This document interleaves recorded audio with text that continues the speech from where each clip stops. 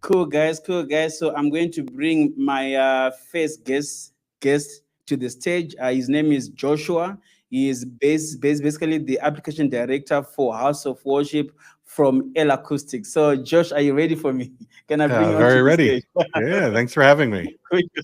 Thank you, Josh. Yeah. So guys, basically, Josh, he is this guy right here. He's the director for application for House of Worship from L Acoustics. Basically L Acoustic is one of the leading brands as far as loudspeaker manufacturing and also in terms of also processors also used in the live eventing space. But before I get into all of that, Joshua, first I just want you to talk a bit about who you are and what you do at L Acoustics before we get into the other things for tonight. Great. Awesome. Yeah. So I'm Josh Mikely.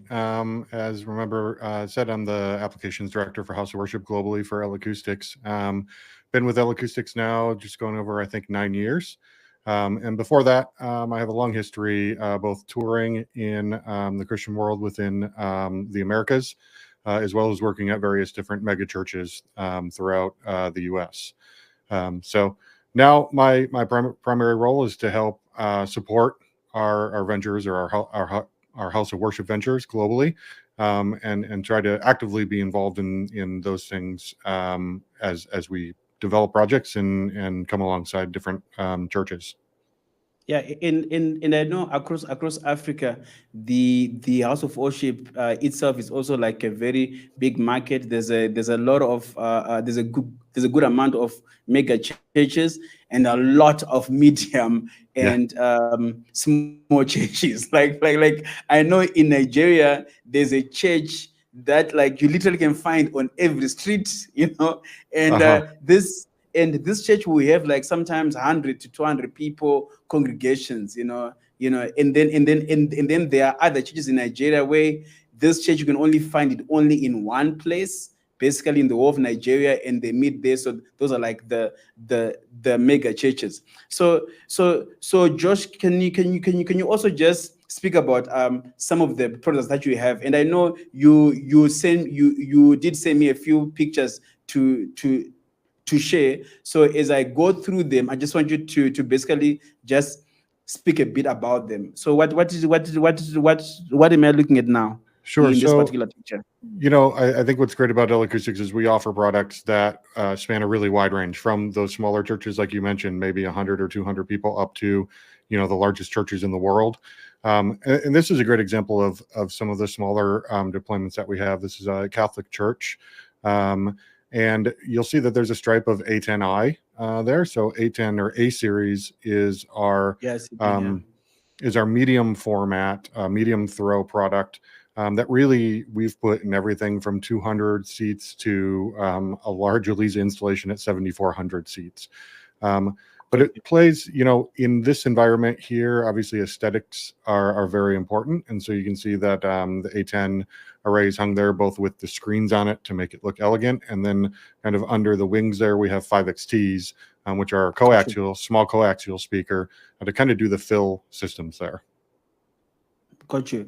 And I've also seen with the products from L Acoustics, you've got like two versions. You've got a version that's like an in-store version, then you've got another version that is like for the road. Can you please speak more about that and why you've got these two different types? Yeah, you're absolutely right. So with the A series, with some of our new X series coaxial speakers, and with K3 and Kara, we have install versions. And the main difference between the install version and the touring version that we would have is that in the install versions, we've been able to drop the cost a bit because we don't need all the touring hardware. So we don't need those very expensive pins and the handles and all of those things. And the side benefit of that is they're a bit lighter, but also it's a bit more streamlined from an install perspective, because the idea is that we're hanging it, and hopefully we're only hanging it once for quite a long time. Got you. Um, Yes. and so the install products provide a better value for the install side. But there are a lot of churches that we work with that are also mobile churches who maybe set up and tear down every week. And in those instances, that's also why we have the what we would call the touring version, with the handles and bags and different things like that to be able to accommodate being set up and torn down every day. Got you. So now I'm now on another picture here. What are we looking at in this particular picture? Yeah, so this is great. This is an A15. So the A15 is the larger version of the A series product to the A10. It's a two-way 15-inch driver with a 3-inch compression driver, constant curvature box. And what we're seeing here is actually an ELISA system. And I think maybe that's something we get to unpack another day Yes. together, when we have a bit more time to talk. But ultimately, In ELISA the is a technology. in yes, yeah. Please, well, I just want you to just share a bit on what that technology is, the ELISA system. Yeah, so the ELISA technology has really taken off, especially in the house of worship market, and largely because the technology allows us to place things naturally as we would see them, or so that we hear them as we see them. And when we can do that, when we can start placing vocalists where we see them, and instead of hearing them from over here and seeing them right in front of us, when we can connect those dots, the level of immersion that happens in a worship environment and the level of connection that happens both from the stage to the audience and from the audience to the stage really breaks down that barrier, so that the word is clearly heard and felt. Yeah, like I'm really looking forward to a day when we have systems like this in Africa. And Yeah. now for me, my heart is like I just want them to have a left and right, a proper Yes. system, left and right, and then from there we can build on top of that. So here, what are we looking at here So in this is this a church image? in Indonesia, and this is a more typical. We do many types of systems like this. So this is a left-right A10 system with a center hang of KS21 eyes, and I believe this room seats 600 or 700 people. So it's quite a large room, but this was a very budget-friendly system. Got So you. very approachable from that standpoint, and really in the amount of, I'll say SPL per dollar, and per seat, a huge amount of value in this, and wonderful performing system. Got you. And then this one now, what are we looking at? So we're looking at a slightly larger room. I believe this room sits around 800 to 1,000 people. And what you can see here is Kara 2i as the main speakers, which is our part of our K series, so the variable curvature line source arrays, with A15, which we had previously mentioned as the outfills. And what's really cool, and you can kind of see it in the A15s here, but we have what's called pan-flex. And so we can actually change the fins on the A10s, A15s, and Kara 2s to be 70 degrees, 90 degrees asymmetric, or 110 degrees. And so with only two SKUs, only a focus and a wide box, we have so many configurations that can fit so many different size rooms, with just one model. Got you. And here, what are we looking at here? So here we're looking at a very much larger. So this is Times Square Church in New York City, in the U.S. And this is 12 K3i per side with 6 KS21 eyes per side. So obviously a very beautiful, old theater that was renovated for a church, and just an outstanding installation, both aesthetically and auditorily, covering a room that seats about 2,400 people. Got you. And this one here? Yeah, and now we kind of go up to the largest. This is Transformation Church in Tulsa, Oklahoma, and this is our new flagship product. So this is ELISA, as we had previously talked about a little bit there. This is our new product, L2, which really is a revolutionary product on the market, providing an unbelievable amount of consistency within the listening plane, but also a large amount of rejection on stage. So we're really, for Transformation Church, with the size of their band and everything, getting as much cancellation on stage was pivotal, but also creating the absolute perfect experience for everybody in the audience was paramount to them. And so we have L2 with KS28s here, in a 4,500 seat room. It's quite spectacular. In fact, that picture was only taken a few weeks ago. So a very new install for us. Got you. Yeah. And just out of interest, right? Like I've seen L Acoustics is like in a lot of technical riders. And I've also noticed that, like, for people who really are looking at some of the best products to deploy, they go with the L Acoustic brand. Would you just talk about why is that? What is it with the L Acoustic products that some other people prefer them? Yeah, you're right. I mean, I would say we are the most, if not, or one of the most preferred brands on riders globally, and largely because L Acoustics has always championed, building a product mechanically correct first, and then using light electronic correction. And so, the fundamentals of what we do are, and how we build products, are to try to make them organically as good as possible, so that we're not having to heavily correct with electronics. And really, if you look all the way back, Dr. Christian Heil, who still owns L Acoustics and is still involved, was the curator of the modern day line source. So all of these line arrays and line sources that we see all drive back to VDOSC, which was the first product to implement a line source technology in full bandwidth. And that was a patented technology that Christian had developed. And I think we saw that come to the States sometime around 1998. But it was designed a few years before that. So I think our heritage and our time in the industry, and our proven track record of doing the largest and most prestigious events in the world, all the way down to very, very small venues and locker rooms and things like that, have really created us as a mainstay to the audio industry.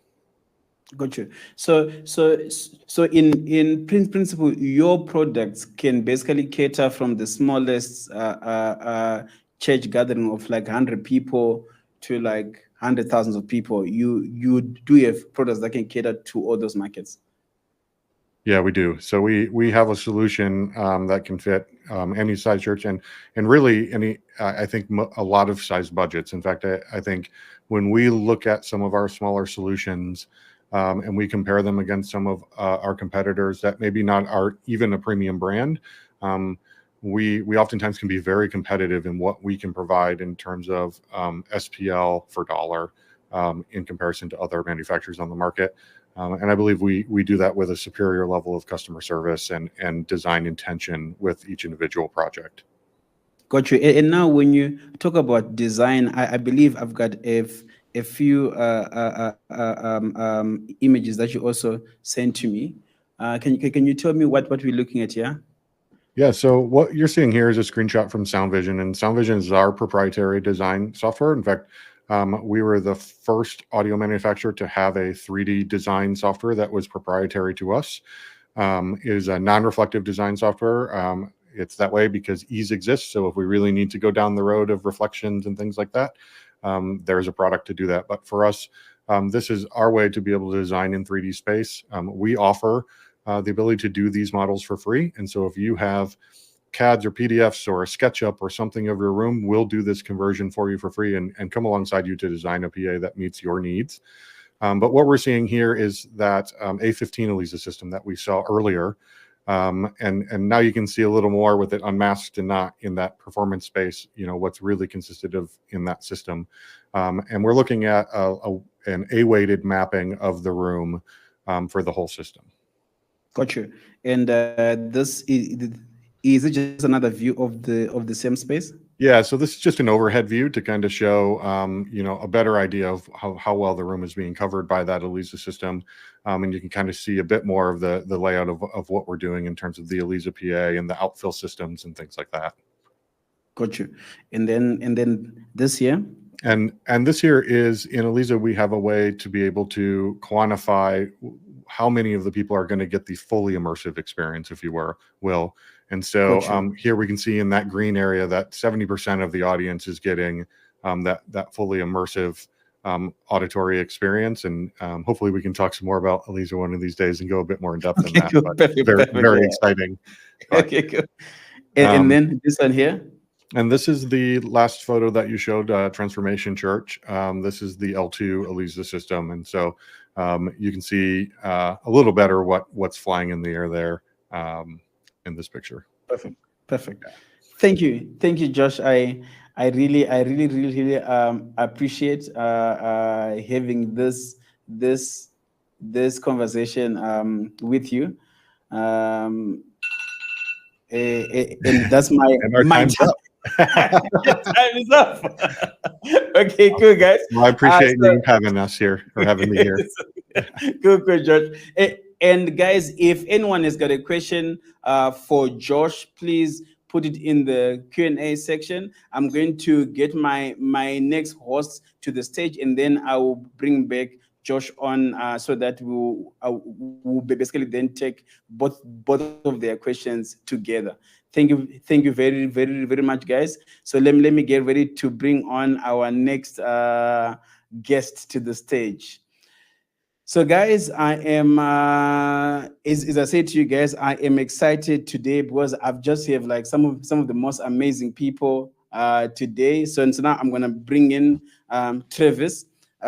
Travis is the development manager at Planet World, and today he's going to be talking about one of the brands that they are responsible for. They are responsible for different international brands. So today he's going to be talking about one of the brands that they are responsible for, and this brand is Sure.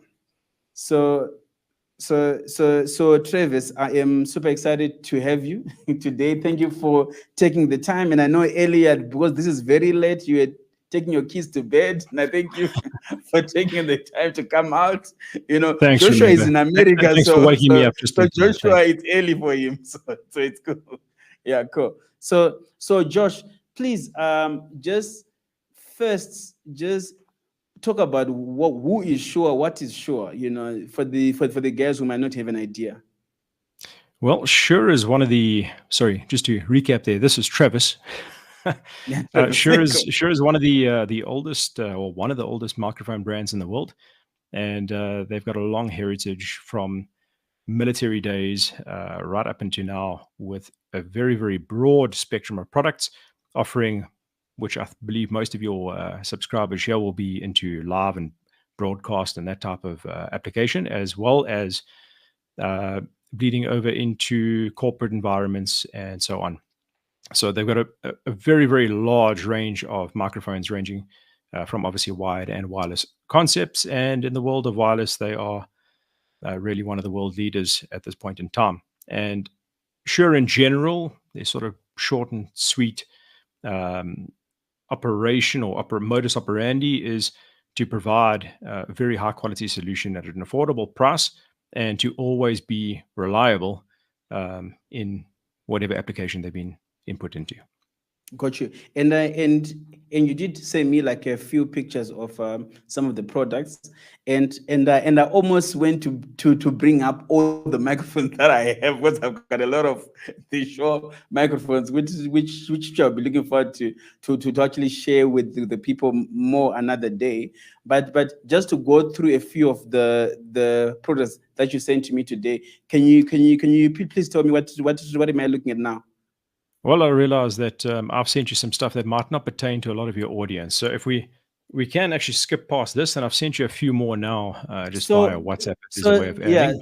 But So for me, this actually, is, when I saw this, I really yeah, liked it because I've been in spaces where I am in a room with executives, and we need to make them, we need to make that room in a way that is less offensive or touching the executives. So I believe this product may apply to some of the people. yeah, Yeah. exactly. This is one of the products that will apply to the corporate and boardroom installation environments, but it also bleeds over into education and well, many other applications where you need an in-ceiling microphone. And these days, as with many pro audio brands, building arrays is something that's very popular. So in that circumstance, and in this type of series, which is the MXAs, Shure builds little microphone array, well, not little, very large microphone arrays that allow very advanced processing to really sort of calibrate and look after the space. So even if you do have acoustically challenging environments, that is a place where Shure really shines, and we're able to process a lot of the noise out and keep the most important thing in at the forefront, and that's your voice. So when you're in a corporate Got you. boardroom space and many people are trying to talk over each other at the same time, these types of microphones will help keep that all in check. Cool, cool. And then what am I looking at now? Well, that guy over there is exactly what you're using, the Oh, Shure okay, cool. SM7B. Yeah. It's a very, very popular microphone. It's been around for a long time. You'll see it a lot on podcasts, and then there are, broadcast applications, radio, various, not only vocal applications, but many artists will often use it for recording. Well, I used to like using it for recording brass, and sometimes you can put it on stage as well. Depends on your application. I like to not think of microphones just for any one purpose that they were originally built for. Sometimes you can use them in weird and wonderful ways, and that's the joy of having fun with sound and audio. There's an example of exactly how Remember looks right now. Also That's with a cool another way hairstyle. to do it. Good. Yeah, and in And that then series, yeah. and in that series, I might add myself and This Josh one, yeah. also using variations of the of the SM7B.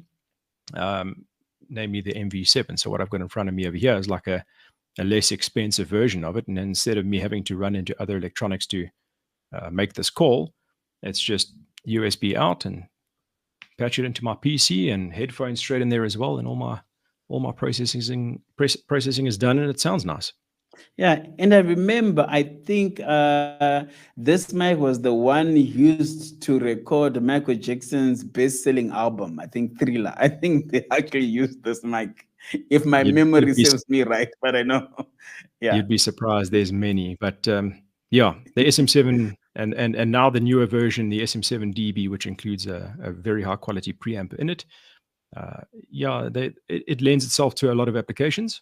Some love it, some hate it, and I think its sales proves its standpoint. Nice. This guy And over then here, I this one here. think everybody already knows what this is. Maybe I shouldn't have even put the picture up there. I should have put something else a little bit more interesting. But the Shure But thing is, SM57. Travis, you would also be surprised. You also be surprised. Some people, man, who may be like, "What is that?" Yeah. Fair point. Yeah. Yeah. Mm-hmm. If you haven't seen this is the SM57.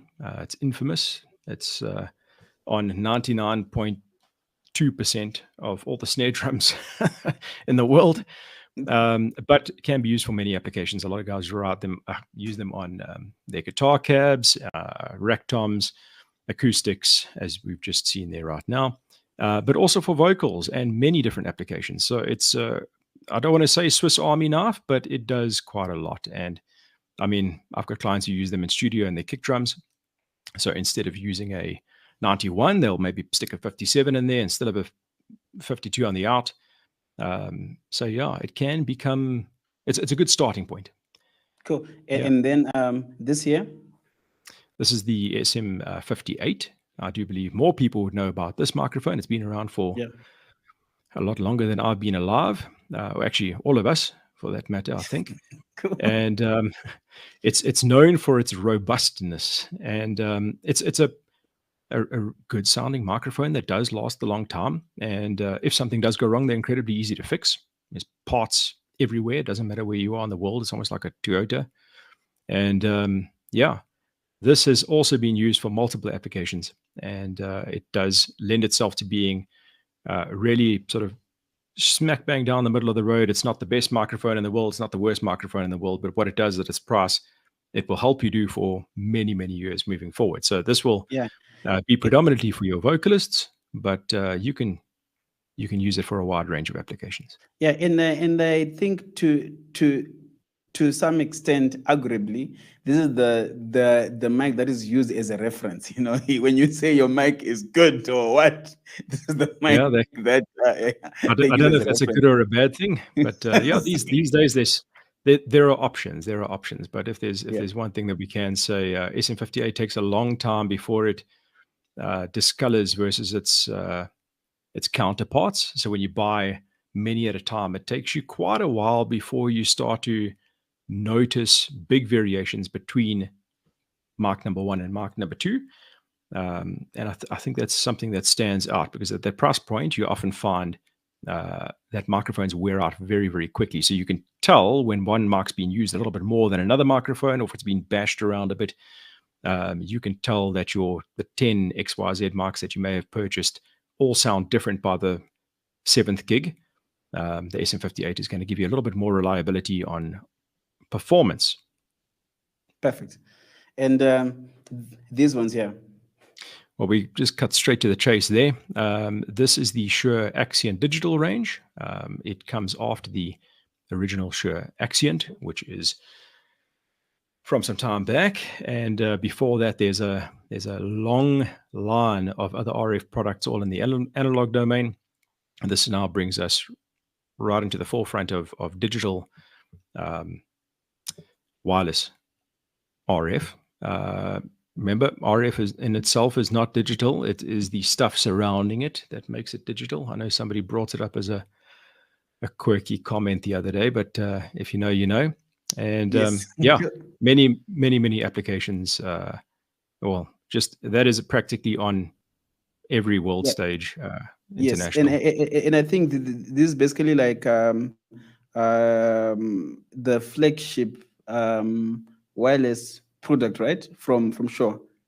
That is the flagship wireless product from Shure, and it's quite a broad range as well. So you've got multiple different receiver options, as well as multiple transmitter options, and they grow on that every now and then as well. So you've got everything from your standard handheld transmitters and belt packs, right down to little adapters like the AD. Now there's an AD3, there's ADX3, and they clip onto any old wired microphone. So whether it's for a broadcast application, you might want to plug them into something fancy, or just an SM58, and you just patch it in, and poof, you've made your wired microphone a wireless solution as well.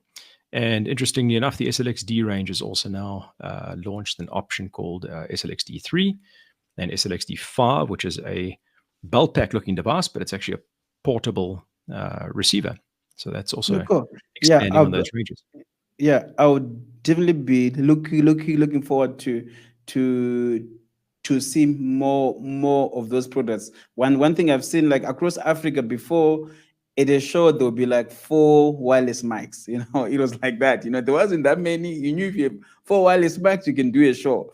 But now, over this past 2 years or 3 years, things have changed. Now choirs want a mic for everyone. Like, it's something that's just happening all across Africa. You can be in Zambia, Zimbabwe, South Africa, Ghana, Kenya. When a choir is coming, they're like, we want 20 microphones. You know, so there's a lot of RF happening. So also, just as a recommendation for some of the guys in this class, so these particular mics that we're looking at, this image that we're looking at, the Action system, it is like one of the top wireless systems in the world. And I would recommend this for your pastors. You know, for your pastors, if you want them to be holding one of the best mics money can buy, this is the one. You will tell them you hate it from me. So thank you very much. What am I looking at here? I saw this picture.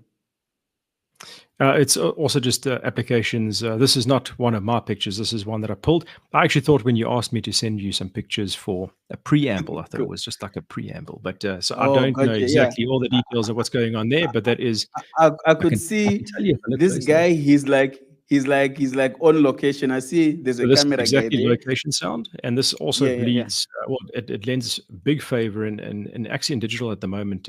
Location sound recording. We've got a couple of really decent companies in SA. And just to touch on your RF conversation a little bit further, is that at the moment, to get yourself into a good knowledge position in RF in South Africa, I mean, previously when you were a systems technician or a sound technician, if we want to just dumb it down to the basics, you did a lot of everything, and RF was one of those add-ons that were on top of it. Right now, if you can specialize in RF, you will be highly sought after very, very quickly. So study up and learn some RF stuff. And we're going to be doing some cool courses now in the next couple of months.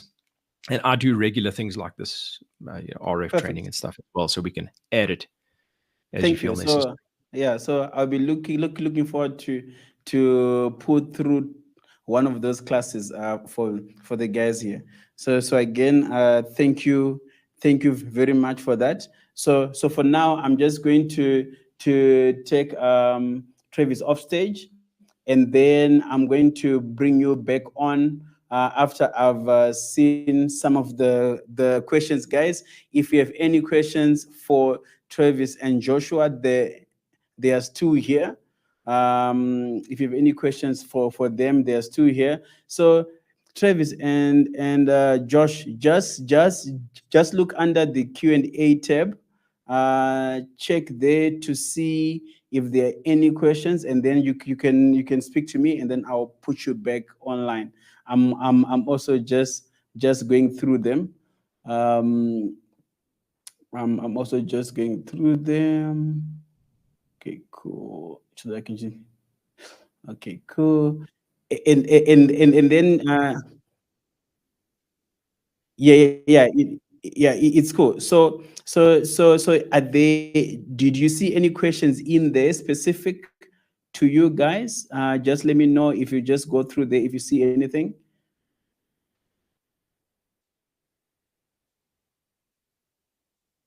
Okay, cool. I'm gonna pull you to the stage now, Josh. I'm gonna pull you to the stage now. If you can see the question, can you see it? Okay, cool, great. I'm gonna pull you to the stage now. Okay, cool. Yeah, you're Yes. live. So Travis, also just check if there's anything. Cool. the Cool, question Josh. was, Yeah. have you noticed the way that we flip subs the opposite direction? Yeah. Oh, it went away there. Flown above or ground. Can you explain what the process is and how or where this best works? So when you see a subarray where we have one forward and one backward, and this can be many different configurations. With L-acoustics, you'll often see either 1-to-1 or up to 3-to-1. And this is known as putting subs into cardioid. And so for L-acoustics, we have specific presets that handle this within our amplifiers. But essentially, the reason we would do this is to help mitigate the energy to the rear. So we're trying to create some control so that maybe in a scenario where we have the subwoofers in front of the stage and we want less energy on stage, or if they're flown and we want less energy behind them, we would utilize cardioid. Like I said, in L-Acoustics Land, we have presets that manage all of this for you. This can be done with any subwoofer. And it's something I would suggest you read up on a bit. It's a bit longer of a process than to just quickly talk about. But ultimately, there are a couple different ways we can do this. You can do this with end fire. You can do this with where you have subs behind subs, or you can do it with the flipped backwards. And each one of those achieves a different goal typically. But ultimately, the intent of all of it is to help reduce energy or steer energy so that we're getting less energy behind the array and have all the energy forward. Cool. Thank you for that. And I know that conversation, I'm really looking forward to have different conversations on that, Josh. Just to get more and more into that, because I do get a lot of questions about those different setups, but I think those conversations just require a bit of more time. Yeah. Yep. I saw one other that asked if we can ship to Ghana and Africa, and we absolutely can. I think Remember can probably connect you with our distributors in the area, and we can get product anywhere in Africa you would need it. Perfect. Yeah. So again, on that, guys, if you need any of these products, speak to me, send me a message, send me a WhatsApp. I'll basically get codes done to you, sent to you, and things can get shipped straight to you. Thank you very much, guys. And I think, Josh, I think for today, thank you very much for taking the time to come through and be with us. I'm really looking forward to have you in the future as well, discussing other topics where we just spend like maybe 30 minutes or 40 minutes just really going down on one topic to just give more depth to the guys who are really hungry to learn more information, because I can also see from the polls people would want to know more about L-acoustics. So again, Josh, thank you very much for taking the time to come through today. Yeah, cheers. Thank you so much for having me.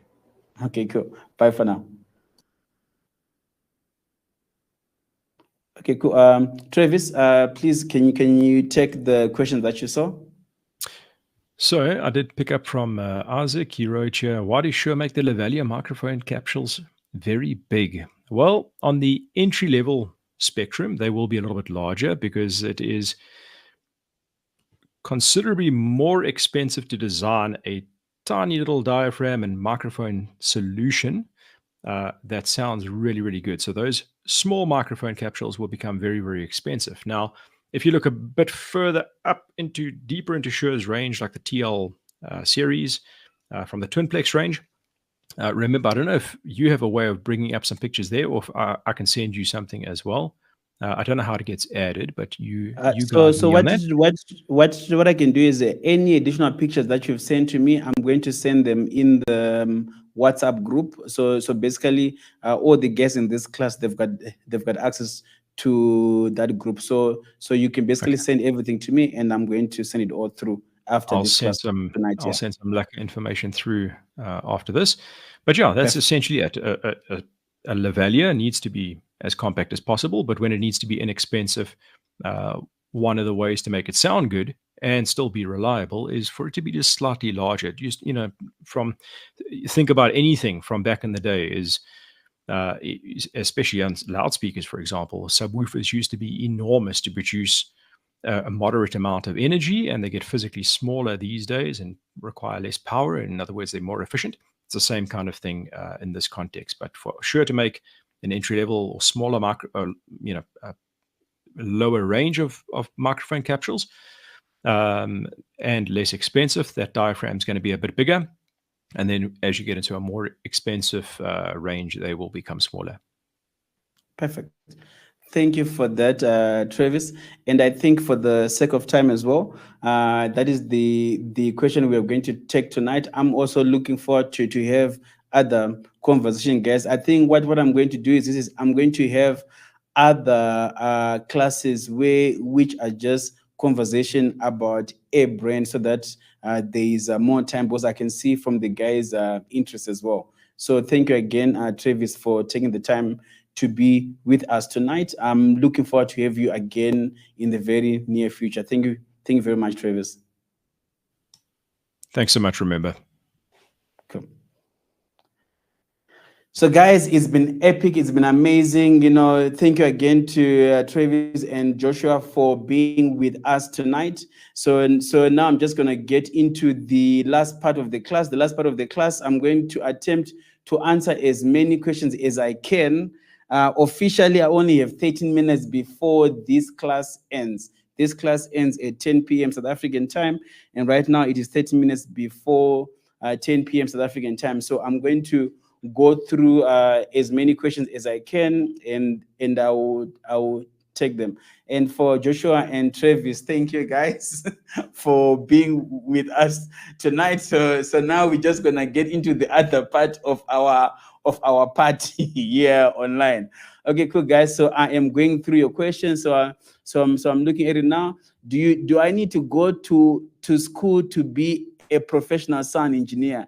Yes, you need to go to school, because so the thing is, yes, you need to go to school, because when you go to school, you've got access to organized information about the sound engineering profession. So information there, it is organized and structured. So yes, you need to go to school, but some people do not have money across Africa to be able to go to school. And then people like that, if you're really passionate about the industry and you really want to get into it, there are other avenues of you starting in there. So for example, if you find a church that you can help out, for example, if you find a rental company where you can help out from there, you can learn, you can add some value there, you end up getting paid, and sometimes those companies or organizations would then pay for you to go to school. So yes, when the budget allows, it is important for you to go to a school for you to become a professional sound engineer, because that information, with the way it is organized, it is the fastest way to gain knowledge, to advance your skill. So I'm going to the next question. Do you align first and then tune, or vice versa? Okay, cool. So in principle, yes, you do align first, because if the things are not aligned, how something sound is different. So for example, if the subs are not aligned to the tops, for example, it means the low information that you actually hear, it actually sounds lower than when everything is aligned and is all playing at the same time in phase. So in principle, yes, you align first before you tune. But thing is, before you even align, it is just good to just play the thing so that you can just hear, is are all the components working, and then after that you align, and then you tune. Okay, cool. Now the next question: where do you put the measurements, Mike, when you are doing sub alignment in relation to the tops, and why? Okay, cool. So one of the most basic ways in placing your measurement, Mike, is basically go to the half of your venue from the front to the back, go in the middle of the venue, half of the venue, and then in basically directly in front of your main PA in the subs, directly in front, so in the middle of the venue. So that way, when you align everything to the middle of the venue, it means everything is summing in that middle of the venue. And then also, it is good to place your mic closer to the floor as well, to avoid too much reflections, so that your mic readings are more accurate. And again, this conversation, I believe, I'm also going to make more time to have this conversation also with an example of some speakers in some microphones as well. But for the sake of this answer, middle of the venue is best. If you're too close to the front, your subs are going to some with the tops more in the front than the back. If you go too further back, again, it is too far away for you, the person who's mixing, to have a better reference. So in the middle is the best. And then when you take it a step further, it is good for you to measure it in different spaces, like every quarter way of the venue or every third way of the venue, so that you can then get an average. But at the most basic thing is just in the middle of the venue, directly in front of the PA and the subs. Cool. And then the next question is, how do I find a mentor, or how to approach someone to be your mentor? So basically, how you find a mentor is, in your country, just find out which are some of the biggest events that happen in your country. When you are able to just be able to go to that event, see, who's standing by the mixer, who's standing around where they are controlling the sound. Just go there, say hi, say, where are they from? Is it a company? Sometimes on the day of the event, people might be too busy to really entertain you, but just try to get enough information to see if you can see them another time, and just ask. The worst that can happen is they say no. But if they say no, they were not your mentor before, and after they're still not your mentor. So, but if they say yes, now they become your mentor. So literally, that is one of the things. Another thing is this: is if you also check out which companies are doing these events, and also see which churches have setups in there that are good setups, some of the best setups in your country, and you've got access to go there. Again, just go there, speak to the people, and really be helpful. Don't think you're gonna go there, be my mentor, and the next thing you are pressing buttons and you are doing the fancy work. You might be the guy who's cleaning the speakers, or going to get water. So you might just have patience, to seek out these people, speak to them, tell them about your desire, be helpful, bring them water, bring them fruits, just be helpful, so that they want you to be around. And by that, they will easily be happy to be your mentor, because you're not just there to get, but you're also making their life easy. And also, this online platform as well, it's also an online mentorship class. So if you are taking part in every class as much as possible, if you are getting to basically look at every content that we are putting out, that's also another step. And for me, the people who engage the most are the people that I also bring into my inner circle, are also people that I can also recommend to my different strategic partners across the continent, be it churches or technical companies or sound engineers. But if you don't show certain commitment or seriousness, is really difficult for me to be able to recommend you. So now I go to the next question. I've always wanted to ask, what's the inspiration behind your hairstyle? Oh, the inspiration behind my hairstyle, basically it was a thing of, I wanted to be, if I am in a room, I must be able to stick out, because if you work across Africa, I'm a black guy inside a room of many black guys. So you just get lost in the crowd. So the whole thing was like, how can I be in a room and I can stick out? Because I do many events in different places, so I get to meet so many different people. So sometimes it is difficult for clients to say, oh, we want that guy, his name is Remember. If they don't know my name, they'll just say, no, we want that guy, the guy with the hairstyle. So it just easy like that. I've had times when one week I was in Nigeria in another remote city. The following week I was in Ghana in the hotel lobby. This lady from BBC was like, I saw you in Asaba last week. Were you there? I'm like, yes, I was there. Another time I was in Nigeria looking down, and someone from the president's office saw me. He's like, remember, and then another time, I was in another show, Craig David show, just watching the show. And the following week, I was in Ghana doing something. And the guy said, I saw the back of your head. Were you in Nigeria? So it's literally just for that, just to be able to stick out. But sometimes it is really weird when I'm walking in like public places when people are staring. It does get weird sometimes. So a good amount of times I just put on a cap so that I don't have to get attention if I don't want to.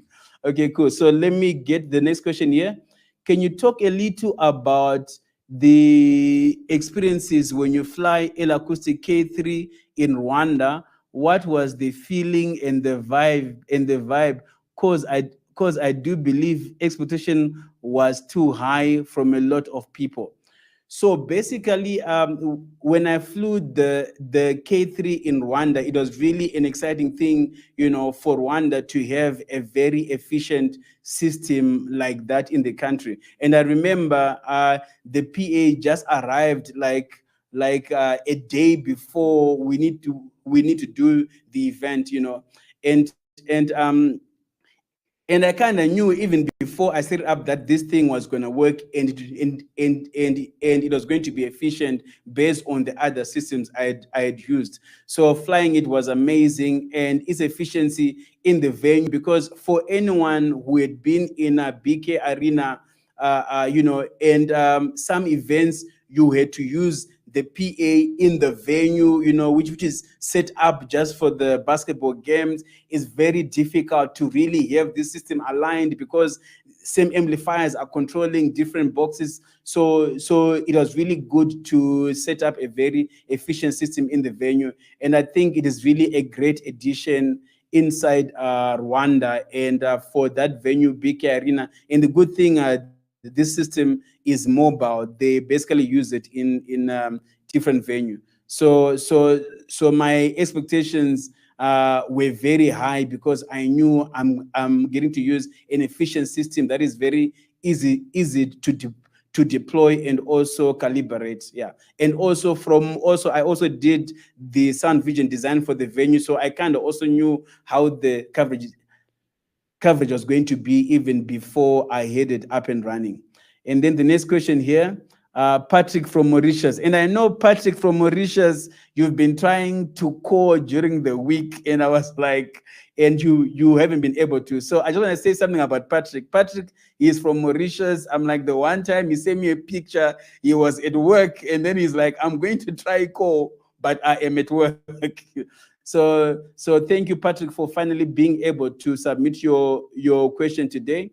So Patrick's question is this: what are your views on wedge monitors versus in-ear monitors? So basically, when we just talk about live sound and how it has evolved, is in-ears in its own self, as far as live sound, from its beginning in the 1940s, it became more and more official. It was more wages, and then with wages, it just that they cause too much noise pollution. This thing just has to be loud for everything on stage everywhere.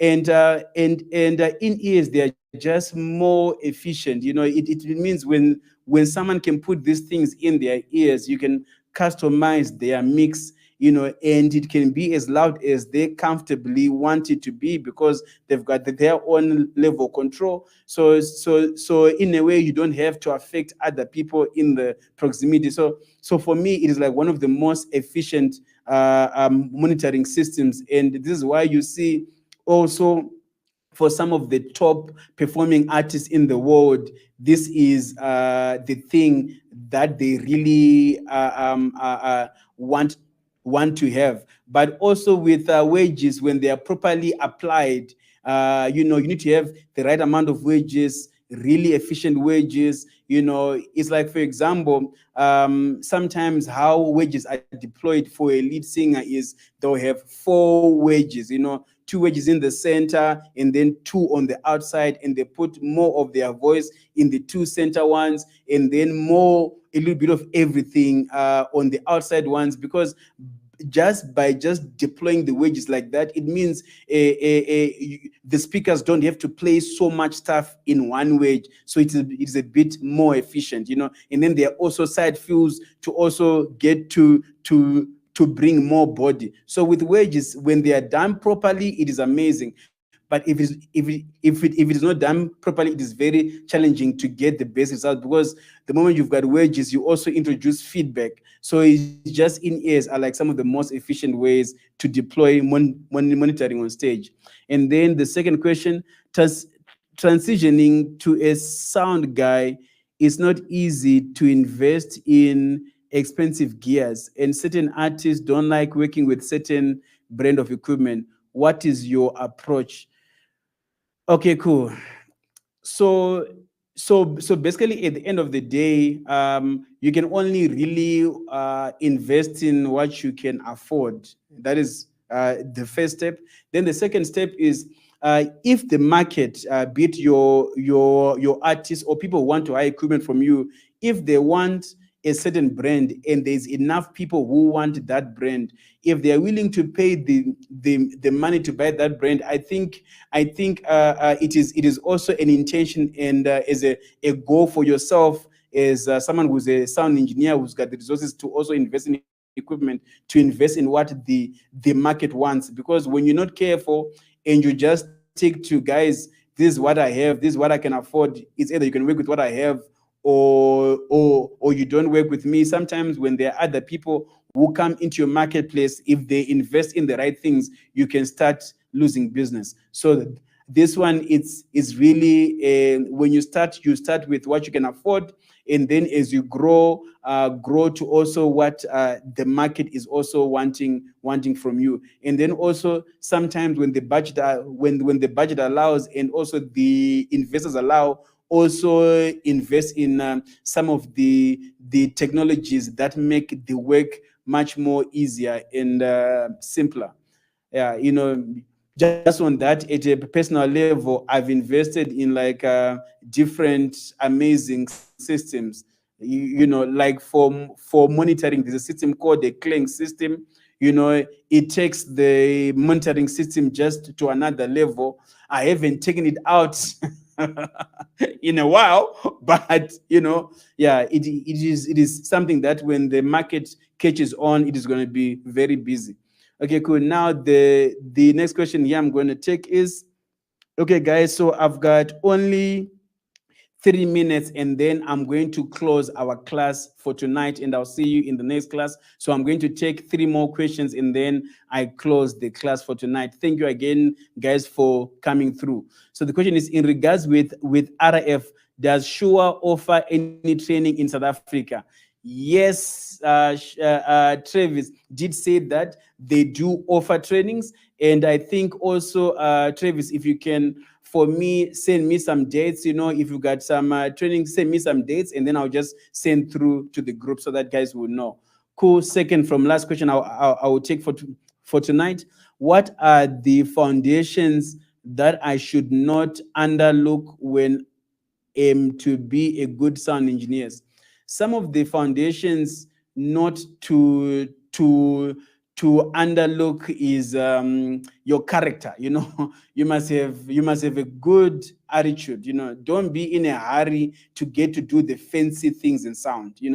Just have a cool head, cool character. I'm like, if you're not doing the fancy stuff, it's okay. Just take on basically what you are given to do, but also have a hunger to learn and also research on the fundamentals, the history, the underlying principles, and all of these things. You basically can speak to people like myself, be part of the classes as we are talking. Like today, I had two guests as they are talking. Right now, see things that you don't understand.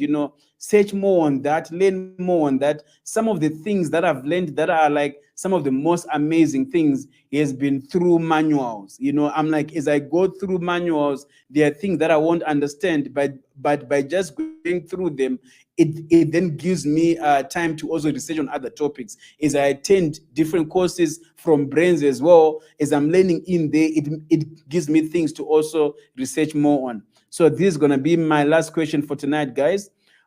uh, can you recommend a standard cordless Shure mic?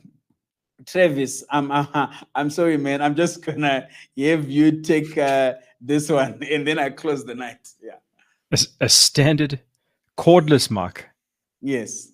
Well, I mean, if you want to go standard, we'd be talking about the SM58. But I've got my favorite go-to for the guys who aren't necessarily running with in-ears is well, the capsule. At least if you want it on wireless, go with, if your budget's a concern, you go with something like the SLX-D, and you stick a Beta 58 capsule onto that, and you will at least be able to get as much gain before feedback as possible. If you go with more sensitive microphones and you're still using open wedges, and those open wedges are not very stable, then you will tend to get the issue of feedback.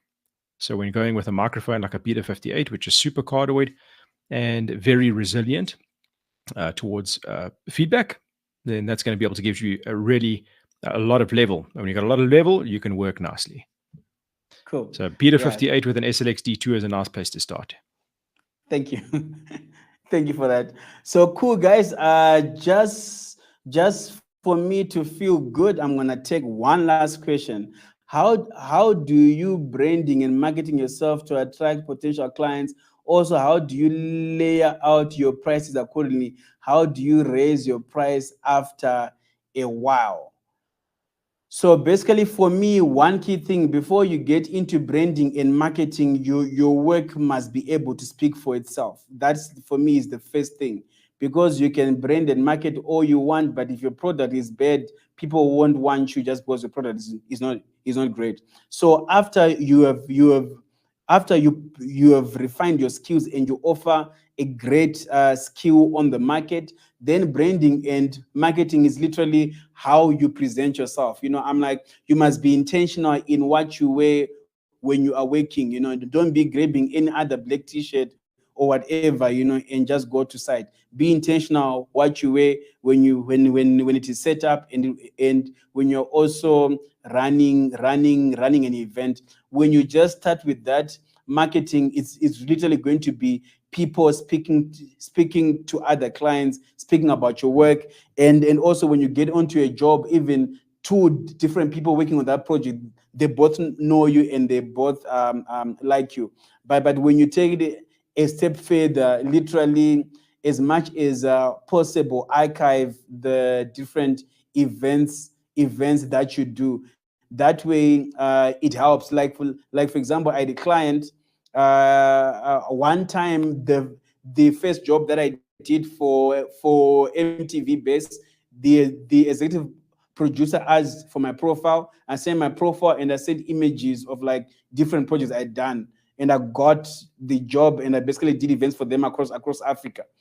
So that's also part of your marketing that you can also put in your profile.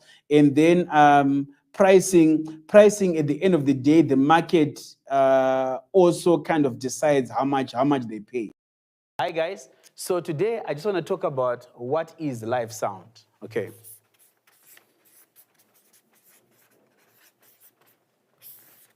So we know there's like different types of sound engineering. So for example, there's studio engineering, and then there is live sound engineering. So these two spaces are basically different spaces, and some of the overview principles of how you work in these places are different. So for me, personally, I've been focusing on live sound for the past 22 years. All right? So I just want to define for you what is live sound. So live sound, the key thing about it is about reinforcement. That is one key thing you need to understand about live sound. It is about reinforcement. Forgive me for my handwriting, I write cursive. Okay, cool. So live sound is about reinforcement.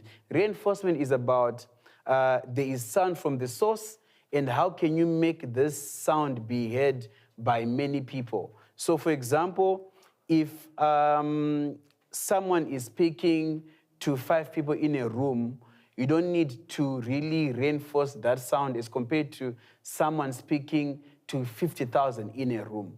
So the key thing, or the key principle, or the key purpose of live sound is basically to reinforce the source. So now when someone needs to speak to 50,000 people, there's a need to basically amplify that particular voice. And to amplify that voice, we then need different tools to basically do that. So for example, it is a microphone, it is to basically pick up the sound, it is the mixer to help balance that sound, it is the amplifier, and then it is basically the speakers. And then with all of those things, we are then able to reinforce that sound. That is basically what live sound is about. And one key principle about live sound is the sound, once you reinforce it, needs to sound the same as the source. That is one key thing. The only other times when we make the source sound different when it is reinforced, it is basically for creative purposes. So live sound is basically about reinforcing the source, and once you reinforce it at the most basic level of live sound, the reinforced sound must still sound like the source. And the only time there's a difference is for creative purposes. So I'll give you an example. There are events where they have someone who is basically speaking behind the scenes.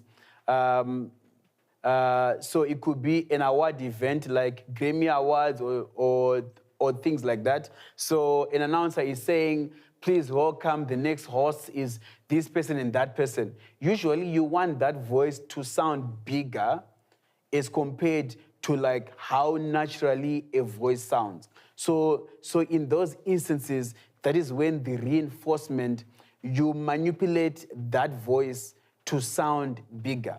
So basically with that, live sound is basically, as I said before, reinforcement of the sound at the source, and the sound must sound as true as the source. And then the other way is live sound basically is about reinforcing the source, but the sound, when you then hear it from the final output, changes because we have made a creative decision for the sound to sound bigger. So in live sound, we have basic things that basically completes our system. So we have our input, we have our processing, And then we have our output.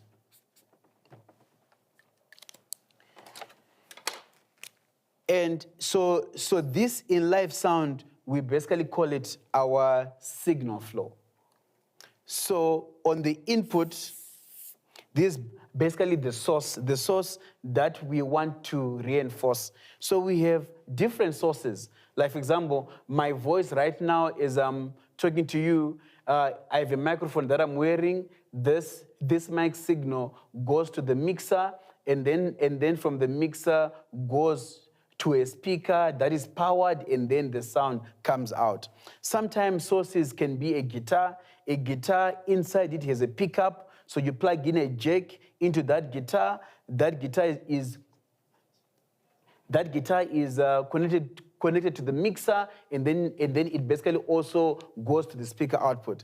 We also have other sources. It could be a violin, like for example, an orchestra. There are many people playing violins, violas, double basses, so you have different mics miking up those different sources, which then goes into a mixer, which goes to amplifiers, which then goes to the speakers. So with this signal flow, what it does is it helps you when you see different sound equipment. Once you understand where it sits in the signal flow, it basically removes this overwhelming feeling, especially when you're starting out to explore live sound engineering. It removes this overwhelming feeling of like, oh my goodness, this thing is complicated and there's all of these different things. I don't even know how this thing works. So basically with any sound equipment, one of the key things is when you understand this signal flow, and understand where that piece of equipment sits in this signal flow, it really helps you delve more and really explore more to understand how the different pieces work in this. So literally our signal flow starts from the input, which is the source, goes into processing. This is where we've got our mixers and different signal processors in here, and goes to our output where our mixers are and our speakers are. So at the most basic level, live sound engineering is just about reinforcement. And when you understand that purpose of live sound, it just being about reinforcement, it just really, and for me, sometimes I say to people, just understanding that core principle, that live sound is about reinforcement, that in itself removes the trying to understand and comprehend some things in live sound that seem complicated. Because once you understand the purpose, in that, when you then see something on your journey of live sound that you don't understand, whether it is a piece of equipment, whether it is a piece of software, when you understand the purpose is about reinforcement, all you need to understand on that software or that piece of equipment is understand, okay, cool, what purpose does this software serve? What purpose does this piece of equipment serve in the signal chain? And what value does it actually bring? So I believe as you start on your journey of live sound, or as you continue on your journey of live sound, never lose sight on what is the actual purpose of live sound and why do we actually do it. So there's something also that I just want you to also just know.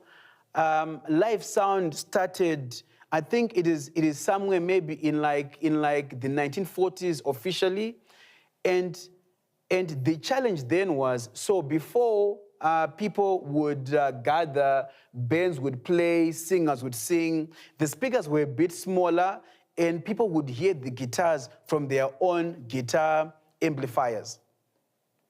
But then, what then happened was, at one particular event or or really, it was really like a season. These events were becoming more and more popular, and more people were now attending these events. So the crowds were becoming bigger. So now it was now very difficult to hear the people singing and also be able to hear the instruments.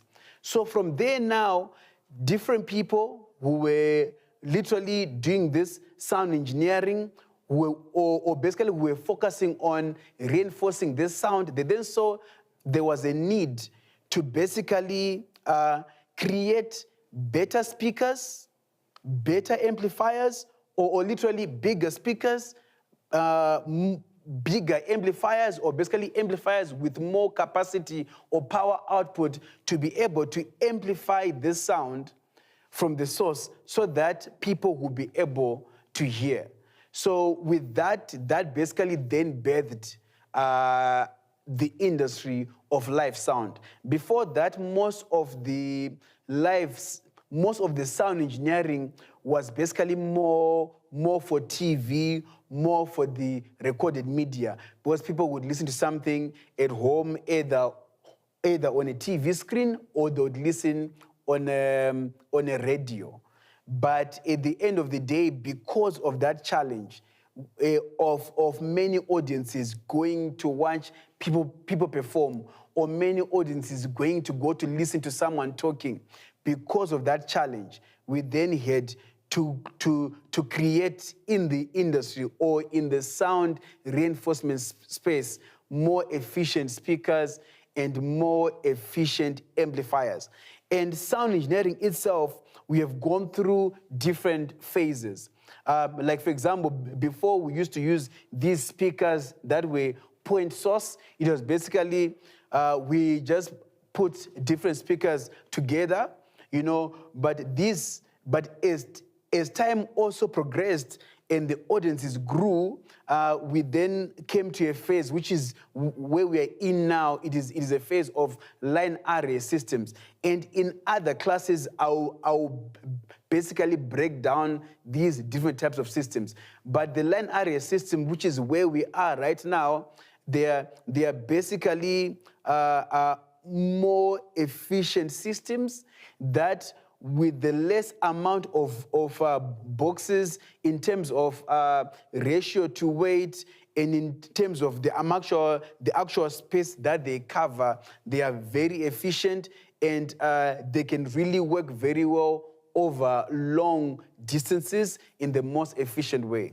So whenever you are in doubt, and as you start the journey of live sound, or as you continue the journey of live sound, and you face different equipment or software that seems complicated, one thing that can help you to basically have less of the overwhelming feeling is understanding the purpose is about reinforcement.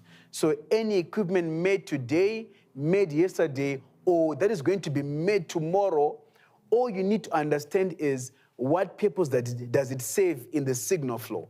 And in that signal flow, it's knowing, does it sit in the input, does it sit in the processing, or does it sit in the output? And actually, what value does it give?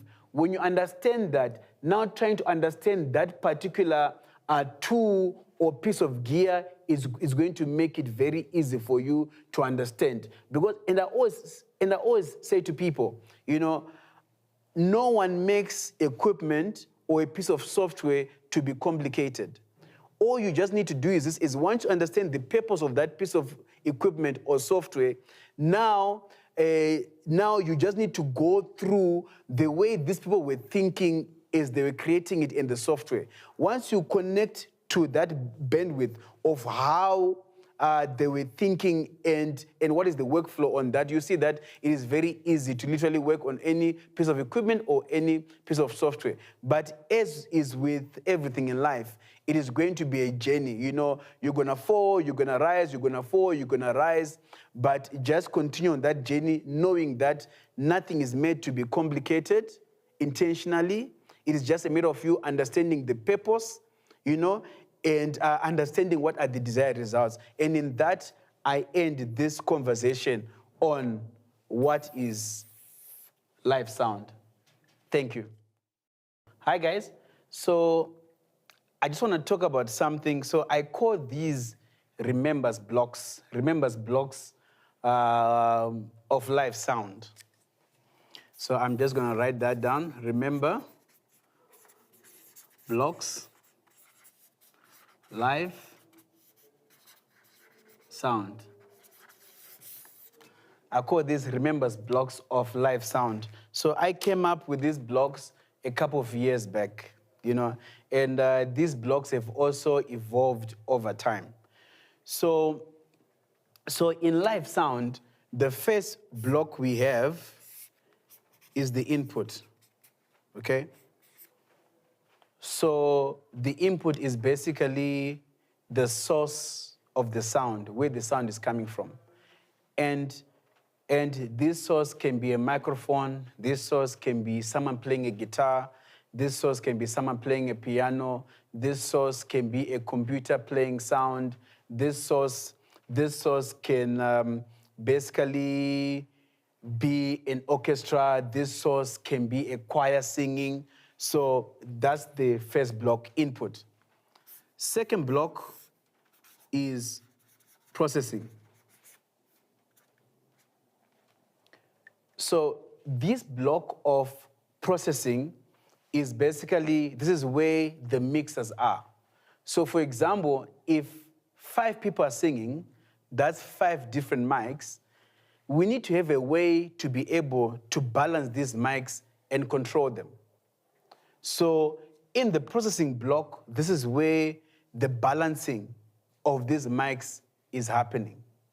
Also, there are some people that when they sing, their voice may sound a bit high-pitched or very bright, and you want that voice to sound a bit warmer or bigger. So for that, we employ things like equalization. So all of that happens in the processing block. Okay. And after the processing block, we have the output block. In the output block, this is where we have our amplifiers.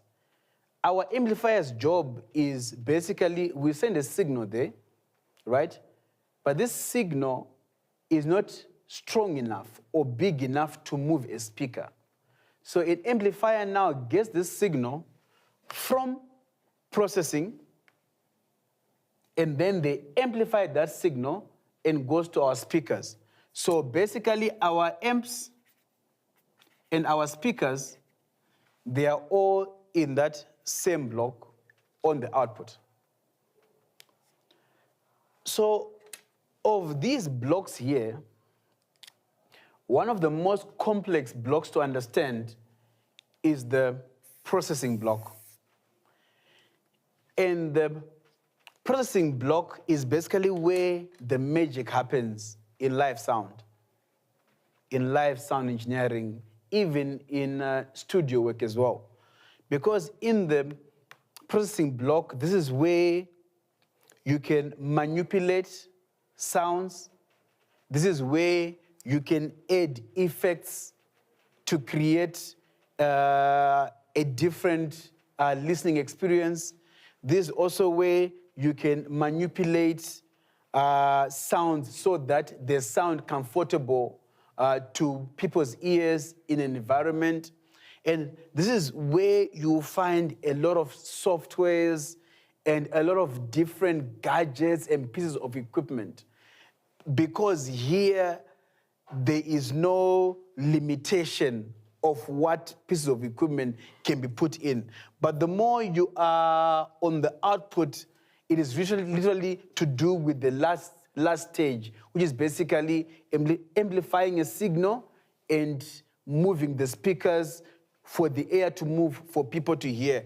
And on the input, it is basically a microphone picking up that sound, or a converter from digital to analog, or digital signal going into processing. So here, there is less complexity in these two blocks. This one, a lot of complexity. And the magic happens here. So, our next block from here is the environment.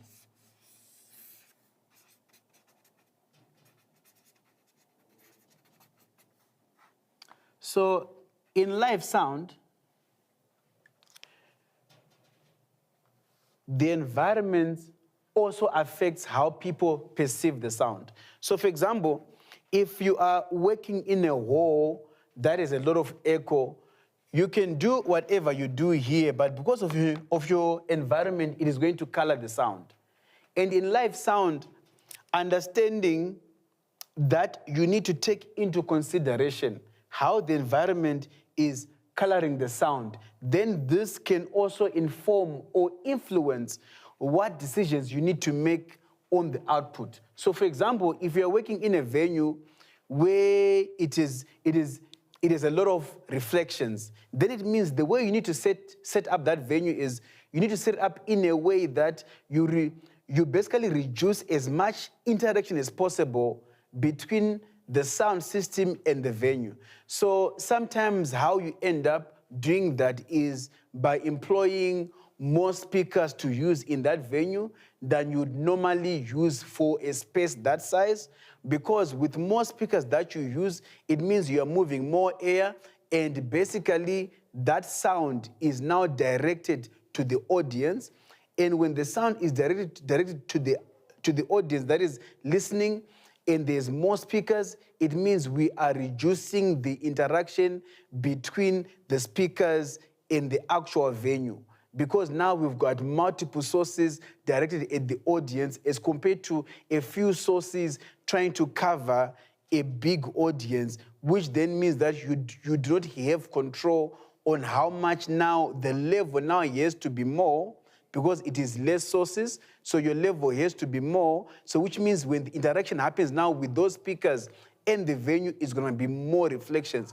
But when you've got more sources focused on the audience, it means you don't have to take up the level that high, so which means reflections are less. So that is the environment informing on what you are doing on the equipment side of your setup.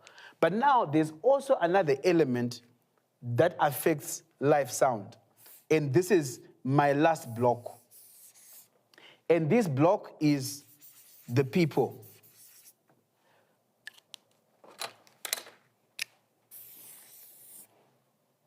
And in live sound, this block is one of the most challenging blocks, because you can do everything correct on the input, correct on processing, correct on output, and you also take into consideration how your environment is behaving, but someone may feel something is wrong with the sound. So the people block now, when you're a live sound engineer, is you need to understand who is talking and who is giving feedback, and what authority do they have. Because when you're not careful, as a live sound engineer, different people can come to you, they can give you different feedback. The feedback can be different kinds of feedback, and it can become confusing. But one thing that will make life easy for you in the people block is you doing things right on the input, on the processing, on the output, and taking consideration of the environment, how it affects all of these other blocks. And you doing it right literally has to do with you've done something according to industry standards. You've done something according to best practices.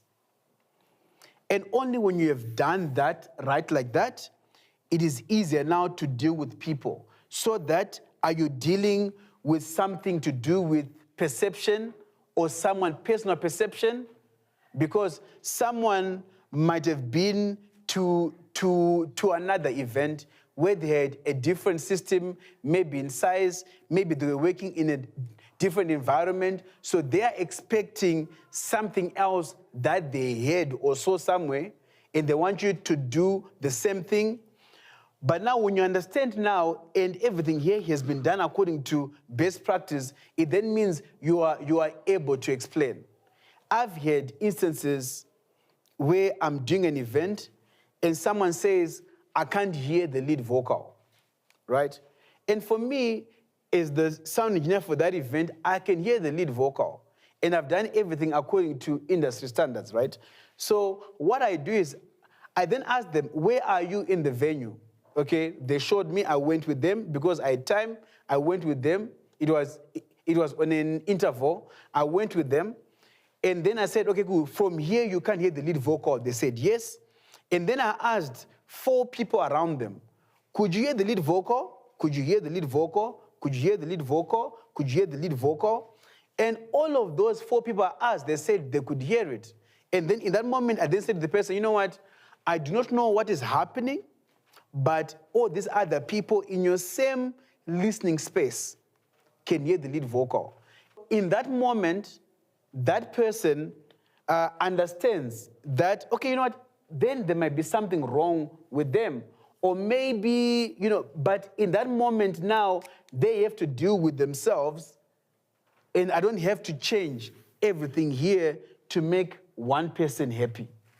So the people block can be challenging because if you try to make individuals happy in live sound, in an environment, you may end up creating a listening environment that is not conducive for the many. But also, the key thing about what authority the person has is also very important. So I always say to people, live sound is not only about what you think is good sound. It's also more so about what you're keeping your clients happy, making sure that you are creating the listening environment in the way that they are also happy with. Sometimes a client may request something that doesn't work. So I'll give you an example. I was doing an event and a client required me to take up the sound levels up and more up, right? But the thing is now is if I took the sound levels as high as the client requested, it means that I was going to create an uncomfortable listening environment for the audience. And it also meant that I may also induce injury to people's ears. So in those instances, I need to understand I am the sound specialist, and it is my job to also educate the client, in best practices so that we do not cause damage to people's ears. So understanding who is the people, what authority they have, what is the impact of their decision in what you're doing is very, very important. So that the higher the authority is, the more you need to entertain them, is the more, if you need to educate them, you need to educate them. And sometimes clients will make you do something that you may not agree with in terms of how the sound should sound. And for me, these are things of color, how the color of the sound is supposed to be, or how the balance of the sound is supposed to be. And that a client has the final say, or the creative director, or it can be the producer, they have the final say on that because these are creative decisions. But then there are things of principle. Like, for example, in live sound, our goal is always to create a comfortable listening environment, and our goal is also not to induce, listening fatigue or to damage people's ears.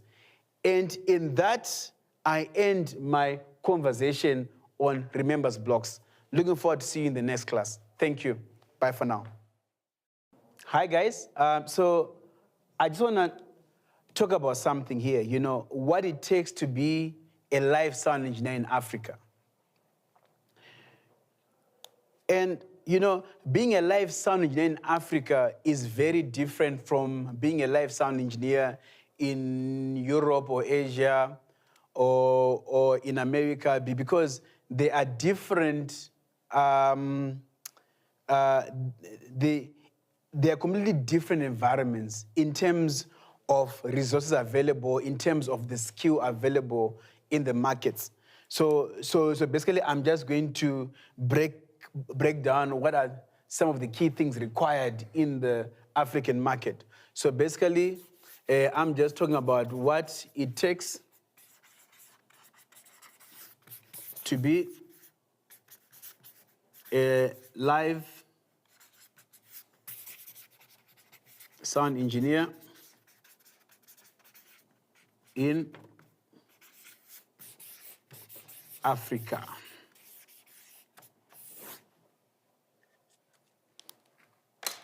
To be a live sound engineer in Africa, you literally need to understand the whole overview of how your entire system works. So, for example, in developed markets, there are clearly defined different roles. So, for example, you have a mixing sound engineer. His job is literally to mix the show. So, literally, he programs the mixer in the way that he wants it to be in terms of running the show. He decides how he wants to EQ the different elements of the show. That's what he does, And then you have a front of house tech, sometimes we call them babysitters. His job is basically to set up all of that equipment at front of house so that when the mixing engineer arrives, he's able to program the things that he requires for the show. Okay. So also in developed markets, and even in Africa, you also find companies or productions that also have these clearly defined roles. So also you will have, this is, for the sake of this class, I'm going to say in developed markets, and whenever I say that, I mean America, Europe, or like Asia, and then Africa is the developing markets. So in the developed markets, you also have a system engineer. A system engineer's job is basically to EQ the sound system, to balance the sound system, and to basically set up the whole sound system in a way that it is the most efficient. And himself also works with different sound technicians who have roles to actually physically set up the actual equipment. And depending on the actual setup, the system engineer may assist the other team members to actually set up the system, but usually not, because he needs to be focusing on making sure that he is configured and also set up all of his digital equipment, even analog equipment, as far as signal flow to the actual system, and also setting up all of his measuring software as well. And then on stage, you're gonna have a monitor mixing engineer. His job is only to focus on how to balance the sound for the band on stage or whatever is happening on stage. And then you also have a stage technician. His job is to make sure that everything is paged correctly, everything is working correctly, and then also manage all of the microphones, everything, so that everything goes to the right place. So this is the ideal standard. And you'll find this in the developed market. And you'll find this on some of the big budget events that happen in Africa, or events that basically the biggest players are working on technically. But now when you work across Africa now, coming back to this conversation, what it takes to be a live sound engineer in Africa. When you are working in Africa and you're working in different regions, which is what I've done for many years now, is you need to be able to understand the different disciplines, from how to mix to how to set up the equipment, to how to design the sound system for that venue, to understanding how to balance things on stage, to understanding how to make sure that the right mics go to the right place. So you actually need to have an overall understanding of this whole universe or this whole big picture. You must have an understanding and skill for the whole picture, so that depending on the country you go to, or the project you're working on, or the skill or the lack of the skill that the team you're working with, you are able to fill in the gaps. If you are able to develop those skills, that you are a bit of an all-rounder, but also you also develop a skill not to micromanage, that you can also look at how everything is going and see where there's lack and basically go in there and fix it. If you are able to develop such skills, that kind of live sound engineer, you'll be able to make it on the African market. Understanding the big picture as a live sound engineer, whilst you're working in Africa, is very, very important, because only then, when you understand the full picture, are you able to fill in the gaps where there is lack. Because in the different markets, you know, people have different strengths. And if you're not able, or if you don't have these skills, you will see that your results when doing live events are inconsistent. And the weakest link is basically based on whichever region you are working in.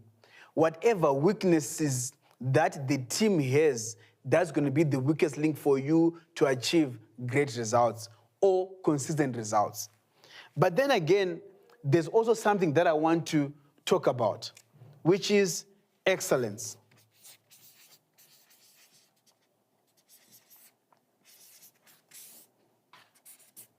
You know,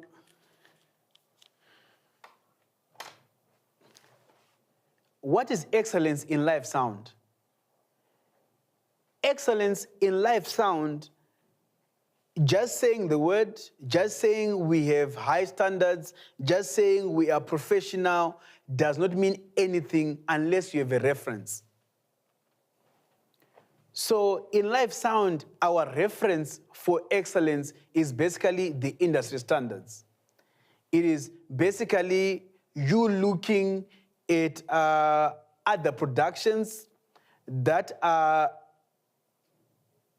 bigger budget, that are high profile, even more so from the developed market, looking at those productions, seeing how they execute, you know, seeing how they execute these projects. What do they use? You know, how does it work? So for me, literally it's saying in live sound, if you're 4 seconds late, you are late, and it's unacceptable, you know. But only when you understand that, by observing other high budget productions, can you then set a higher standard for yourself to know that, okay, you know what, this is not acceptable, you know.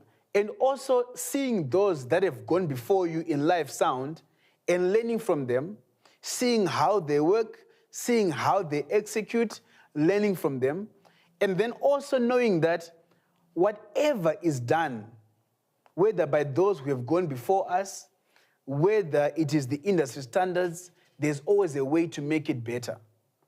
So as a live sound engineer, even more so in Africa, you know, I'm just saying to you, do as much as you can to research on what are the industry standards. How do people actually mic a vocal like this? How do people mic an instrument like this? And where an industry standard has not been made, try to learn from things that may be similar scenarios and see how it has been done. And then try to see if the learnings from that can be applied on a on a new situation that you have. Because if you don't build on a reference, you are literally like trying to recreate the wheel. The wheel has been created. Don't try to recreate the wheel, but use the wheel concept, for example. Use what is the industry standard and build on top of that.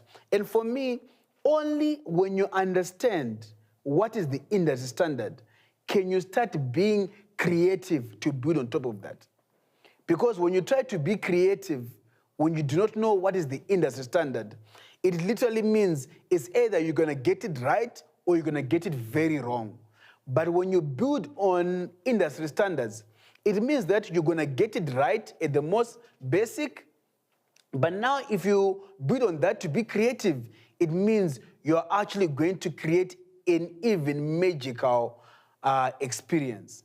And in that, I end this conversation. Looking forward to see you in the next class. Hi guys, how you doing? Today I want to talk about wireless systems used in live sound. Now, one of the key questions is, why do we even use wireless systems in live sound? So basically, wireless systems help in mobility, flexibility. What I mean by that is, the moment you're using a wireless system, you can move around, cables don't have to restrict you, and you can also even go in and engage with the audience, especially for speakers, even in house of worship, if someone is preaching or speaking, you know, it just gives that extra flexibility and mobility as well. And also it even reduces the amount of actual cables you also have to basically plug in. So again, I am recording this at Gay House, South Africa, in the audio department. So I went and I picked in the warehouse, somewhere deep, you know, some of the systems that we used to use like a long time ago, which is basically analog wireless systems. So this year, so with wireless systems, we have, we use them for microphones, and we also use them for monitoring, which is what we call in-ears. So that's like the most common use, although there are many other uses where, for example, there are other systems where you can actually even send an audio signal to a whole speaker cluster in basically scenarios where your delay, where it is, there is no ability to actually run a cable to plug in that sound system. So there are also wireless systems specifically designed for basically distributing sound for speaker systems as well. So here we're going to look at some wireless systems, and here specifically I want you to look at this particular analog in-ear system. So this particular one, with this one, it had no digital panel to see what frequency you're using. It had a place where you put a screwdriver and you basically switch through the numbers. So here there's like number 1 up to number 9, and then there's letters A, B, C, D, E, F, G. So basically you have to tune it, and then where you tune it, if it is number 1 there on the transmitter, because this is an in-ear system, this is the transmitter, you then have to come to the baud pack, and then basically also you have to use a screwdriver and also tune it to that same number 1, so that these two systems would be able to communicate. And as technology advanced, we now had these digital systems, which is also an in-ear system.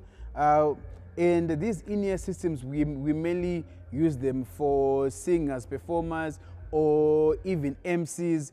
Even me right now, as I am recording this, I am listening to my mic whilst I am recording this so that I can monitor. And then the mic that I'm also using is also wireless so that I can be mobile and flexible. It is a lapel mic that I'm wearing right now. Cool. So but what I'm using is a digital system, so I can see what frequency is my mic on.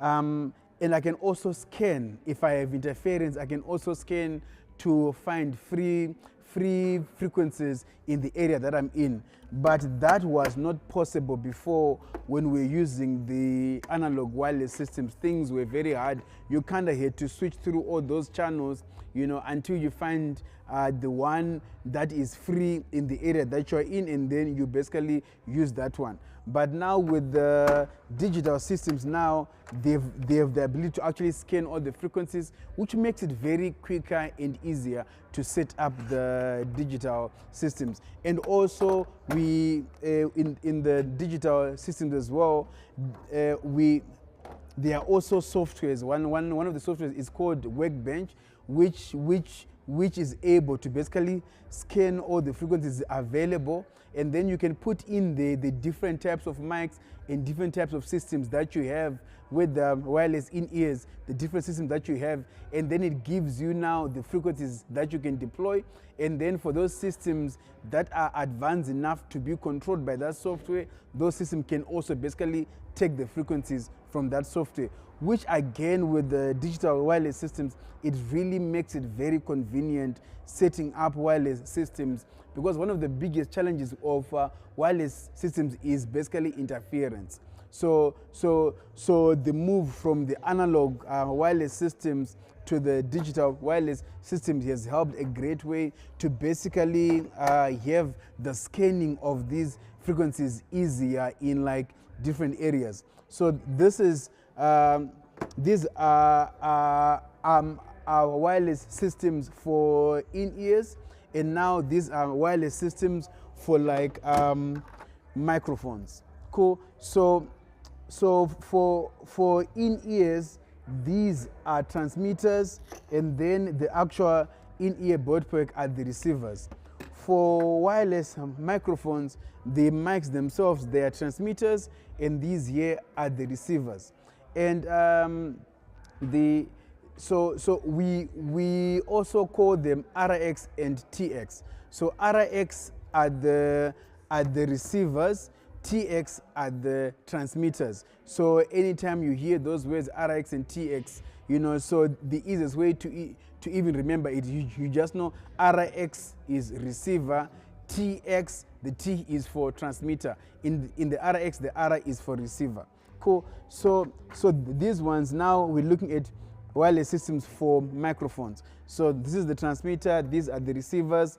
And again, you see we have different types of receivers. And again, the more expensive your wireless system is the more stable and durable your wireless system is. And they are like basic rules as well when you're setting up wireless systems. You always want your wireless systems to have direct line of sight. You know, that in itself, when you basically observe that principle, you are less likely to have interference issues. But also there's also something you need to know. So because this system, there is communication wirelessly, we use antennas which are basically, so we've got different antennas. This one is a rubber antenna, this one is a pedal antenna. So again, there's also different types of antennas, but for now, for the sake of this, I'm just going to cover the most commonly used antennas, which are like stubbies or rubber antennas. Some are long, some are short. And it is also very, very important when you've got a system, before you even just plug in an antenna because it just fits, it's also very good to actually see what is the frequency range of the antenna. Like this one, the frequency range is 750 to 822 megahertz. And then this receiver also has on it the frequency range that it also uses. Sometimes it is written in the front, and sometimes you also see it is written in the back. In this particular one, it is from 782 to 806 megahertz. So once you check the frequencies on the actual antenna and the actual receiver, you know, then can you use it? Because sometimes some of the challenges I've seen working across Africa is someone will have a receiver and the antenna, it is not matched. And again, between these antennas as well, using a rubber antenna as compared to using a pedal antenna, there are advantages. A rubber antenna, it is very small, highly portable, and this usually comes with the wireless system when you buy it. The pedals now, they've got a greater range, and they are also directional, and they are more pricey, but they give you better quality in terms of reception on wireless systems. And the pedal systems, they usually come with what we call distribution systems. So like, for example, this is a distribution system for sure. So basically, would basically use this. So all the wireless systems, they plug into this, to this system, and this system has one, two, this was 1, 2, 3, 4, 5. So this system has got like five ports, so 5 different systems can be plugged into here. And also some system give you an option to also cascade to another receiver.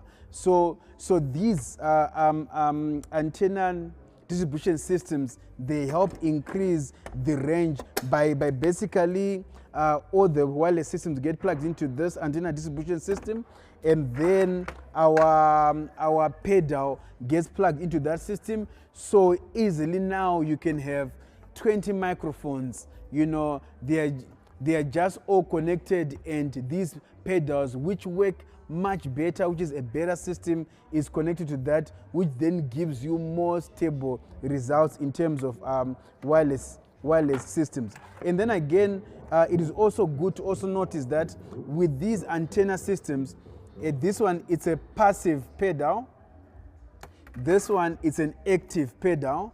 It's an active pedal because it is this particular electronic unit here, and then when you plug in a BNC cable, you actually see a light come up. And then in it as well, it has an option to have a 3 dB sensitivity or plus 10 dB sensitivity. So you can make this pedal more sensitive or less sensitive. And sometimes deciding on that is more to do with the range between the actual microphones and where the receivers are. And but whenever in doubt, the key thing is to start with the 3 dB and not to start with the 10 dB, because sometimes you can overload the RF on the actual receivers as well, which is something that is very good to avoid, because your receivers will be very, very sensitive, and it can really cause some interference noises as well. So really, I think with the wireless system that I have here, I think that's really it. I think that is really it. So some of the basic things when you are setting up these wireless systems is before you even go into the software, like for example Workbench or something, just make sure that the cables that you are using, the basic cables that you are using, they are all connected properly.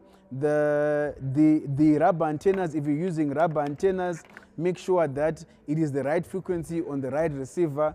If you are using a distribution system, make sure that the pedals, they are covering the frequency that your mics are using or your in-ear wireless system is using. Just make sure again the distribution amp system again also covers the same range that you also want to also cover, because some of the biggest challenges with wireless systems in live sound is the mismatch of what a particular antenna or distribution system, what frequency it covers, and then the frequency that the actual receiver is also covering. And sometimes these mics, they may all look the same, it's the same model, made the same year, but the frequencies that it actually uses can be different, because the different regions from Africa, Europe, America, Asia, some regions use different frequencies based on their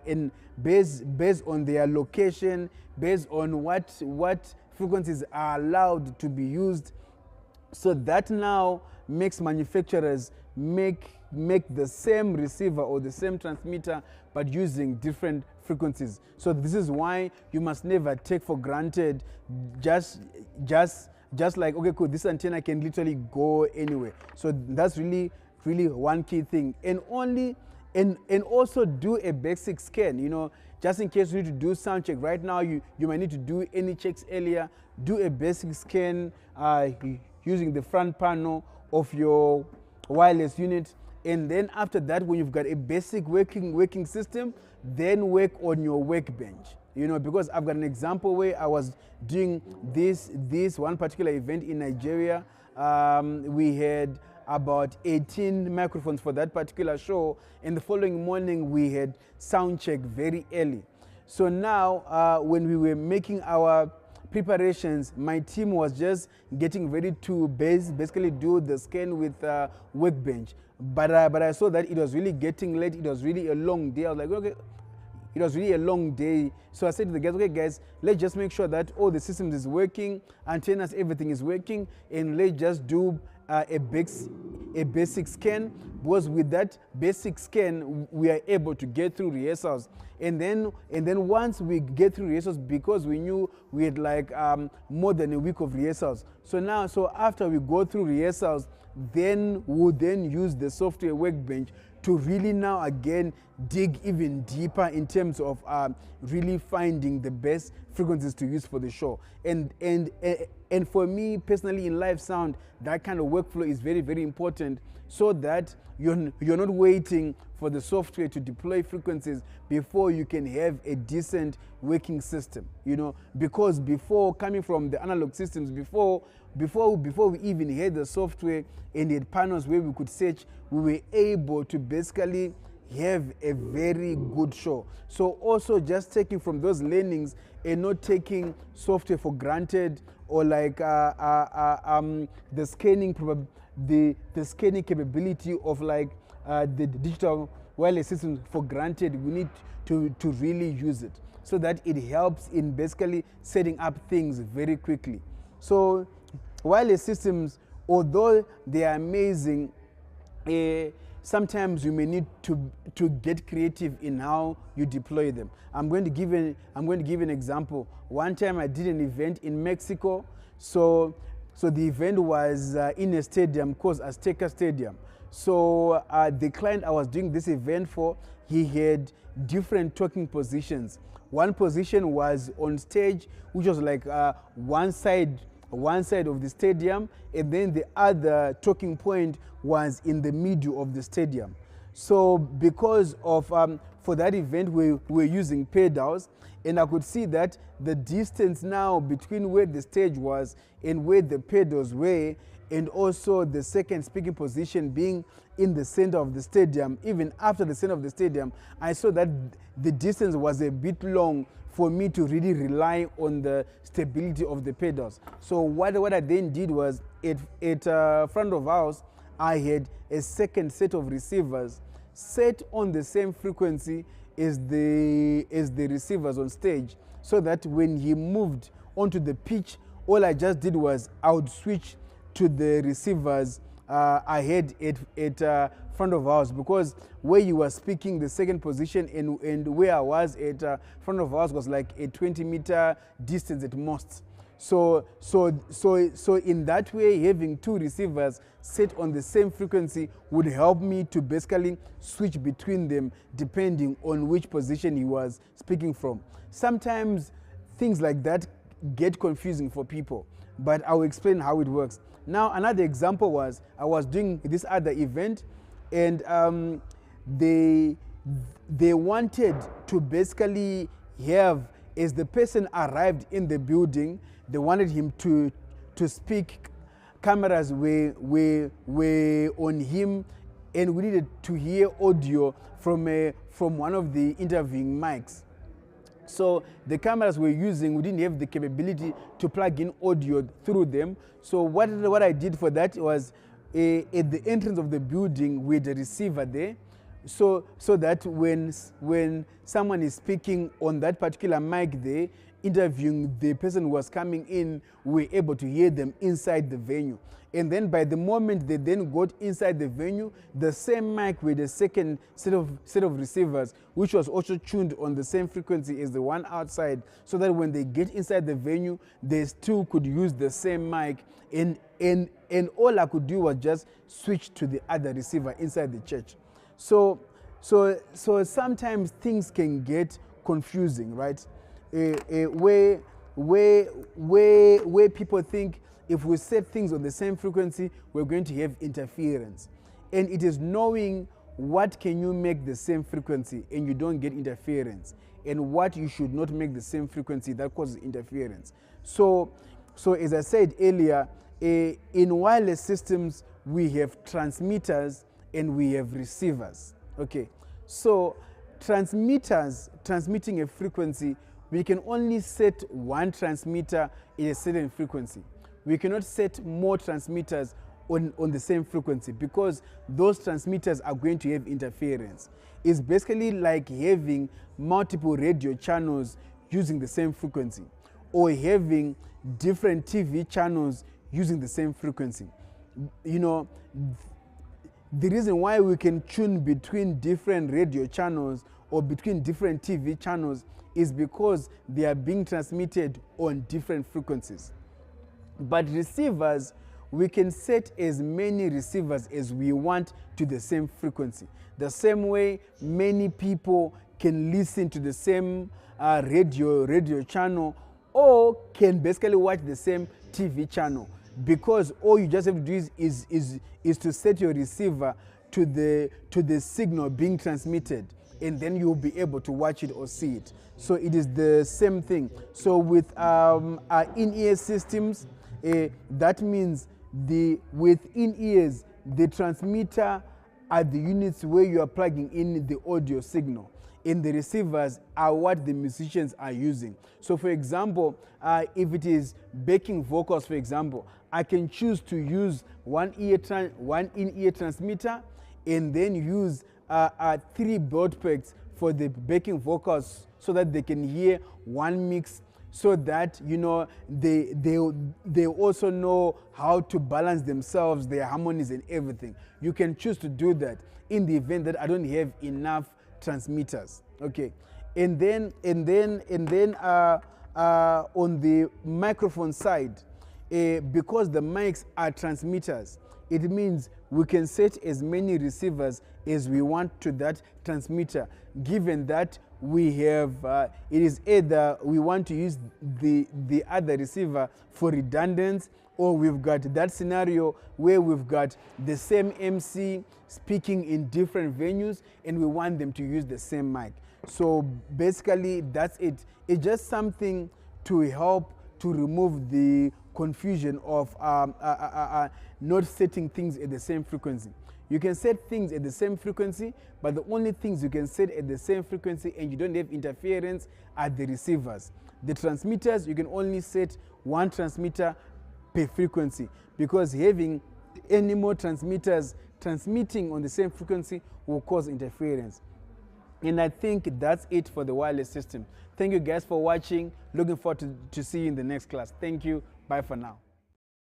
Hi guys, how you doing? My name is Remember here, and I am recording this at Gearhouse, South Africa, in their audio department. So today I want to talk about some of the signal processors used in live sound, which is basically compressors and gates.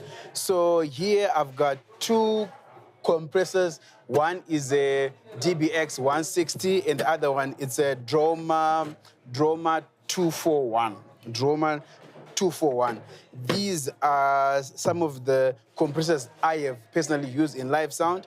And I remember when I moved from analog signal processors to the digital world around 2007, it was really difficult to try get the same kind of sounds or the same kind of tones in the digital domain, because digital sound was like very, very accurate, very, very transparent, and didn't have as much color. But now the technology has come so far. So for me, I felt today, you know, as I talk about compressors and gates, let me just bring out some of these analog pieces, so that when I take you through the different parts of that signal processor, like the different controls, you'll be able to kind of see, oh, this knob is here, and then on a digital mixer, you can actually see the same control as well. So the first one I'm going to look at is, let me look at this drama.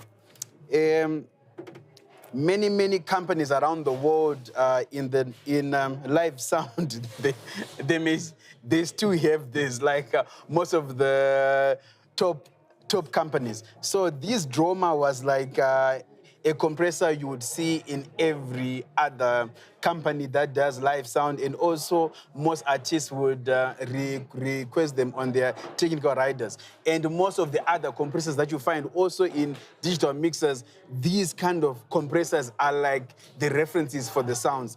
And now more and more digital mixers are coming closer, and even surpassing to the extent where, for example, you find more functionality. But one good thing about digital is you get to find all of these processors inside the mixer. You need less cabling and also less time as well to basically set it up. So let's look at this compressor and let's look at the different parameters that it has. So on a compressor, these are like the common things that you find on analog and also digital. So for example, here there is the gate knob. This gate knob basically sets the threshold.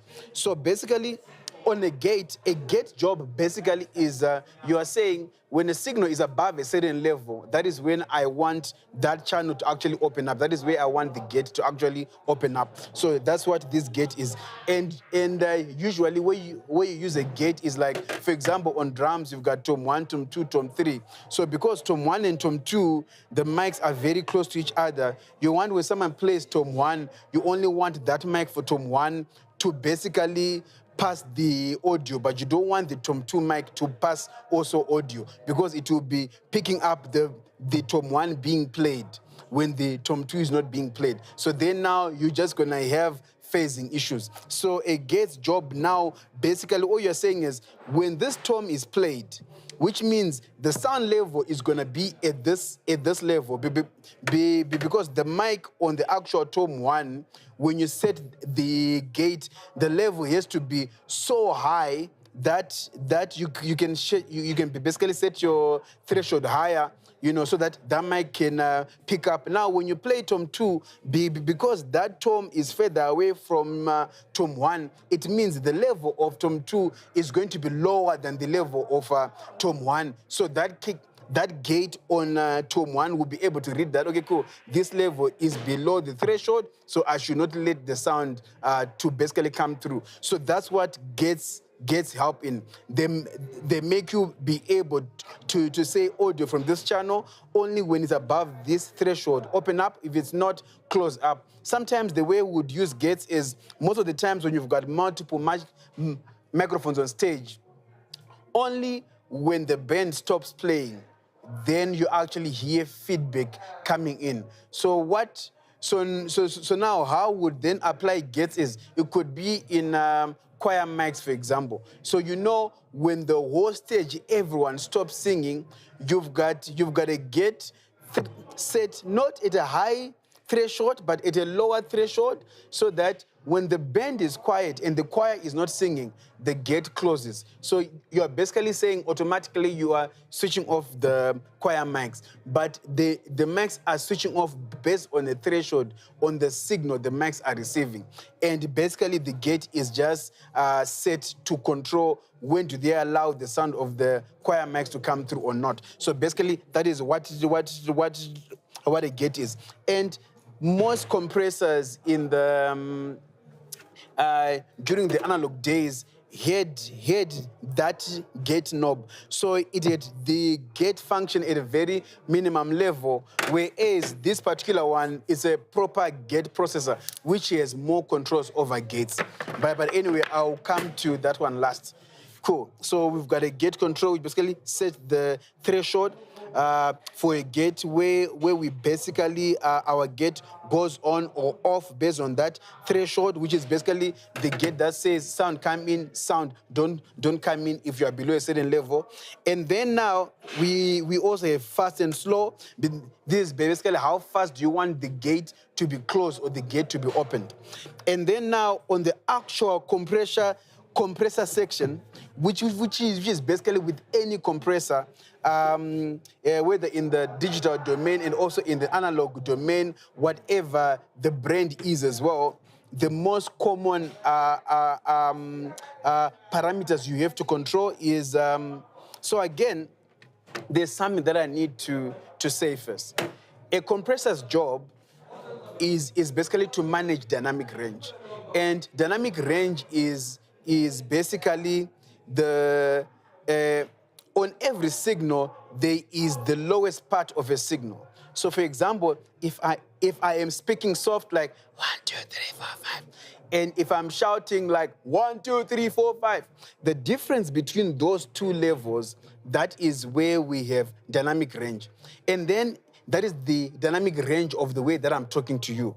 And then when it comes to audio, dynamic range is basically the difference between the noise floor, which is basically you hear the shh sound. Like on sound equipment, if you just take up the level, take up the gain, you get to a point where you hear the shh sound. That one, we call it noise floor. Cool. And then above that is like when there is a signal that is too high, you hear distortion. So that is basically the highest part of the dynamic range. It is basically that distance above just above the noise floor, basically the noise floor, and then just below distortion or by the distortion. So in between is what we call the usable dynamic range. So what a compressor does is it basically controls this dynamic range.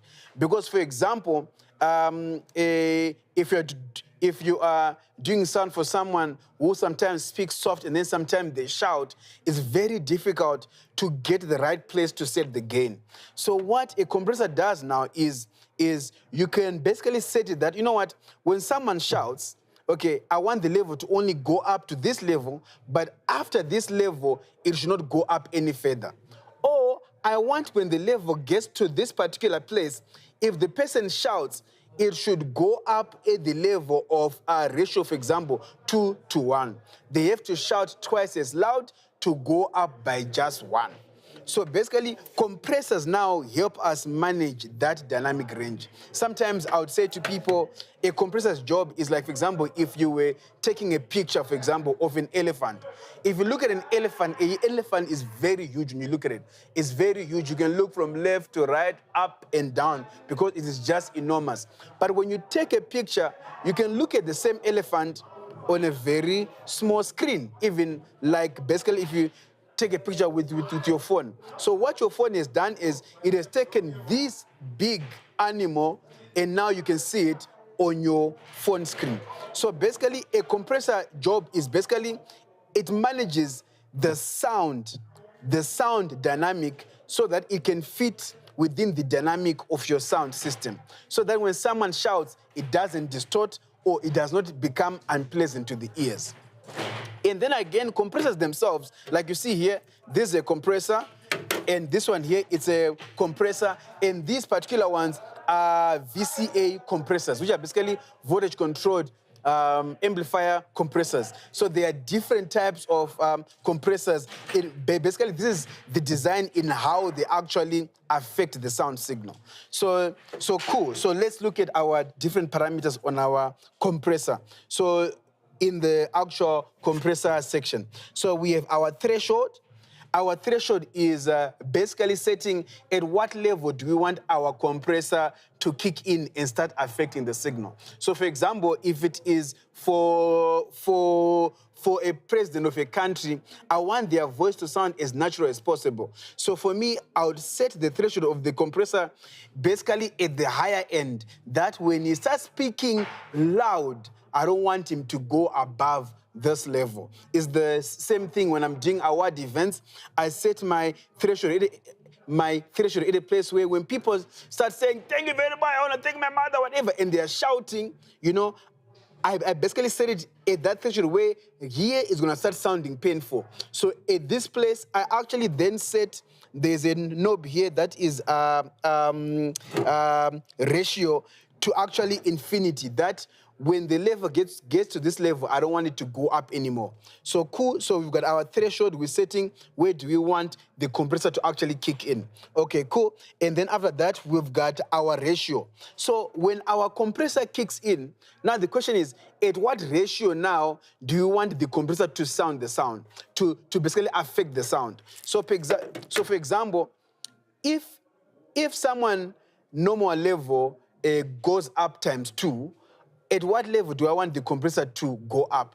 If someone's level goes up by ×5, how do I want the compressor to basically affect that? So with the ratio now, basically here I've got 1 to 2, 1 to 5. I've got 1 to 1.2, 1, 5. I've got 1 to 2, 1 to 3, 1 to 5, 1 to 10, 1 to 20. So what this means is, if he comes up 3 times as much, he's only gonna come up by 1. Okay. If he comes up by 10 times as much, is only going to come up by 1. So basically all you're doing is what is the difference between the person's voice when they shout to what is the level that they are coming up in the sound system.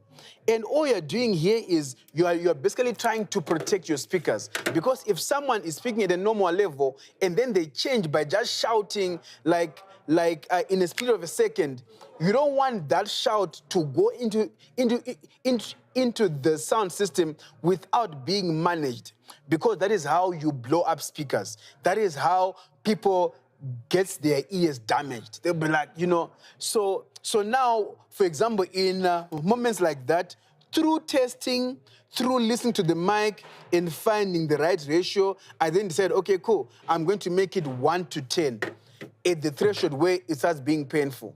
Or I want at the threshold where it starts being painful, just below that threshold, I'm going to set my ratio to basically infinity, so that when the person shouts so loud, it will never go up that level. So that is what ratio is. You are basically just deciding if a person goes up 3 times, how much should they actually go up in the sound system. So that's our ratio. And then we have our attack times. We've got attack and release times. Because basically now, once you set your threshold, this is where you want your compressor to affect the sound signal. Now you also need to set the ratio. How much is it going to affect the signal? You also need to set, okay, how quickly do you want the compressor to actually affect the signal? And then after the compressor has affected the signal, how much time do you want the compressor to leave the signal if the signal is back to the normal level? So this is what the attack and release times are. Cool. And then we have our output level. So basically, when your compressor now is working on the signal, basically it reduces the level at which that particular sound was going to be when someone shouted without having a compressor in the signal chain. So sometimes you want to compensate that. You don't want the level to basically go too low. You are happy with the compression threshold and everything, but you feel like you can do with a little bit of level. So that is what the level output is for. And also you also want to match your output of the compressor to wherever the destination of that signal is going to. But you don't want to change on any of the other parameters before. That is what that is for. And then our peak here, it is basically our limiter. Okay, cool. So that you don't want a signal to go above a certain level. That is what is that for. So basically, just to recap, our compressor, its job is to manage dynamic range. And dynamic range is basically the difference between our quietest point of a sound or the lowest level of an audio signal and the highest level of the audio signal. That difference between those two things is dynamic range.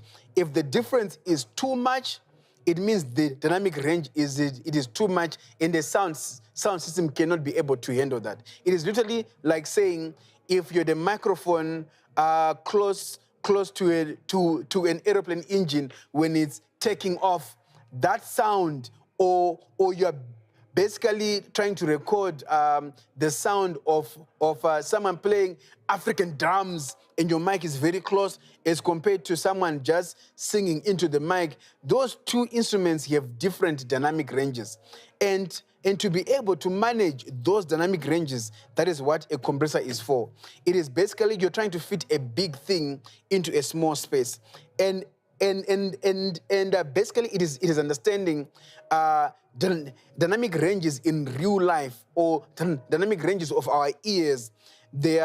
It is way better than what actual equipment can do. Equipment has limitations. So compressors now help us to capture sound in the real live domain and then be able to fit it in the electronic domain in a way that people can experience the different dynamics between the lower part and the higher part. Cool. And then now, this particular compressor, which is like one of my very, very favorite, very sexy compressor, and I love to use this on vocals. I love to use this on like drums and everything else. And then if it is, but this is like one of those you can really use everywhere. So yeah, cool. But this one is like a very special one. I love to use it on like vocals. And you see, the parameters are more or less the same. And with these compressors, the difference with them is they are both compressors. They both perform compression tasks, but one may do it in a much more smoother, natural way as compared to the other one.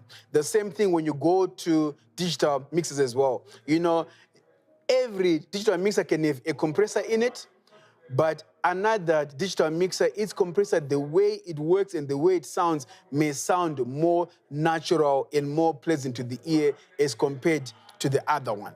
And the good thing is the technology has been continuously evolving, you know, on the digital mixers. So we'll just look at this compressor quickly and just see what are the different parameters we have here. So this compressor has our threshold, which is basically us setting at what level do we want our compressor to kick in so that it can start managing our levels. Okay, cool. We have our ratio, which is, okay, cool. So when our compressor kicks in, how much ratio do you want that signal to be affected? If the signal comes up 5 times as louder from the normal level we want, do we want it to only go up by only 1 times, or do you want it to go up by 2 times? So that's what our compressor knob is for. And then we've got our attack fast, our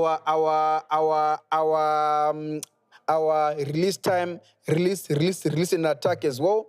Cool. And then also these compressors, even this one, you can even set it on auto, where it basically listens to the signal coming in and it basically decides how quickly or how slowly should a compressor act on the signal. So for example, on a snare drum, for example, or basically a kick, you want the compressor to act very quickly, you know, very quickly. You want it to attack quickly, to release quickly, you know, and then for creative purposes, you can play with the release, but there we want it to be quick.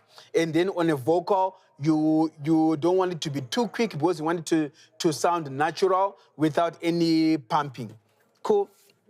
Yeah, and we've got our output gain, which is basically once our compressor is affected the signal, how much more compensation do we want to do on the main output of our signal? So that's basically it. And everything, you know, here it is like extra buttons to see different things to basically see on the meters. I want to see gain reduction. I want to see the output or the input signal. So it then has all of these extra fancy things, cool. But in essence, us understanding compressors, that's it. Now I'm going to look at our gates, which is basically the last thing I'm going to talk about.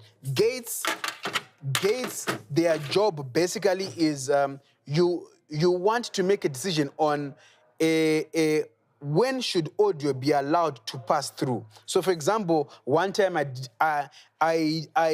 did an event in Zimbabwe where I had these kids from Asia who were performing an act on stage. So the challenge was they were performing in different random spots, and I had condenser microphones hanged from the roof to the point where they were performing. So now, if I had all of these mics on all at the same time, I would get feedback because it is too many mics that are on, and I've got high gain on this mic so that I can pick up what are these kids actually saying performing on stage. Because at that particular moment, guys, even finding headsets was very difficult, and they were big and bulky. So the solution I had for that event was basically condenser mics hanged from the roof, and it was picking up what they were doing. So what I then did was I then set gates to basically wherever the kids are and they are talking, that mic automatically then comes on.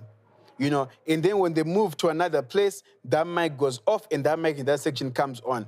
And in this day and age, we've got things like Dendugan in the digital domain that does that even in a more amazing way. There are different signal processors in the analog domain and also in the digital domain that basically cater to that.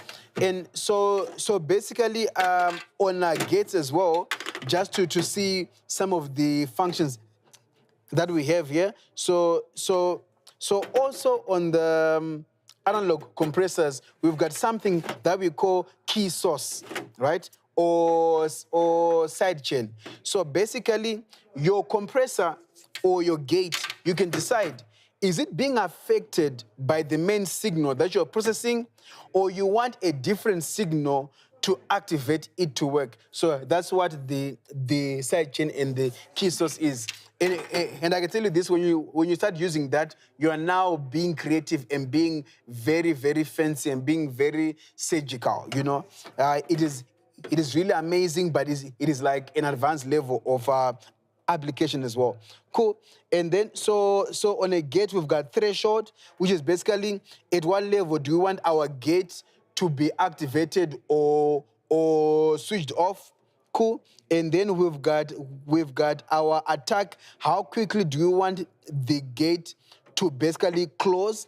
We've got hold, which is basically if the signal has gone below our gate level, how quickly do you want that gate to close? Sometimes you want the gate to close slowly so that it sounds a bit natural than just on and off. Cool. And then we've got decay, which is basically once our level is once our gate is closing, how quickly do you want that level to be taken down of the actual signal? And then we have our range, which is basically if the signal is below our threshold of the gate, how much lower do you want it to be taken down? So that is the range as well. Cool.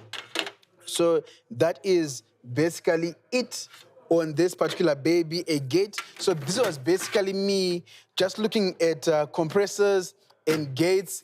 And this also, you can even also call it an expander as well. So we're basically just looking at compressors and gates, just looking at where it all came from the analog domain. And now we have all of these things now inside a mixer.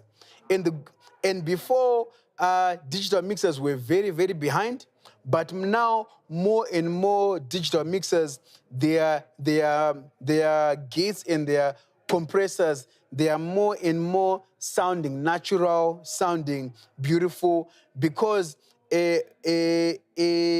before, actual different companies were manufacturing these things, and and other companies were manufacturing the compressors.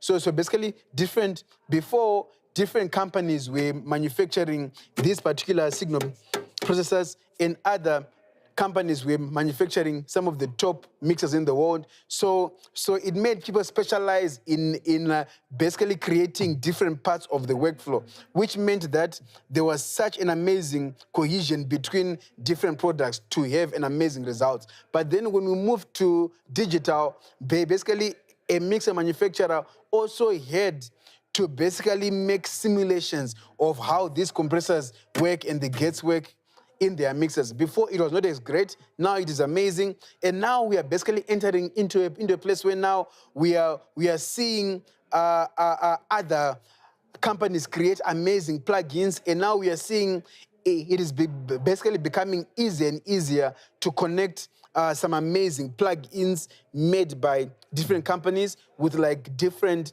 digital mixers so that it all works together. So now we are basically in a season or in a time where digital mixers and digital systems are now becoming as amazing, as great as the analog stuff. But I'll continue to say is great, because if you work with the analog stuff, you hear that they just have a certain texture to them, which is what analog things do.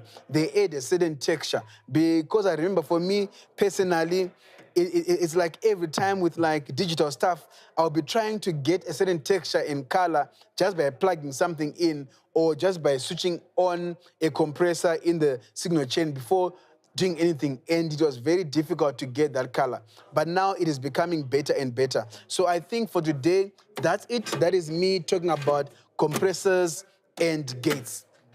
And in conclusion, compressors, they manage our dynamic range, and gates basically processors we use to basically set that, okay, cool, if a signal is below this level, I don't want any signal to pass through from this channel.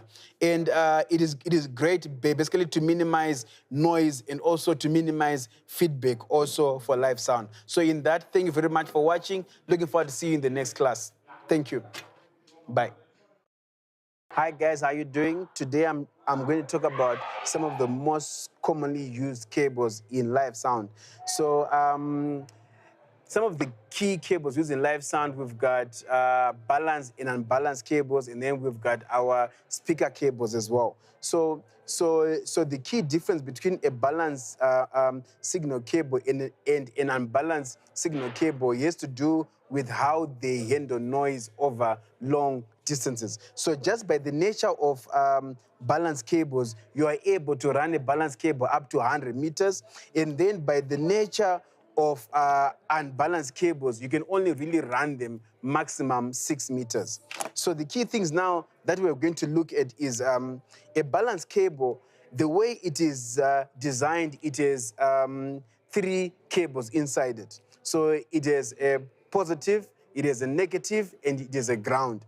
And the technology it uses to basically have a high level of noise rejection is there's a system called common mode rejection, which is basically the system used in mixers or sound devices, which basically checks what is the signal on the positive line of the balance cable, what is the signal on the negative line of the balance cable, and then it checks what is the common noise there and what is the common signal there, and then the common noise then gets suppressed. And then the higher common mode rejection the system has, be it a preamp or a sound device or a sound interface, basically determines the quality of the sound of that particular device. So basically the key thing to understand is balanced cables, you can run them over long distances,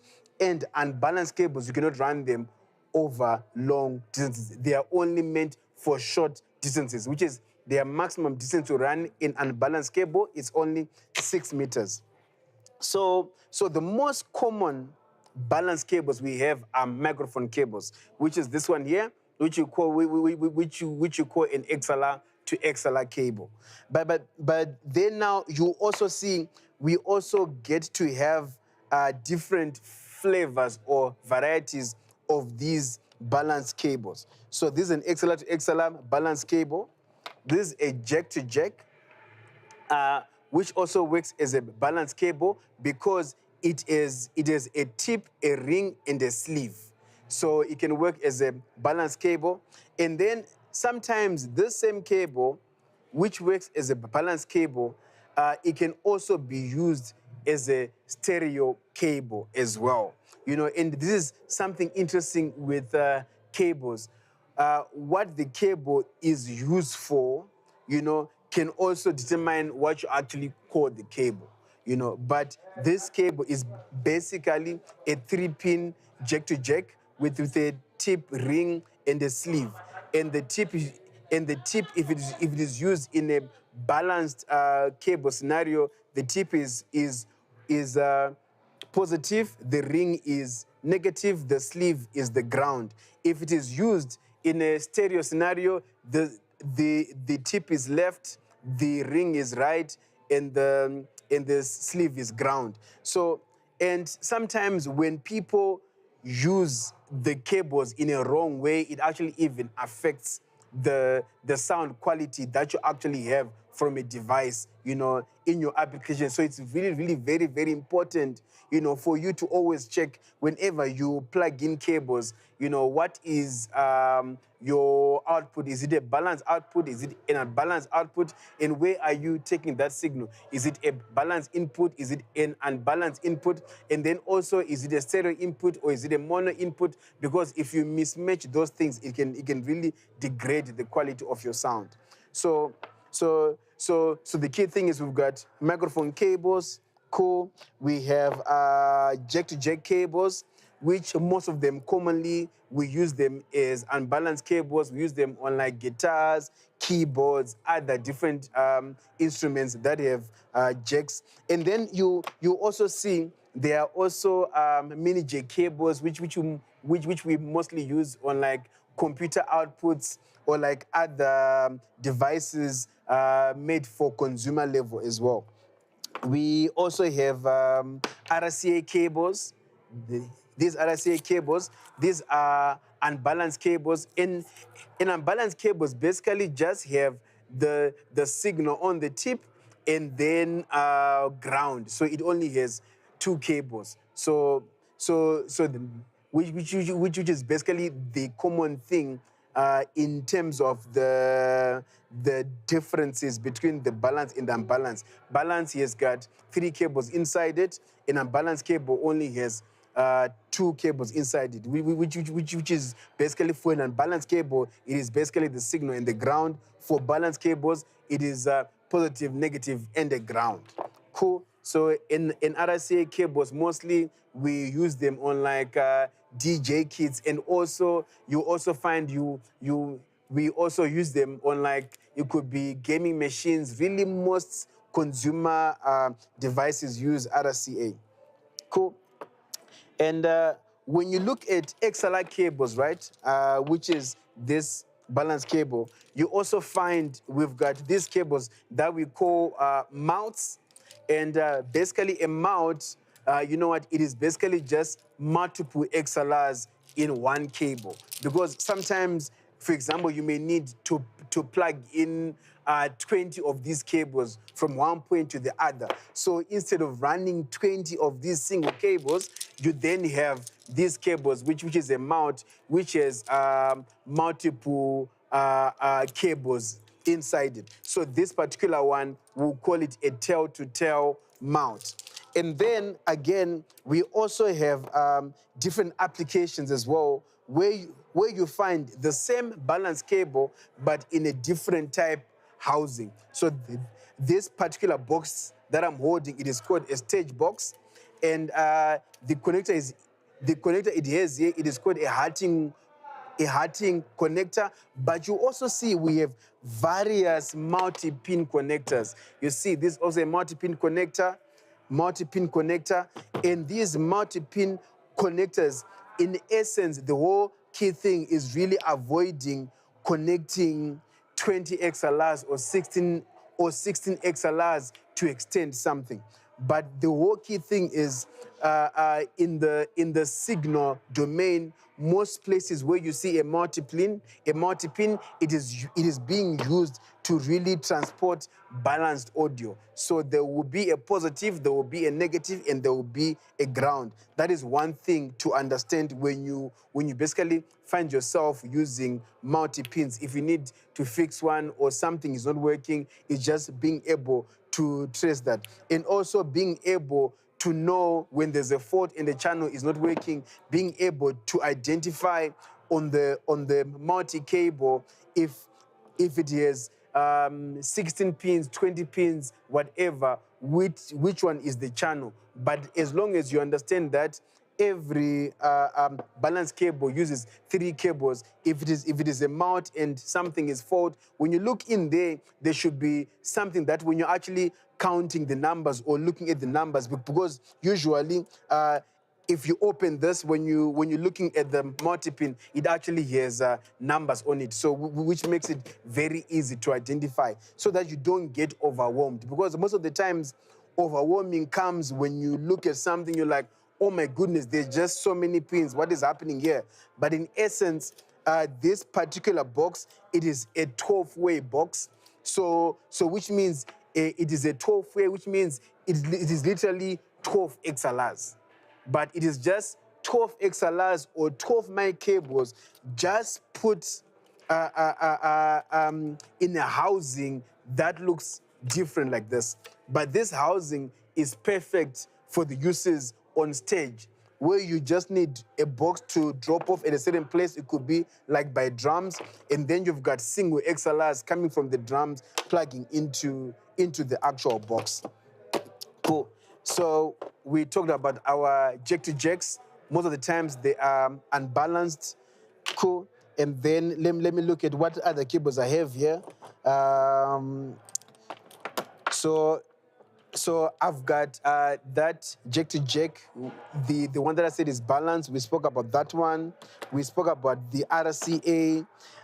There are also these other version cables that we also use. So for example, this is a female to female XLR. We call them gender benders. This is a female to female. This is a male to male gender bender, because sometimes you could be needing a balanced jack to male XLR, but the one that you have is a female XLR. So when you get a gender bender, you basically then make this balanced jack into a balanced XLR. So gender benders are very, very convenient cables to just have around. So we've got gender benders. So these cables, we've got jack to, this is a balanced jack to female XLR. And I've got also, now this one is an unbalanced jack to a female XLR. So these two cables may look the same, but they are not the same. This is unbalanced, this is balanced. So this balanced because we see a tip, we see a ring, we see a sleeve. This is unbalanced because we only see a tip and a sleeve. So which means wherever you use this cable, make sure that there is no more extension more than 6 meters, because you're gonna get noises and hums and all of those problems. But this one is gonna be great. It's gonna work very well because it is balanced. So just knowing these differences, they will help you a long way in live sound, because a simple noise, a simple hum, a simple buzz can waste you hours on site, just trying to figure out what is going on when no one really mentions that a particular point in a balanced cable was used. So this is an unbalanced cable to male XLR, which is basically the same as the other one. Cool. Now I'm just gonna talk about, oh, cool. So also in live sound now, one cable that is becoming more and more common is network cables. So network cables, now we use them a lot in digital mixers. Like for example, on Dante systems like Yamaha uses Dante systems. This particular cable carries like 64 channels, you know, and also Digico also uses Cat5 cables as well to connect to their stage box. So these network cables, some are Cat5, some are Cat6, some are Cat7, some are Cat8. This particular one is a Cat8 cable, and I use this in my workflow to basically transport audio between my different devices. So the higher Cat it is, so Cat 5, Cat 6, Cat 7, Cat 8, the higher Cat it is the better quality the actual cable, and it is also the more data the actual cable can transport per second as well. Cool. So I'm gonna get to speaker cables. So speaker cables, there are different types of speaker cables. This one is called a speakon. This one is called an EP4, you know, and I can tell you there's different types of speaker cables. So the one that we are going to talk about now is the most common speaker cable you'll find, which is a speakon. A speakon, inside it, some are 2-core, some are 4-core, but basically speakers use only 2 cables. So when a speakon cable is 4-core, and all those cores are being used, it is because a particular speaker is using +1 and -1 for the tops, and +2 -2 for the lows, depending with the actual design of that particular system. And so they're basically different core speakon cables. So this particular one, I just took it from the shelf. And again, I am recording this at Gear South Africa in the audio department. I just took it from the shelf.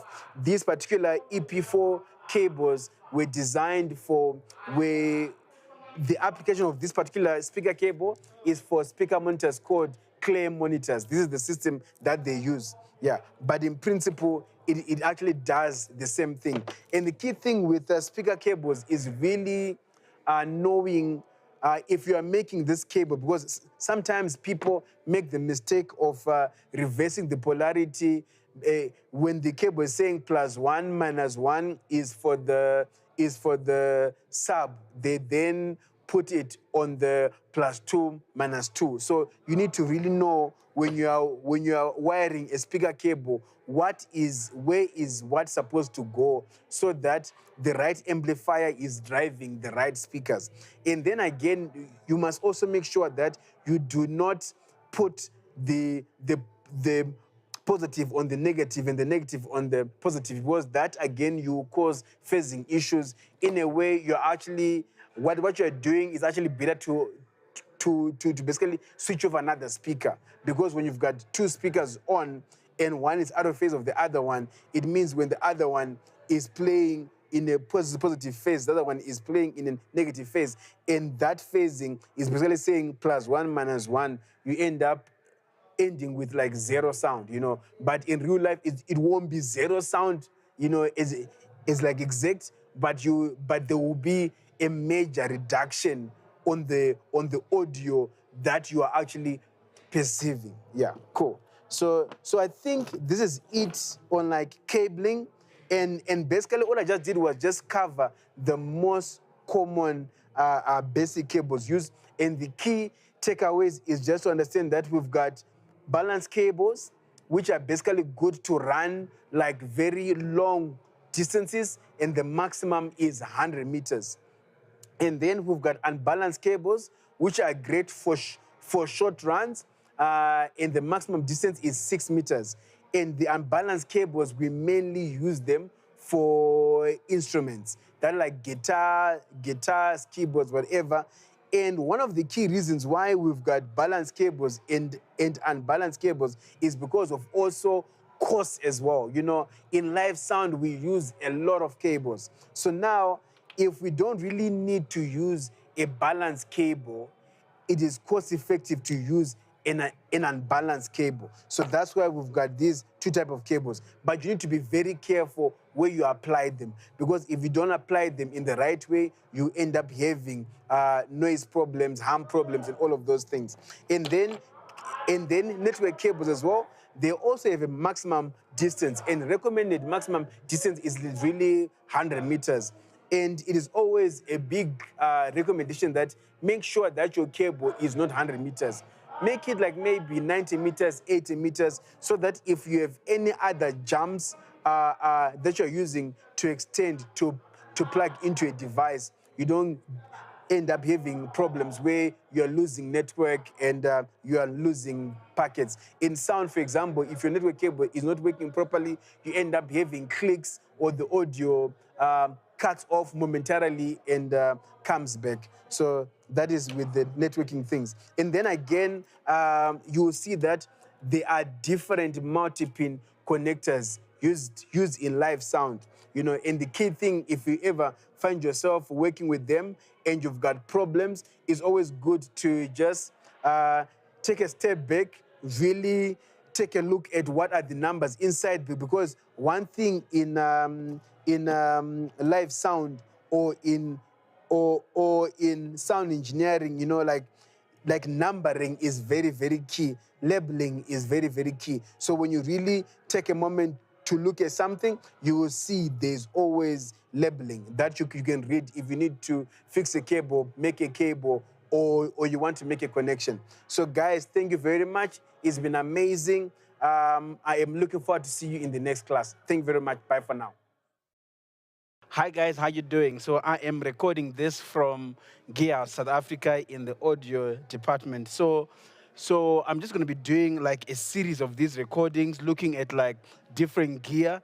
So today, the main thing I'm going to do is I'm going to talk about microphones. So I managed to pull some microphones from the warehouse. I'm like, there is continuously events happening, mics going to different shows. So I was really like lucky to find a few mics in the cupboards to show you. So this is just going to help you just have an overview of the microphones used in live sound. And for those starting out, it is going to be like a really good introduction, to microphones that we use in live sound. And also, if you've seen my other classes, where I draw up the 3 blocks: input, processing, and output. This is part of the input stage. And we're going to look at the microphones that I have here. So I've kind of tried to lay them out with the way we also plug them in. For example, if we have a band playing, which is like the normal way we usually plug them into the mixer, like in that order, starting from the drums up to the lead vocal singer. So the first mic I just want us to look at is this Beta 52, Shure Beta 52. This particular mic is mostly used for the kick drum, and also it is a large diaphragm mic. It is a large diaphragm dynamic mic. That's also something that you need to also know about microphones. We have dynamic mics and we have condenser mics. And the difference between the dynamic mics and the condenser mics is the condenser mics need 48 volts to be able to operate. So that is one key difference. So again, back to our Beta 52, this mic is most commonly used for the kick drum, but also because it is an amazing low frequency response, you can also find it being used for like a double bass in an orchestra, or like a cajon, like places where you want to capture the low frequencies. I've used a mic like this even on like traditional drums as well. When you've got like a percussion or traditional drum bass setup. So like for the drums that have the most low frequency, these are the kind of mics that I would use.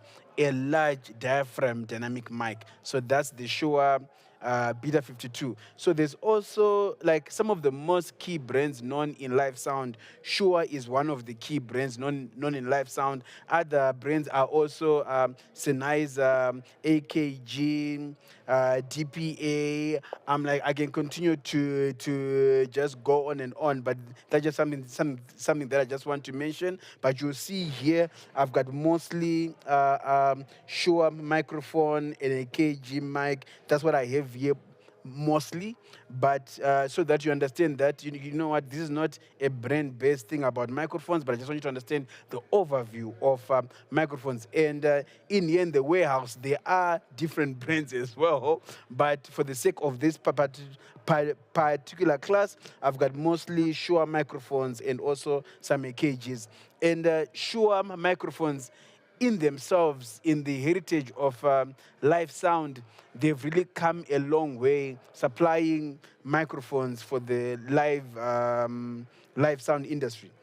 And also, to some extent, other manufacturers in the industry, to to a great extent, they've kind of referenced them to this particular brand because it has been the most used of all the live events I've done in my career over the past 22 years. The Shure brand has been the brand I have used the most. Although I've used other brands and I love them and they work, this is like one of the most common brands. And as a live sound engineer, I would recommend, get your hands on some of them so that you can just have a taste of the history or the heritage of live sound. So again, back to our microphones. So we're starting with the Beta 52 large dynamic mic, mostly used for the kick drum and other low frequency instruments like African drums. Now I come to our Shure KSM 81. This particular condenser mic, so for this mic to operate, it needs 48 volts. This mic is great for like hi-hats. And also something to take note about condenser mics is they are they they capture detail of sound. They are very good in capturing intricacies of sound because of the way the mic works. It needs 48 volts, it needs power to operate. So which means now, because it uses that power, it makes it more sensitive. It is just the design of the particular mic. And in another class, I will actually basically just talk about the different types of mic and also how they are also designed. But for the sake of this is dynamic, does not need power to operate. This a condenser mic, needs power to operate, and condenser mics are very good in getting detail. So this particular one, a KSM 81, they also call them pencil mics as well because it kind of like long like this. We mostly use them for like hi-hats, we use them for like overheads. Very good on that application. This one here is a Shure KSM 137. So the key difference between these two condenser mics is this particular mic can handle very high sound pressure levels without distortion. That's also one thing with microphones as well. It's like depending on what is your actual application, the type of mic and also the sound pressure level that mic can also take also determines which mic you then pick for something. So for example, if I wanted to capture some African drums, for example, right, and I have the choice to choose between these two mics, and I'm doing and I know the proximity between my microphone and the African drums is a bit close.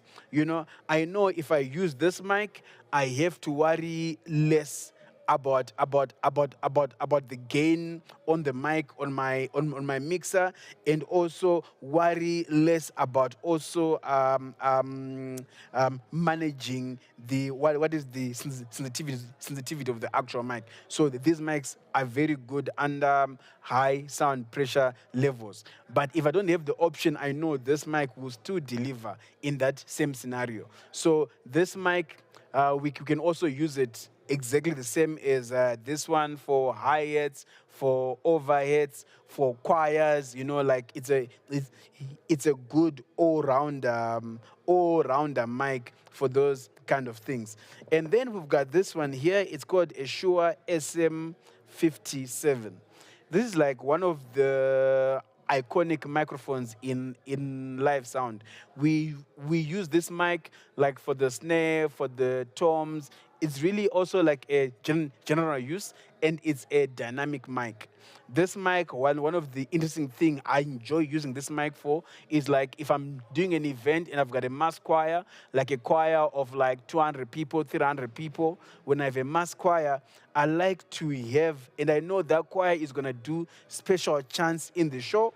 I like having these mics somewhere in the choir so that I get some of the chants, and I get like a direct voice of the chants, so that if I want the chants to be more and more intelligible as compared to the choir mics, which are a bit further away from the choir, these mics are great for that because they have less of the proximity effect that other mics have.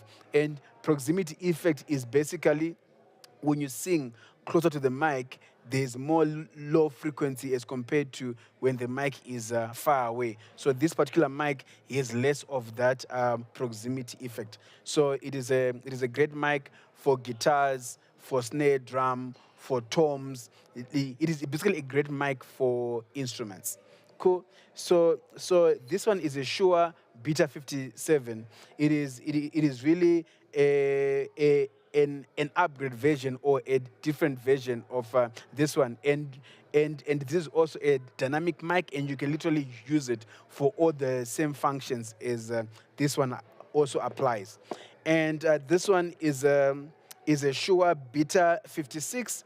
So in principle, these mics are similar.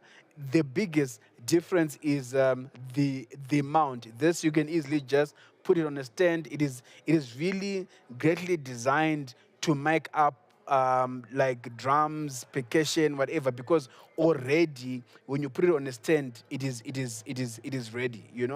Cool. It is also very easy to mount for that kind of application. Now I'm going to take you to a Beta 98.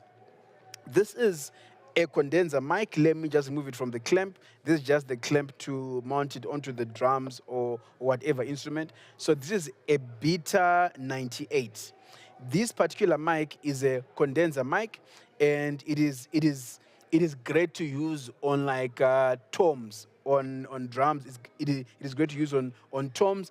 It's also great to use on like African drums, djembes, whatever stuff like that. It is a great instrument mic, and it is a condenser, which means it is also very good in like capturing transients as compared to a dynamic mic. And this is now where, for example, this mic can work on a tom, this mic can work on a tom, and these two mics, although the back will work on toms, the color of the sound that they give you is different. For example, this can sound more and more transparent.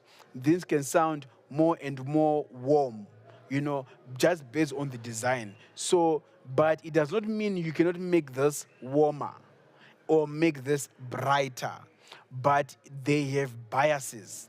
So just understanding that as well, that is how different sound engineers then pick different things for flavors.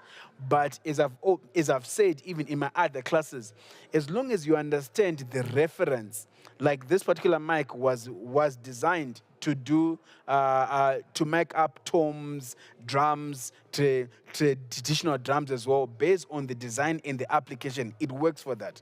This mic as well was also designed to also work in those same applications. So it means, in principle, if you use them for that, you get amazing results. So that is one key thing that I always say before you talk about color or flavor. You must understand the principle behind the design of the microphone and the recommended application. Only when you understand that, you can start being creative on top of that. But it's very important to understand the basis of that. Now I'm gonna come to this to the other mic. This is a KSM32. This mic is a large diaphragm condenser mic. So this is like a smaller diaphragm condenser mic as compared to this one. So this one is a large diaphragm condenser mic. It is warm sounding. This mic is amazing on like choirs. You know, when you mic up choirs with it. This mic is also amazing when you making up orchestras. You know, it's like your overhead mics. It's also great for like overheads for drums as well. It is really an amazing mic. Some people use this mic to for a vocal in a studio. But in live sound, using this mic for the lead vocal does not really work because of how sensitive it is. That's why it is great to mic up the choir, because you are further away from the source, you know, and you want a higher sensitivity to pick up the sound from the choir with also rejection. So because most of the times the choir sing into the mic, they don't need to hear themselves in the monitors, because it is a big challenge to use a condenser to mic up a group of 10 people or 20 people, or you've got like 10 of these and the group is like 50 or 60. It is very difficult to then send the signal from those mics into the monitors for the choir to hear themselves. Just trying that, you get to a place where you have feedback and you basically go to the same place where you have to take them down. But really, this is a great mic for the choir. It is a great mic for like overheads. It is a great mic if people are playing African drums to get the ambience. You know, so it's literally a great mic to get like ambience. You know, it's a very great mic for that. This one here, it is a Shure Beta 87. So this one is actually a Shure condenser mic. So this one sounds brighter and crispier as compared to a Shure Beta 58.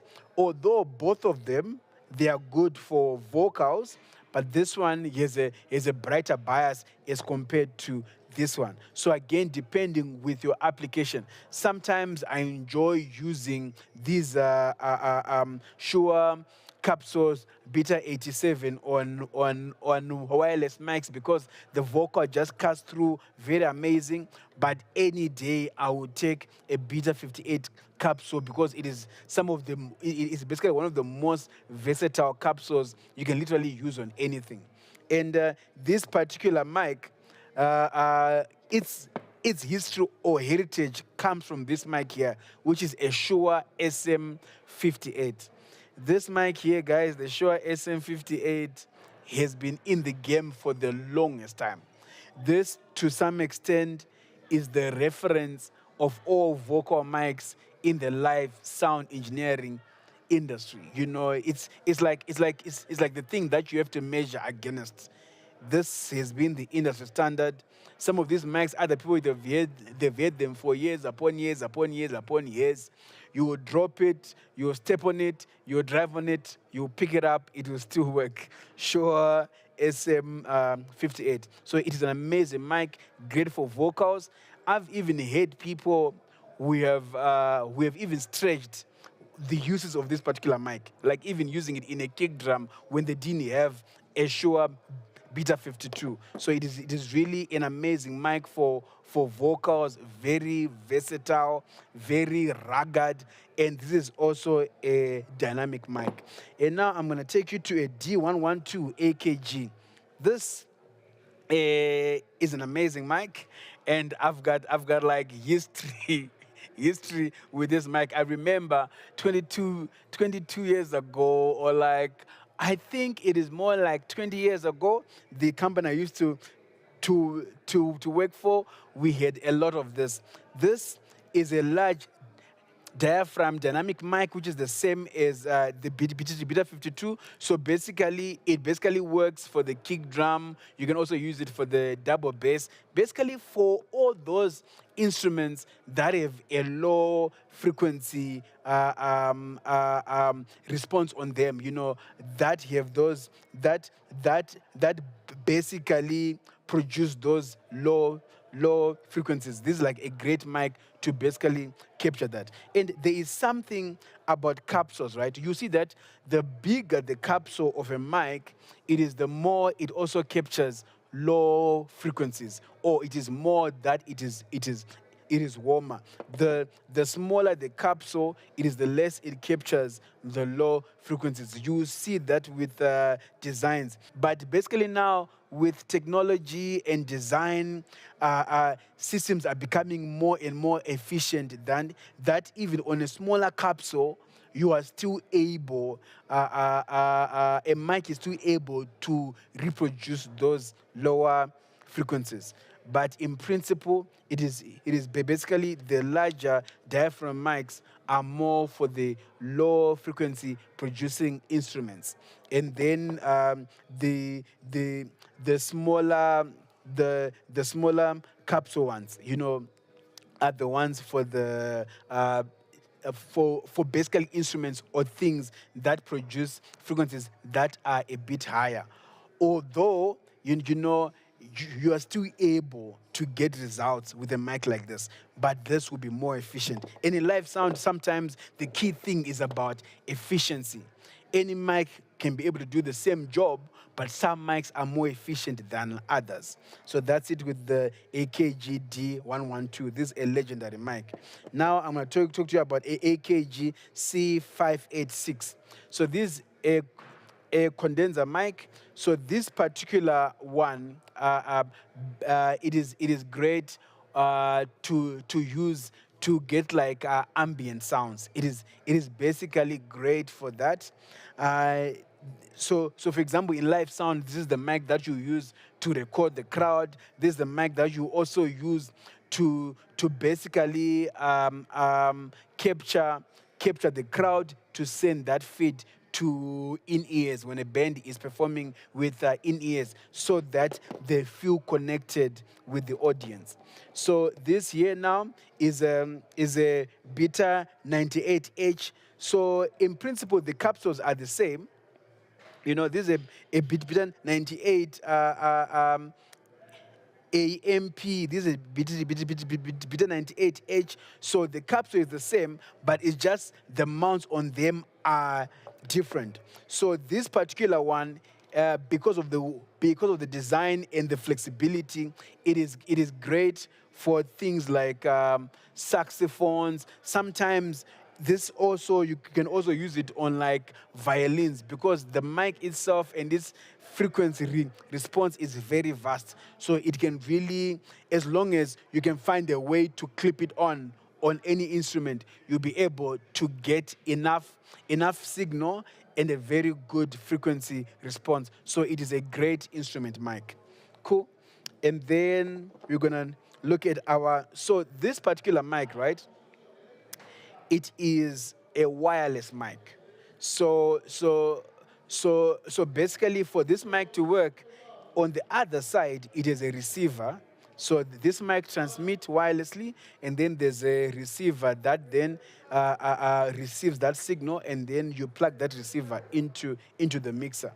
So basically, with most professional microphones, if not all, you have the ability to also change the capsules that are actually on the microphone as well, which is really, really amazing. So for example, this is a Shure microphone transmitter, but there's a universal standard of how capsules are made. So here you can put an AKG capsule, you can put a Sennheiser capsule, you can put a Philips capsule, and there's just a multi like array of like basically capsules that you can use depending on the sound that you are actually looking for yourself. So I just wanted you to just know that about wireless microphones.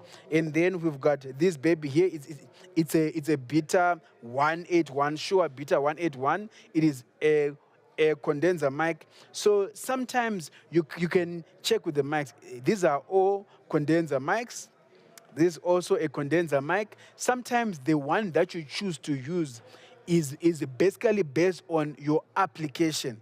Do you want to be discreet? So sometimes you can take a smaller profile microphone. And these mics, all of them, they are really great almost on any application the other one can do.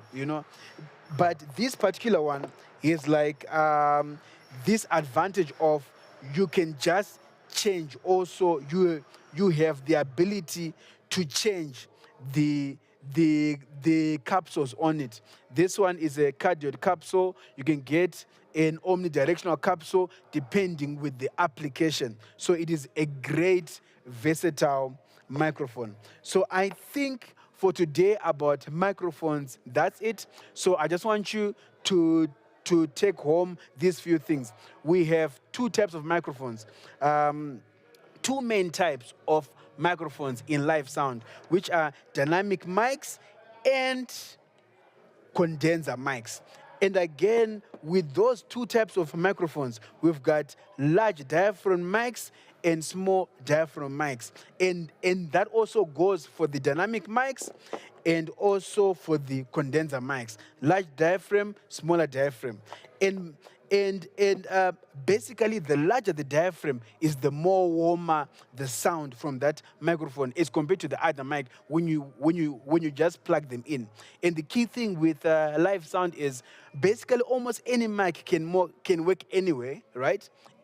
But the key thing now is finding the most efficient mic to use for the application to get the desired results. And one way you can really find that is like any microphone you find. If you go to the manufacturer website, they will recommend what are the applications for that particular mic. And if you work with those recommendations as your basic underlying thing, it means that you're going to get desirable results with the least effort. But if you try to just be creative without that information, it might be a lot of hits and misses. I'm gonna tell you something interesting. So there was this one particular client of mine. So they had a wireless mic. Their particular capsule. So the capsule here is a KSM9, which is a condenser capsule. So for these wireless mics, you can also get a capsule that is a Shure Beta 58 or Shure SM58. So for this particular client, when he speaks, you would hold the mic like this. You would hold the mic like this when he's speaking. So then his voice tended to be a bit thinner. But they wanted his voice to be bigger. So I said, guys, okay, let's change the capsule from a KSM9 to a Beta 58 capsule. And when we just changed the capsules, still leaving the same EQ on the mixers, the voice sounded bigger and warmer. So sometimes some of the challenges that different sound engineers have at different levels in live sound is less to do with the EQing on the mixer, but more to do with really finding the right microphone with the right frequency response for the application you have, and also for the scenario that you have. And in that, I end this class today about microphones. Looking forward to be with you again for the future classes. Thank you very much. Bye for now. All right, hi guys, how you doing? So first of all, my first guest today is Richard Smith. Richard Smith is the brand manager for L Acoustics in Southern Africa, and basically in Africa. He works for DWR. So basically, one key thing about live sound engineering is, you can do sound engineering for a very, very long time, but if the equipment that you use is amateur equipment, you are kind of considered as an amateur sound engineer. So one thing that I also aim to do with these online mentorship classes is to raise awareness for some of the top brands in the world, so that you know about them, so that when the opportunity arises for you to buy the right equipment, you have good guidance. So So please, right now, I would want to welcome Richard Smith. Richard Smith, the brand manager for L Acoustic across Africa. Richard Smith, welcome, Richard Smith. How you doing? Hi, remember how you doing? I'm good. I'm good. I'm good. It, it Cool. is it is it is really amazing to to have you here. And thank you very much for taking the time to come through. So, Richard, in principle, I just want to basically talk about what is L Acoustic, what is that brand, what is their history, what exactly do they do, and who actually uses them. Yeah. So, Okay. if you can just talk a bit on that. Yeah. Okay. Well, actually, I was recently at the ISE conference in Barcelona and attended a function there for Acoustics, who were celebrating their 40th anniversary. So the company is 40 years old this year. It was started by a man called Christian Hale, who was a physicist. He worked at CERN, which is the nuclear facility there in sort of on the border of Italy and Switzerland. And basically, he was a physicist and he was a good scientist, but he had a love of music and a love of women. And he used to have lots of friends in the sound industry, and he used to go to the old concerts and look at the old-fashioned sound systems.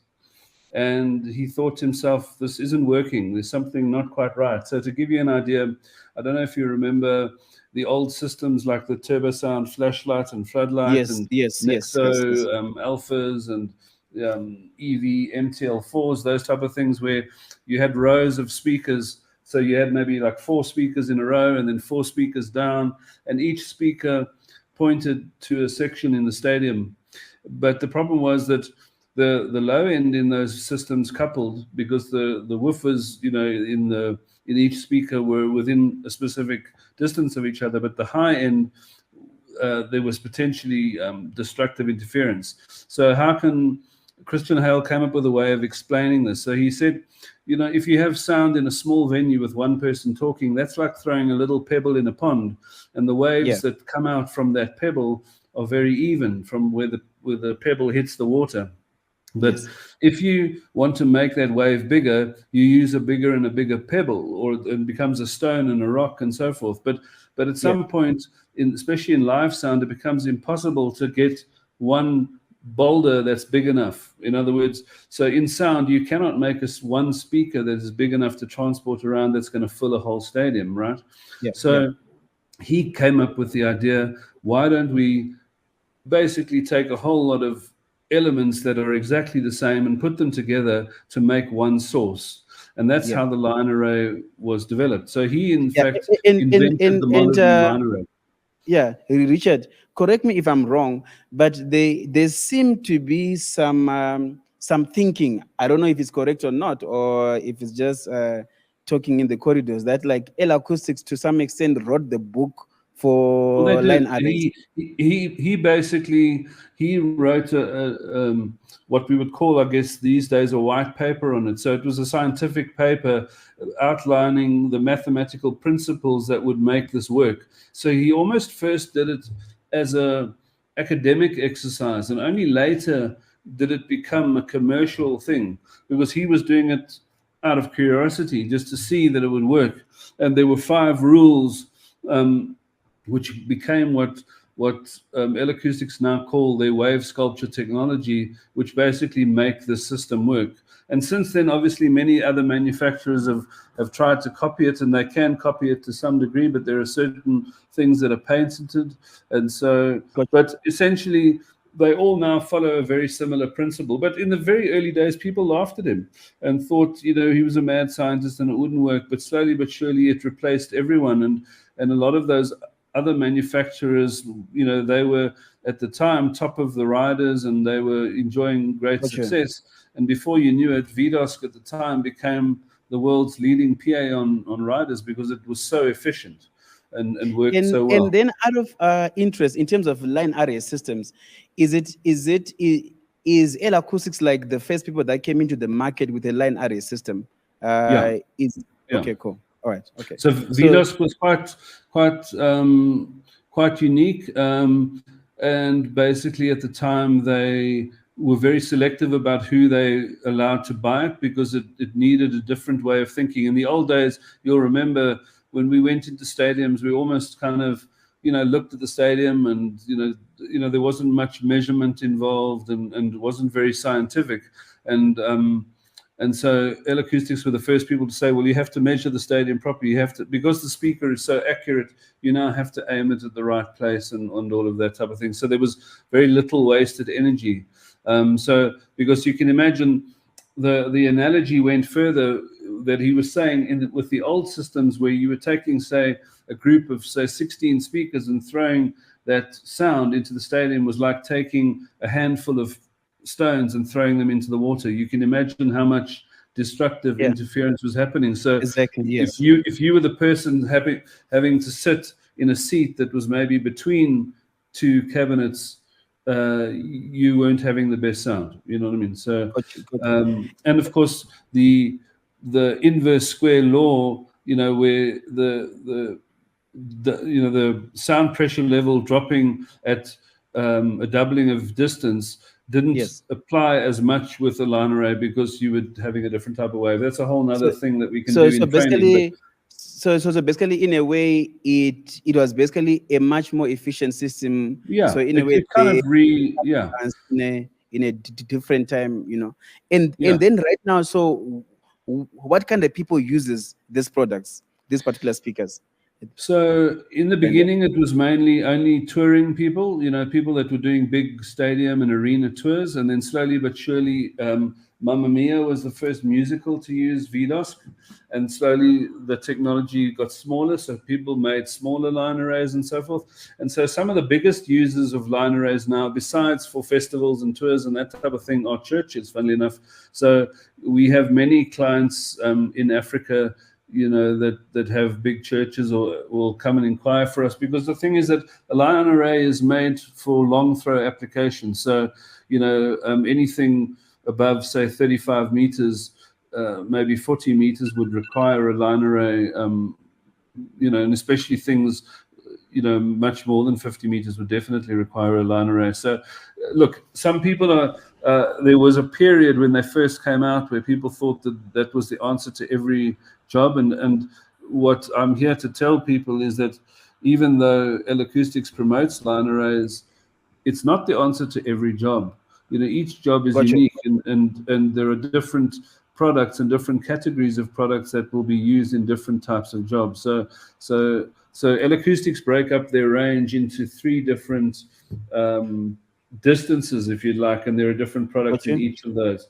So what we call short throw, which is up to, say, 15 meters, and then between, say, 15 meters and 35, 40 meters, and then from 40, 45 meters and beyond.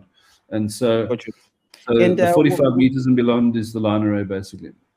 And what are some of the speakers that you have, the flagship and the entry level? Because I think most of the people in this class right now, they are like maybe from church organizations, small to medium companies across Africa, and a few take part in some of the biggest events on the continent. Yeah. So something that people would know well if they were reading, articles about big artists or big venues, is something like K1 or K2. Those are the 2 flagship PAs that would be used in arenas or stadiums. But what has become a Cara is an 8-inch line array from L Acoustics, and is actually their biggest selling box. We use those in a lot of churches in South Africa, and in a lot of medium-sized rental companies. It's something that can do anything between 2,000 and about 10,000 people, depending on. It's very scalable, so that's a very popular speaker. And then what's become a great thing, especially for churches and for small rental companies, is something they call the A series, which is a very modular system. It's like a what they'd call a constant curvature PA. So it's something in between a point source box and a line array box, and it can throw up to 45 meters, and it can be used with like 1 aside box or up to 6 aside boxes. So it's very scalable. It's almost like the Swiss Army knife of PAs for for small to medium rental companies, because it becomes quite affordable. You know, with a line array, the problem is there's a minimum starting point. You know, you can't really use a line array properly without at least, say, about 6 boxes aside. Whereas Gotcha. something like the A series, you can start with one aside, you know, on a pole if you want to, you know, which is Got great. you.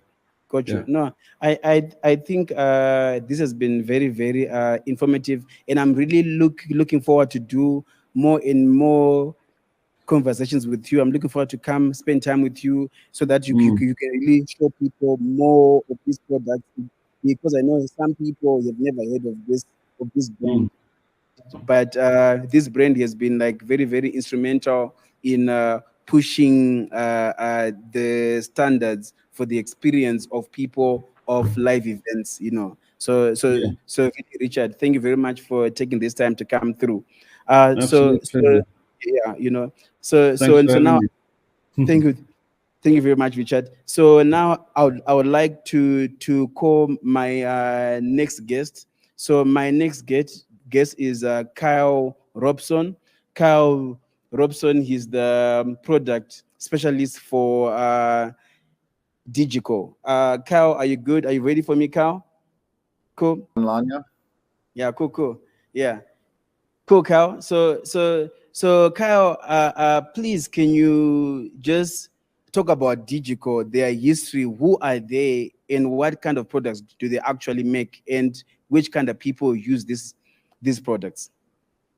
Yeah, okay. Well, yeah, thanks, remember. So pretty much Digico had started out as a company called Soundtracks. And Soundtracks were renowned for sort of high-end studio consoles. In 2000, they broke away and started up Digico, and they started off with the D series. So we actually have some D series consoles in South Africa that are still up and running and working 100% perfectly today, which is really cool. From the D series, they started with the SD series, and that would be the first console would have been the ST7. So a lot of people get confused with the numbers. Yeah. And Digico have made it even harder with the numbers with the latest consoles. But ST7 was released in 2007, ST8 2008, ST9 2009, and so forth. And the ST7 has actually been a flagship console of Digico for a good 15 years before it's now been replaced with the new Quantum. And even when I say replaced, they are still used. You can still purchase them. They still requested on riders around the world, and they are notorious for being just a very high-end console brand that will cater, you know, for a lot of the shows that are out there.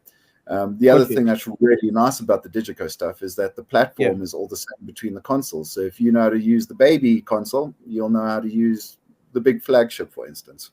Got you. Which is really nice. But it seems like I've noticed on like technical riders, engineers seem to prefer to request it a lot. Like you find a digital mixer in most technical riders. Why is that? For example, like the big things that we see of why people enjoy these consoles, and it's also one of the reasons that I fell in love with the consoles. I've been working with the consoles since 2007. And it's something I normally talk about in my training as well, is that when I first jumped on the console, I actually hated it with a passion. It was there was too much happening. It was too complex. And what I'd learned to love with it is that I started finding that I could do one thing that I couldn't do on a previous brand, which became two things, which became four things, which eventually it got to a point where I didn't want to work with any other brand except for Digico because it could cater to anything I wanted to do. It's what we like to call the option monster. So you can build it as simple as you want it, or you can go really complex, be able to move things around, have the flexibility. The power is there to do some extreme routing. I mean, there's so much headroom. And the reason they've done that as well, and this is why the consoles have lasted so long. I mean, 15 years for a console, it's a very long time compared to other brands that are out there. they future-proof their consoles like crazy, which is, you buy a console with X amount of channel count one day, and a couple of years down the line, you've doubled the channel count. Yeah, got Just you. with a little bit of software, Exactly. which is something Yes, that's yes, very yes. nice. Yeah, and I've seen that with the digicals. Yes, they are very versatile. You can do a lot. Like you can do a lot. So again, I'll be looking forward to spend more time with you. Come through when you're doing some of the trainings, so that 100%. more and more people will get familiar with it, so that when they are making their next pitches, they can have access to one of the best mixers in the world as well. So Kyle, No, again, thank you very much for taking no, time thank you for having us. to come through today. Looking forward to see you soon. Thank you very much, Kyle. Absolutely. Thank you, remember. Thank you, guys. Hi guys, so that was Kyle and Richard. Kyle, who's the head product specialist for Digico, basically one of the best mixers money can buy in the world, and also speaking to Richard Smith, who's the brand manager for L Acoustics in Africa. Basically, these speakers are some of the best speakers money can buy.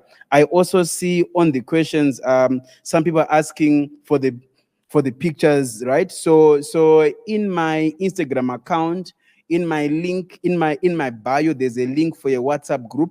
So I will share pictures again in that WhatsApp group as well. So with that, that's good. And also, guys, please keep on sending questions. Please keep on sending questions. I will start taking those questions, answering them one by one. Just now, please keep the questions coming. Keep the questions coming. I'm just gonna bring in a surprise guest of mine, guys. G, are you there? G, are you there? Okay, cool. One of my good people. I just want to see if he's still there. G, are you still there? Yeah, I'm good, brother. So I'm just gonna bring one to say G. G is basically one of the most amazing sound engineers based in South Africa. He even came through today to help me set up, and now he's just there checking to make sure that everything is everything. So G, I just want to talk to you for just a few minutes, G. Like so roughly, G, how long have you been a sound engineer? How long have you been working in the space? Yo, remember, I would say close to 20 years, man. I started Yeah, around 2005, as we spoke earlier today. Yeah, around about yeah, 2005 is when I started out. Yeah. cool. And G, the guys that you have seen who have shined as sound engineers, if you had to break it down to like maybe three character traits, what would you say has been like some of the guys who really become outstanding in this work and really excel and really excel with like sustainability, like if you had to pick like three traits, what are some of these things these guys have? Um, Character traits. I would top three. I would have to put attitude as number one. Your attitude has to be right from the beginning. You gotta be humble. Um, Got you. you gotta you know you gotta take everything in your stride. You know. Got you. Um, but like I say, the most common thing that I pick up from some of the top guys in the business that have been in the business for a long time is attitude is number one. The attitude. Got you. Number two, passion. Passion. You gotta love what you do first and foremost. You Got gotta you. keep learning. You gotta keep learning. You gotta have that hunger to learn more.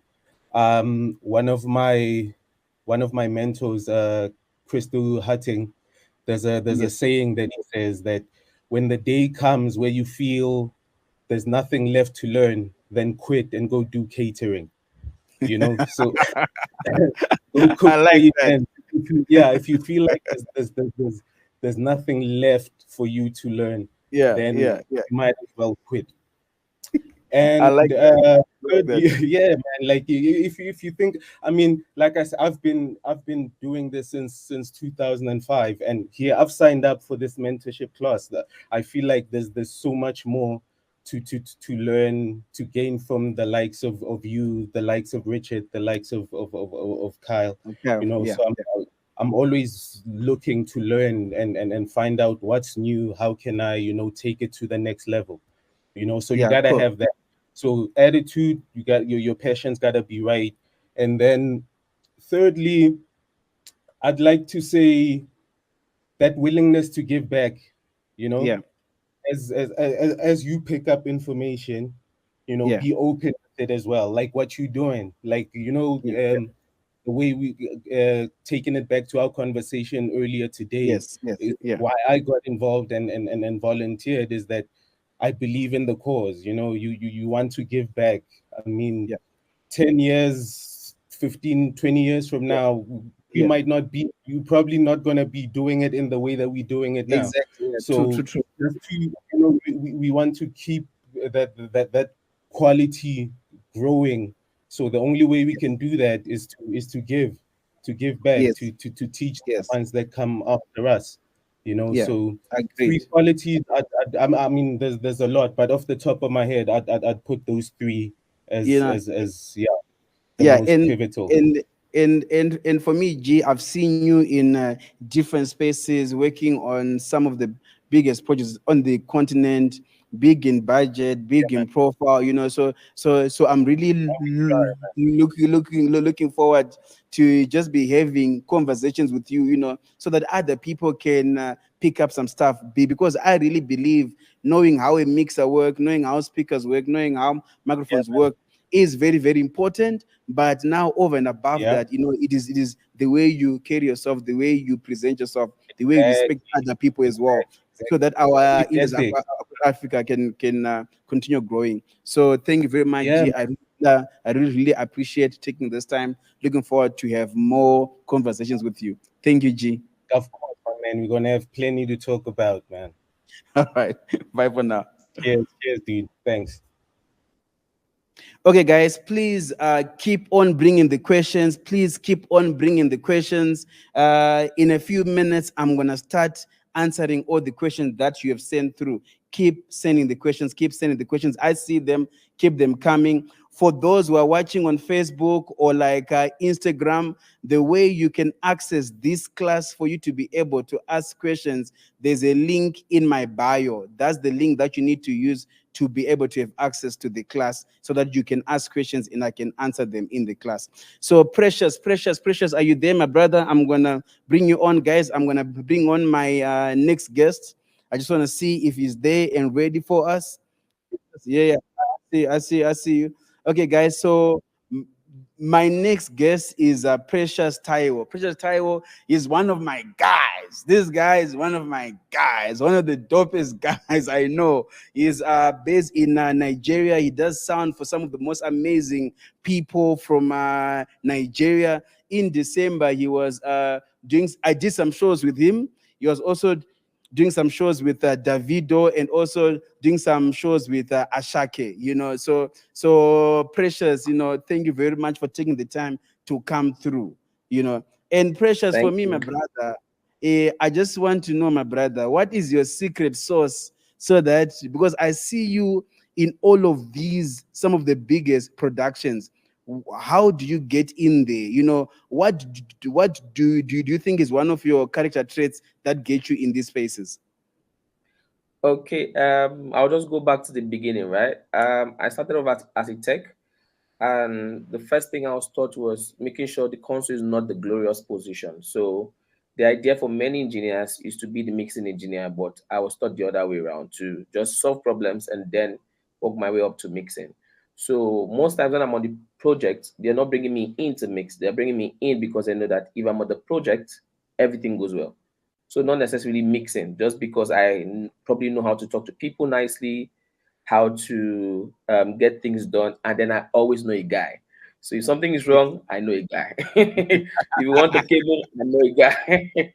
So then the riggers, I'm friends with riggers, lighting engineers, what have you. So on big production whereby everybody's trying to protect their own stuff, I try to make Yes. sure everybody okay. So we try to work in the same space. So if lighting guys have to chill for us to get things done, we talk to them nicely and then we get things done. So I think that is just it. Got you. And if you are to look at sound engineering through your own eyes, which are some of the topics that you believe a sound engineer need to understand? Which is an area that you believe a sound engineer need to understand? Because and also our people in this class, they are most of them they are beginners. The other guys are intermediate. So like for those levels, so for that for guys just coming in and guys who've been in for a while, which are some of the areas in live sound do you think technically they need to focus on and build a strength? Okay, for me, their ears is the first thing. Um, every genre of music are mixed differently, right? So if you Mm, approach every music with the same approach, you're not going to get the desired result. For example, if you're mixing for the African band or the Nigerian band, let's say you're mixing a juju band, right? If you mix it with that of with the ear of, let's say, a jazz engineer, what you're going to get out of it will not be something pleasurable, because at the end of the day, for me, I mix monitors mostly. So for me, yes. monitors engineer, the first thing I'll say is learning how to satisfy the band. So as monitors engineers, most times we're looking forward to how it should sound for us, Yeah. forgetting Mm, what the music actually needs. So probably you got might need more guitars, you might need this, no, but if the you. Yeah. music and the genre need less of that, you do less of that. Then another thing too that is not also technical, I think, is just man of approach, which is very key, because in a show whereby which we've been in that position whereby we don't have enough time to sound check, we don't have enough Yeah. time to do everything we want to do, to put labels and icons on things. At that point, if things are going south, the way you approach the musician is very, very, very important, because my dad will always say, when someone tells you my friend, and when the person that Yes. is your friend tells you my friend, sounds differently. So my friend to an enemy sounds like you're insulting me, but my friend from a friend Yes. sounds like my Yes. friend. So if you're nice and polite to a musician, even when things are falling out, they can understand with you. So I think that is also something Yeah. sound Yeah. You know, engineers need to. yeah, and you know, on that last point, I totally agree with you. For me, I always say if you build a good relationship with the artists, you know, when there's a problem, it's our problem, and we're all working together to fix it. It's no more the sound engineer's problem and the artist on their side. You know, that whole connecting with everyone, and not only the artists. You know, it's also the guys in production. So that when we've got problems, when there are delays, it's all the things that are delaying us, and we all working together with understanding to support each other. And I've seen you do that very well time after time again. And for that, my brother, I've got high respect for you. So Precious, again, thank you very much for coming through today. You know, looking forward to have more and more conversations. And then you know what, they just something, this is just personal. You know, I like Ashake, man. I love his music, and I'm like, this guy has been in the scene. Is it like 2 years or 3 years or something like that? And his work has Yeah, been he's funny amazing. enough. He, Yeah, his music has been amazing. You know, so for that, you know, I'm looking forward to one of these days to come through to one of his shows. Hopefully, you're gonna be coming to SA soon. he's But working. if I'm in Lagos on the next show, I am coming through. So again, thank you very much, Precious, for making the time to come through today. Looking forward to have further conversations with you. Thank you, Precious. Bye for now. Thank you. Okay, guys, I'm gonna start answering questions right now. Okay, guys, so thank you everyone for coming through into this class. And remember, this class is called Online Mentorship with Remember Chaitezvi. And the whole goal has been, you know, like not many people have access to sound engineers who've got vast experience on like different projects. And what I seek to achieve with this platform, I'm gonna do my best to basically come online once every month, so that basically when you've got questions, you bring them through. Whatever I don't have time to answer in a class, I'll make time, in other days to basically record those responses. And I also feel as though sometimes when you ask a question, you never know someone else has the same question. So through this platform, you know what, there is no repetition. Something is recorded and people can easily go back, and reference. So guys, please keep on bringing the questions. I'm gonna start answering them right now. And also, guys who are in the class right now, I am putting a question under poll. I just want you to just answer that for me. So my question is, did you know about acoustics before today? Acoustics before today. So you answer yes, yes, yes or no. So it is there now. You're gonna see it come up now. Yeah. Okay, cool. All right. And then my second question in the poll is gonna be, did you know about Digico before this class? Okay, yes, no. Okay. All right. Thank you guys for the guys who are responding to the poll. Okay, cool. Thank you guys. Thank you guys. Thank you guys. Okay, the other poll is coming just now. Once it's in. Okay. I am putting the other one. Did you know about? Please, guys, keep on bringing the questions. I'm gonna start answering them now. Did you know about Digico before the class?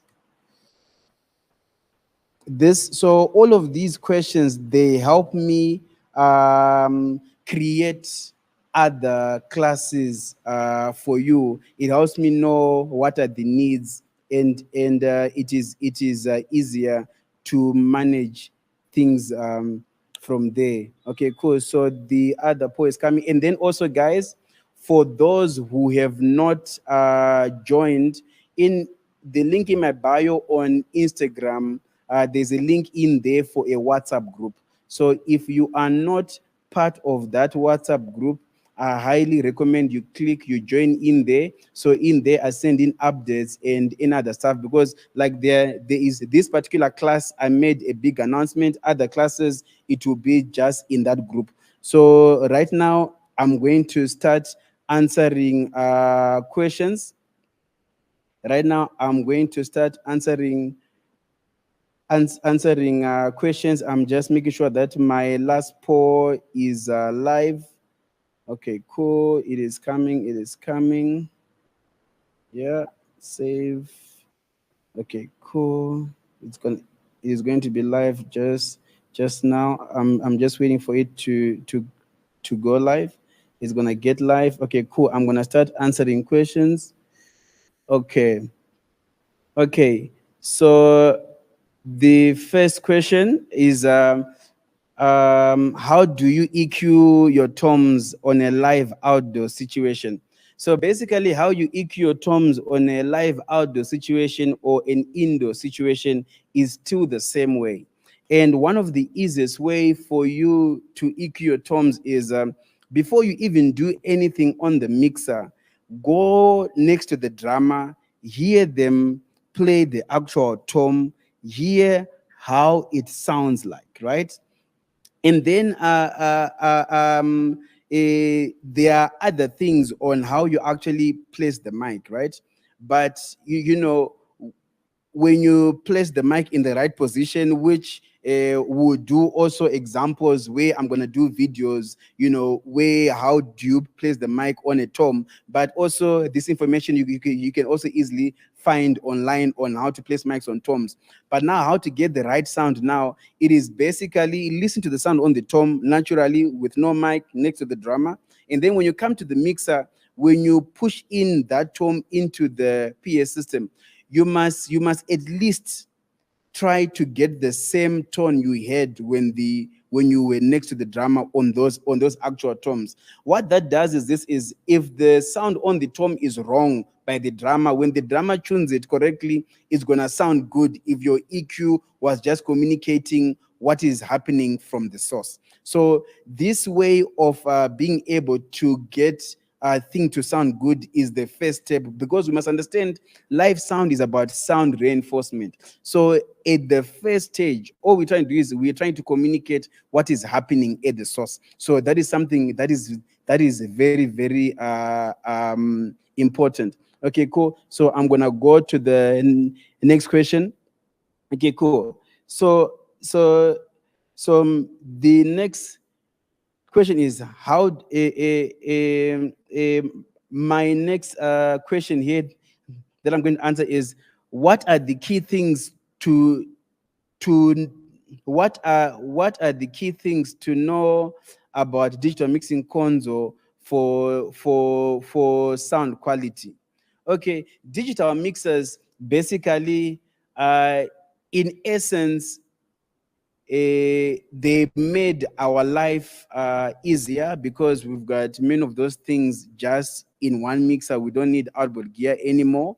But one key thing you need to know about digital mixers is you need to know what page are you on. You're not just supposed to press, because one of the challenging things with digital mixers, because one button can perform many tasks depending what page you're on or what layer you're on.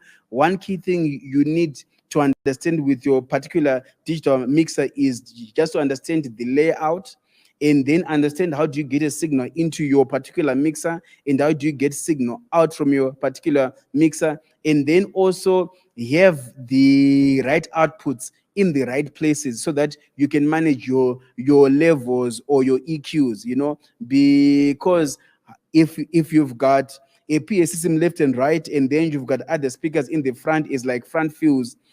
So you being able to have a good idea how to configure your mixer on those particular outputs is very, very important.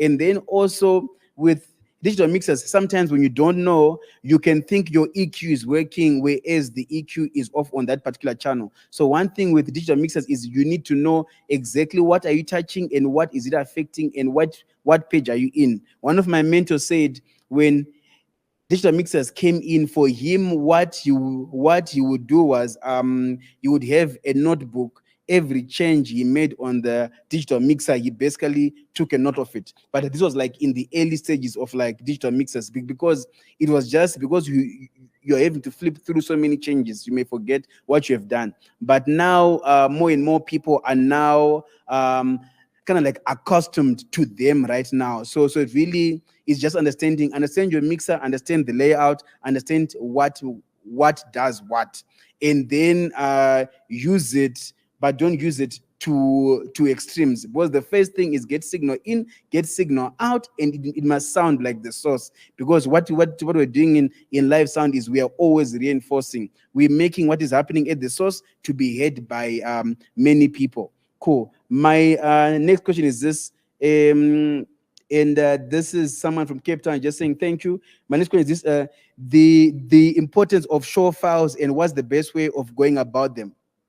So in principle, because before, when we didn't have digital mixers, you literally had to write notes of where are the knobs, where's the gain, where's the EQ, where are the faders. But now with digital mixers, if you've got 3 bands performing, it means if that day is, for example, if that show, for example, is a show for, let's just say, L Acoustics, okay, let's just say music festival. Okay, so let's just say cultural music festival. You're doing a show called cultural music festival. So when you get to that particular venue, you need to configure your mixer for that particular event. So for you now, because this mixer was coming from another show, it means you need to reset it and create your show. So that is why you create a show file to save that particular show.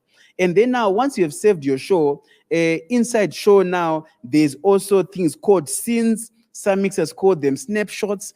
It is basically now inside the show file. If you had 4 bands performing, band A, band B, band C, you can literally then save snapshots for each band, so that when the show is running, when they say band A is coming to the stage, you can easily recall your settings and everything goes to what it was during sound check when you did a good feel, and you know this is the best start for this particular band. So basically that's it with the show files. So now with different mixers, how they save these files is different. The scope of what they save is different. So this is something that you they need to understand with your particular mixer. What is the scope? When I save a file, what exactly am I saving? So that is one thing that you need to understand. So someone asked, software to use as a beginner sound engineer. Software to use as a beginner sound engineer. For me, I think one of the softwares to just have a look out for is software called Smart. What Smart software does is it is basically a real-time analyzer. It is a software that basically shows you what you are listening to. And for me, sometimes I say to people, it's like if you want to take out a screw, right? And that screw requires a star screwdriver. Getting the right star screwdriver to unscrew the screw is very, very important. So for me as well, as a sound engineer, yes, we need to use our ears to listen so that we can make decisions by understanding how is it sounding. But now with smart software, it helps you as well, if you know how to set it up properly without bias, show you how is the system behaving. And there are certain curves that are like that show that this is sounding pleasant or this is not sounding pleasant. But with understanding and experience, you get to understand more and more how to work that software. So for me, one of the softwares to look out for is Smart. Look out for that. And then there are other softwares that work as Smart, but it's good for you to start with Smart and then look for alternatives if you don't have enough money to pay for that particular software. But personally, that's the software that I use among all the other softwares that I use. But I think that's a good start to start your homework on it. Now, my next question is, how do you go about dealing with the low end between the bass guitar and kick drum? So basically, in principle, the kick drum and the bass guitar, when they are all populating the same frequencies, there's something that happens that is called masking. You lose definition. So in principle now, the kick drum is more about hearing the attack and the beat of the thumb. Those are the key things. And the bass guitar is about hearing the body of the low end. So basically with that understanding now, it then means in terms of as a basic principle, because even if you go to a bass guitar player, when you hear him play and you go to a bass combo and you listen to the bass amp, you hear how it rumbles. If you go to a kick drum, it goes like pop. It doesn't go, that is what you then do when you're doing creative EQ. So like at the starting point, if you are able to hear the kick attack and then hear a bit of the thump, that is good. In the bass guitar, you're supposed to hear the whole body of like low frequency. If you start off like that, that is a very good starting point for you to be able to hear the kick drum in the bass guitar. One of my mentors taught me that, when he does sound check, he brings in the drummer and he brings in the bass guitar like 20 to 30 minutes earlier before the rest of the band, because he understood when you have your nice balance between those key elements on the low frequencies, it really serves as a very, very good foundation for the rest of your mix. Now, the next question is, how do you get separation between instruments? So basically, in principle, a one tool that we use in sound engineering to have separation between instruments in a mix is basically EQing, right? So EQing, for example, if I have, let me just say I've got 40 people singing and they are holding microphones, for example, right? How do you hear all these 40 people sing and they sound like one voice? So one of the key things then with EQing is this: is I try as much as possible to remove frequencies that voices do not populate. Like, for example, one of the simple things on a mixer is a high pass filter, so it's activating a high pass filter, and then when I listen, I hear, okay, cool, there's a bit of muddiness. These frequencies are making the vocals not to be clear. I take those down. So with that kind of EQing, I'm doing corrective EQing. I'm trying to make the mic communicate what is coming in that particular source of the mic. And most of the times when I do things like that, I can literally have 24 mics EQ'd the same way, but they sound different because the voice that is going into that mic is the one that is being communicated. And with my EQing, I've mainly first removed coloring of that sound that does not belong to a human voice. So that is something like on voices. So now with the same thing, when you go to an electric guitar, you go to an acoustic guitar, you go to keyboards, when you listen to those particular instruments, you listen to them individually, you can hear which frequencies they populate the most, and it's literally then making sure that those are the areas that you have them shining the most. For example, the ability to use things like high pass filters and low pass filters just on channels, knowing that this particular instrument will never play anything below 100 hertz. So you've got your high pass filter. This particular instrument, you know what, I'm gonna cut it off at 16 kilohertz. That's a low pass filter, so that it doesn't sound too harsh. Just knowing how to use those things, it also helps to make also your mix shine as well. Okay, cool. Now let me look at the next question. I would like to ask, how do you design and tune a sound system? So how you design a sound system is dependent on the software for that particular system. So different brands, it could be L Acoustics, it could be DMB, it could be JBL, it could be Martin Audio, it could be EV, all of those different brands, they've got their own softwares for designing. And this is basically you knowing, okay, cool, if I place my speaker here, how is it going to work in this particular venue? How is the coverage going to be? So that is what you use the software for. So it means before you place the speaker in that particular room, you really have an idea how is it going to basically respond. How is the coverage going to be? So there you can then make great decision. So I'm going to give you an example. In December, I was doing an event in Nigeria. This venue, I think, was like 40 meters long, and then the speakers I had in this particular venue, I then said, like, you know what, I want them to cover only 35 meters of this venue, because the last part of this venue were bars. So I was like, no, I don't want these speakers to be too loud where someone is by the bar and they're trying to order something. It can also be, I've done also events where I know there's a wall at 40 meters, so at least by like 39 meters, I want this system not to focus too much energy there. So all of that now, it's easier to then do in that particular software. Now when it comes now to tuning a sound system, that one now it is about using softwares like Smart.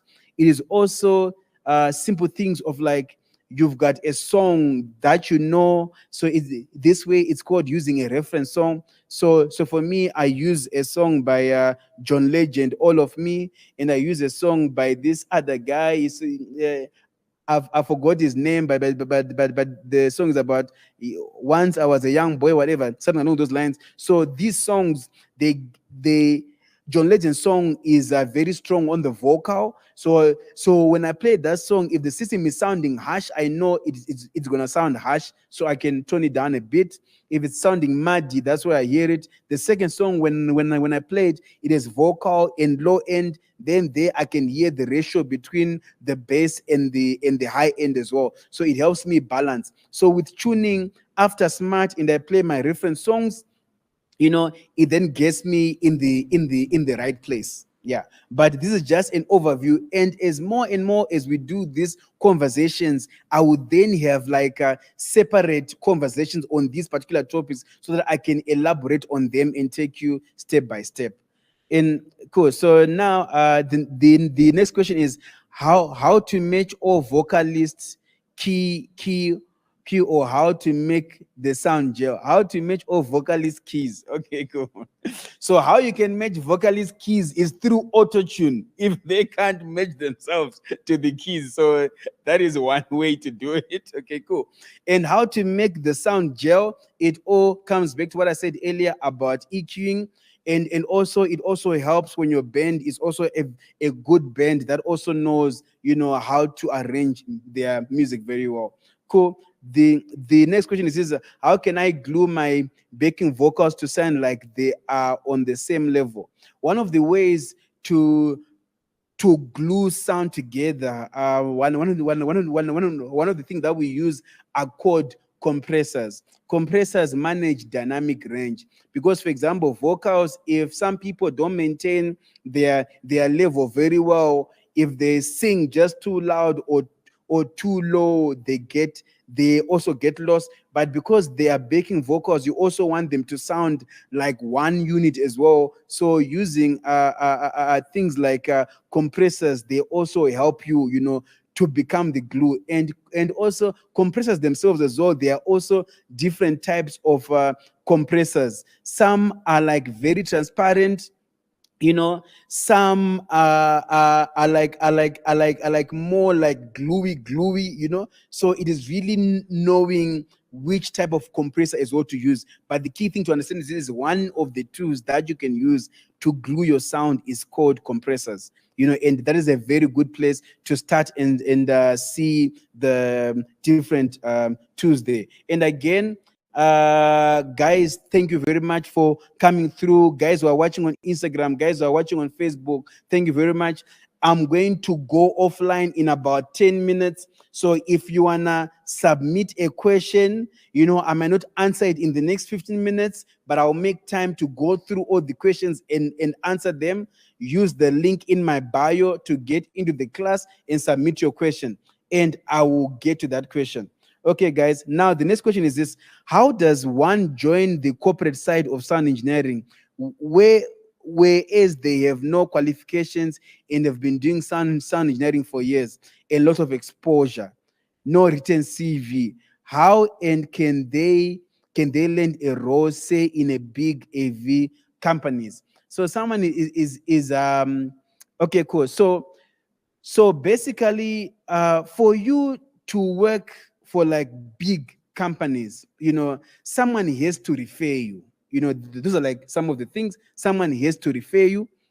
But also, if you reach out to these companies and you have experience and your work speaks for itself, there's a chance that they may give you an opportunity. But there is also one of the ways that I've heard that other people have gotten into some of the biggest companies. It is through just arriving at a door. You knock the door, you say you're a sound engineer, you say you're available, and then they'll say, sorry, right now we've got our own guys. And then you say, okay, guys, am I able to come help out in your warehouse? You don't have to pay me. Can I come and help out in your warehouse? If you've got some form of a track record. Someone knows you. You can say what you have done. Sometimes, what, the door opens, you get in, you start helping out, whether it is cleaning equipment, fixing cables. And for me, I always say, when you help out like that at a warehouse, there's always a day when everyone is not available and they need another guy to go do a job. That's also your way in. But some people, they just want to get into a big company, and you want to get in as into a big company, and you want to be recognized already as someone who knows what they're doing. And things, you must understand, the bigger the company, the higher their reputation as well. So they won't really just take a chance on someone that they do not know and also does not have a reputation, and also no one who's reputable is also recommending them. So really, it's just getting yourself in this space. And for me, this is what this online mentorship is about as well. If you attend enough of my classes, if you come help when I set up, if you watch all the videos, if you engage with all the stuff, if you get in touch with me and you show me what you are doing, I'm like, if you tick all the boxes, I will not mind even make a recommendation. Yeah. So that's the answer on that. Now the next question is, how do you mix your drums in an online live stream? So basically, when you are mixing things for a live stream, or you're mixing things for TV, one of the key things is managing dynamic range. You need to know your levels. So, for example, your drums can sound amazing in the PA system. If your feed to stream, if you're driving your things too hard, if your loudness level are above what is recommended by the particular place where you're streaming to, all of those things have effects on your sound, because those streaming places, they also have their own systems in place that basically starts managing the levels of your sound. So which means if you are running too loud, you're going to lose dynamics. When you lose dynamics, things don't sound well. It just sounds like flat. It's just a mishmash of things. So that's something to look out for. And as much as possible is have a different mixer to mix a live stream. This is also one of the best ways. So this way, now you're not trying to balance sound in the venue and also trying to balance sound for the live stream. But in the event that you don't have that ability, one of the things is basically have your separate output for live stream that you can control the levels on. Some people, they go on a live stream, they are sending left and right to the PA system, and they're sending again left and right to the live stream. Now, if it is too low inside the venue you're in, you push it loud for it to be good in the venue, but now on the live stream it is bad already. So it's really just understanding those particular dynamics. So the next question is this. Hello, say, I'm 17 years old. How do I go about deciding what speakers to buy permanently for our church? So one of the key things in deciding what speakers to buy, for me, I always say, always know what are some of the best speakers in the market. Today, for example, we were talking about L acoustics.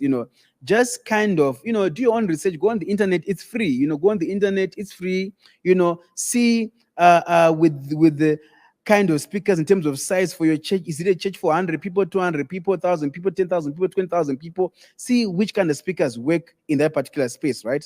Just know, okay, this is the best in class type of PA to use. Okay, cool. How much does it cost? Okay, cool. And then you see with your church, do they have enough money to pay for this kind of speakers that are flagship? If not, there are different options. But this is why also I am here. Okay, cool. So the first question I'm going to answer right now, there's Emmanuel just asked, is it possible to use Clang technologies for in-ears on a PreSonus Series 3? I think that's the model of the PreSonus mixer. So basically, for those who might not know, Clang Technologies is a monitoring system that has the ability for someone to be able to listen in 3D. So yes, it is possible for you to use that system with a PreSonus mixer, because for you to basically use the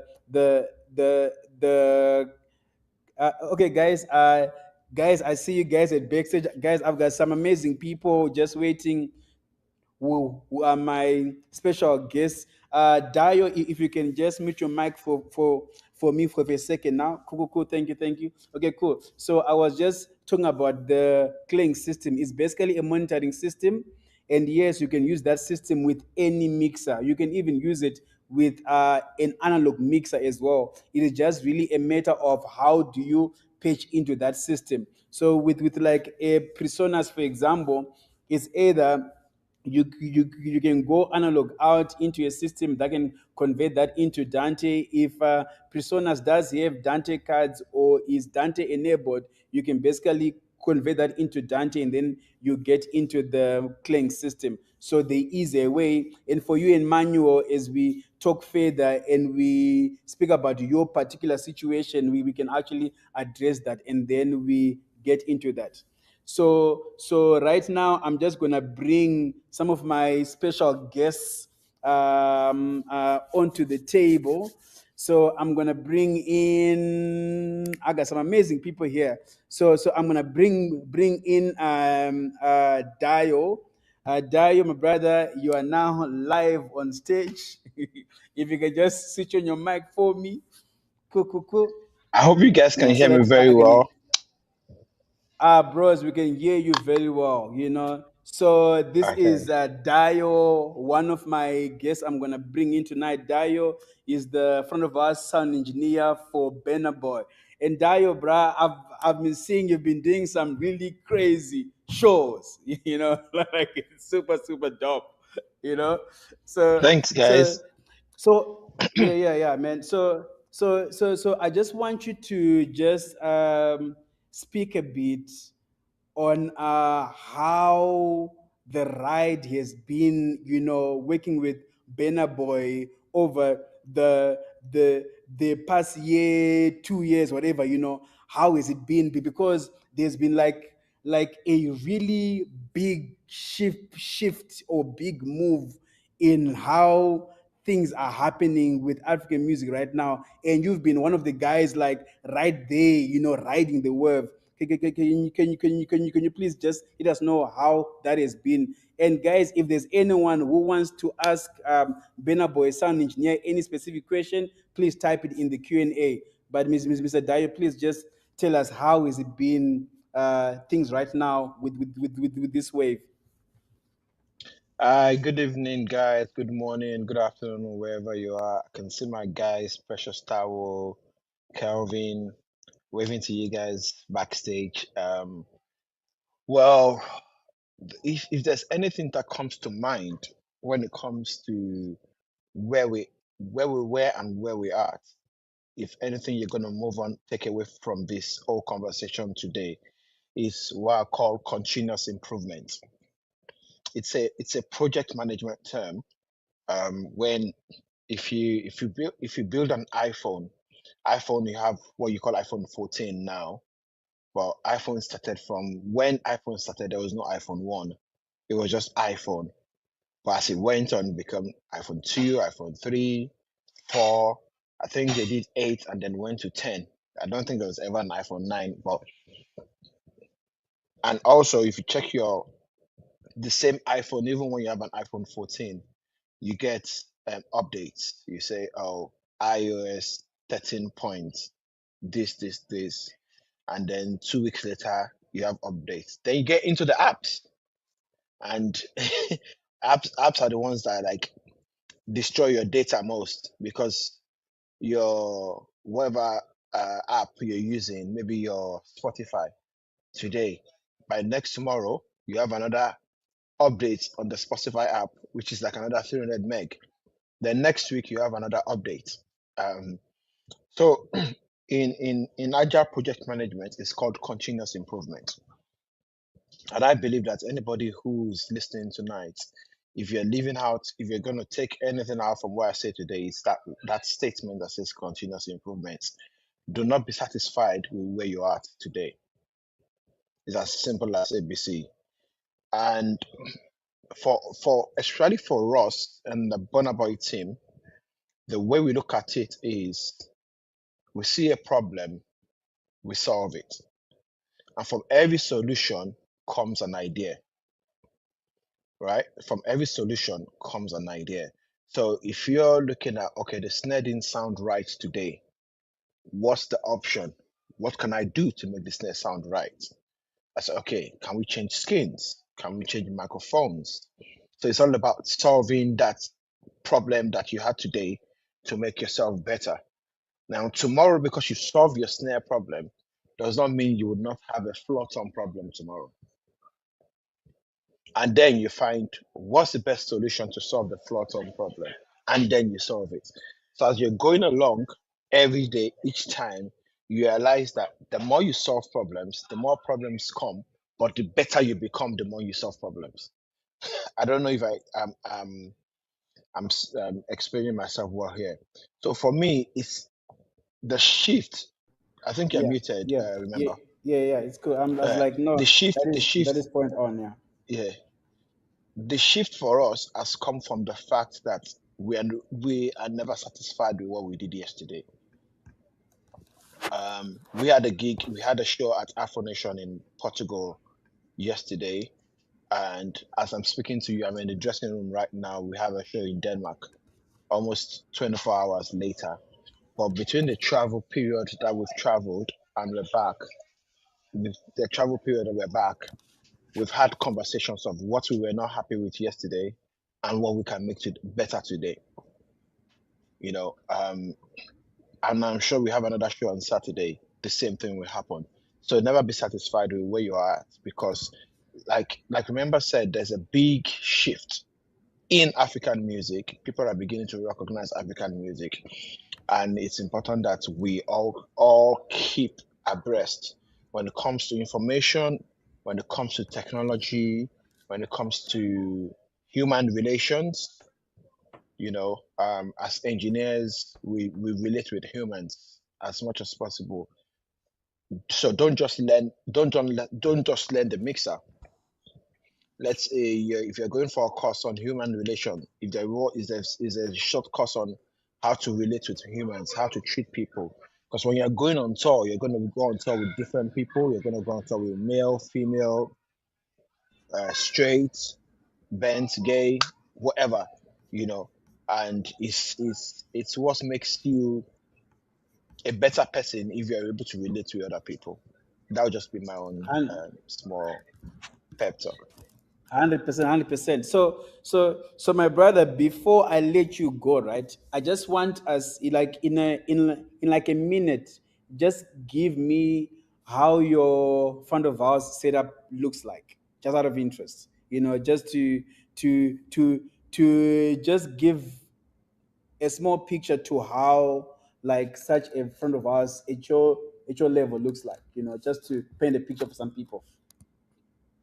Oh, sorry.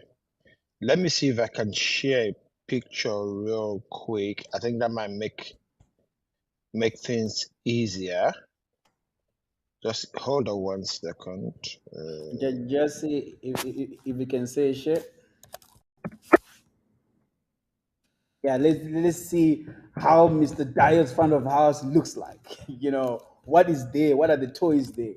And now I've completely lost your lost your camera right now. Okay, cool. He is gone off completely, so I'm gonna wait for him to come back in. So what he was saying was, basically, as a sound engineer, there's something about continuous improvement, even as an artist. So it's just understanding that if you do something today, there has to be a continuous improvement. And that is something that is very key. And you also spoke about being able to relate with people. It's actually a very, very key attribute that one needs to have, because you must be able to communicate with people. Someone said you must be good, but you must also be good to work with, because some people are just good, but they're not good to work with. So people will kind of tolerate them, but then at the end of the day, when they find another option, they will then just use another option. So for me today, I've got Kelvin. He's a sound engineer, based in Nigeria, and he's also a director of one of the the biggest companies there that work on some of the biggest projects in Nigeria, from TV shows to concerts. So, welcome, Kelvin. Kelvin, I've just brought you to the stage. Hey man, Yeah, thank you man. so much for having me tonight. Remember, I must say you're doing a fantastic job, and you're inspiring a lot of us. You're inspiring the present generation, the next generation, and the next generation. Because I mean, Yeah, you know, yeah. any content that is being done on TV stays for a lifetime.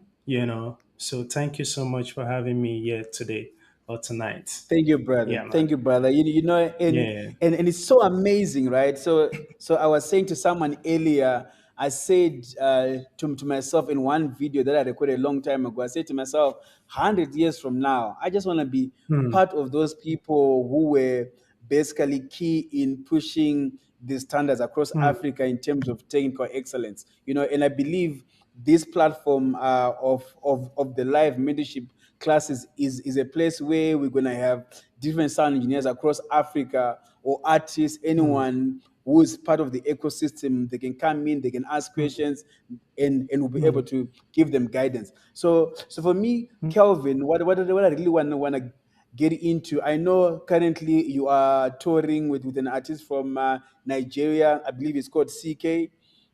And Yes. also you've got vast extensive experience of working on some of the biggest shows in Nigeria. And right now, with no doubt, Nigerian music, Afrobeats, is doing amazingly well around the world. Yes. Yes. And I think it is quite cool to be like based in the place where it is the heart of all of this is happening.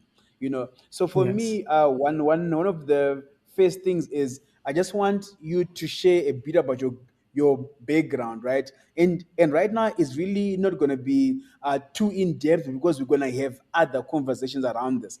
But I just want to Hmm. know, what do you think are some of the the key attributes that you think you possess, that you'd recommend other people, be it sound engineers, that you'd recommend they need to possess to be able to work at some of the highest level Hmm. on projects and productions? What would you say are some of those factors?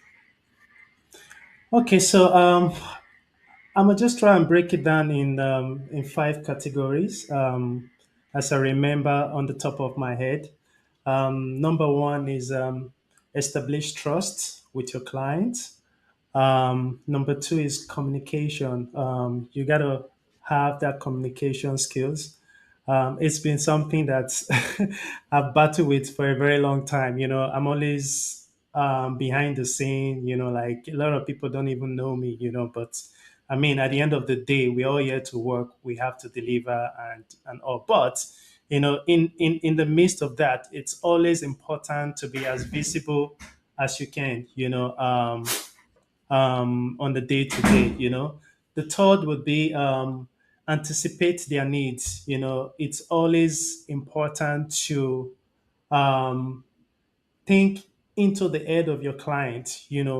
Have a conversation with them, know what is their needs. And find a solution to their needs. There's nothing like you can't buy anything outside than providing, bringing value on the table. It can't be bought. The fourth one would be a problem solver. I mean, if you're able to anticipate client needs, of course the next thing is for you to be able to solve their problems. And the fifth one will be collaboration. I mean, collaboration is very key. It's very essential. The reason why myself and Remember can be on the same table today is because of collaboration. And I think the world is becoming a better place with different people collaborating, and bringing magic on the table. So I would say all of these five things are my go-to ways, in handling business for the past years. I've been doing sound and being a business owner. Yeah. Got you. And now, please tell me. I think like 2 weeks ago, or something. I think you were in Switzerland. Where were you? 2 weeks ago, Yes, I or was in 3 weeks ago. Yeah, Switzerland. Yeah, I was in Switzerland for a festival with CK. It was really, really amazing. I had a very, very good time, wonderful time. And for me, the most important thing, like I said, collaboration, it's very, very vital. You go out there and see how things are done differently. You can never be a one man island. You can never know it all. Every day is like you're starting a new school afresh. People have different approach, different method to solving problem, and it can never always be your own way.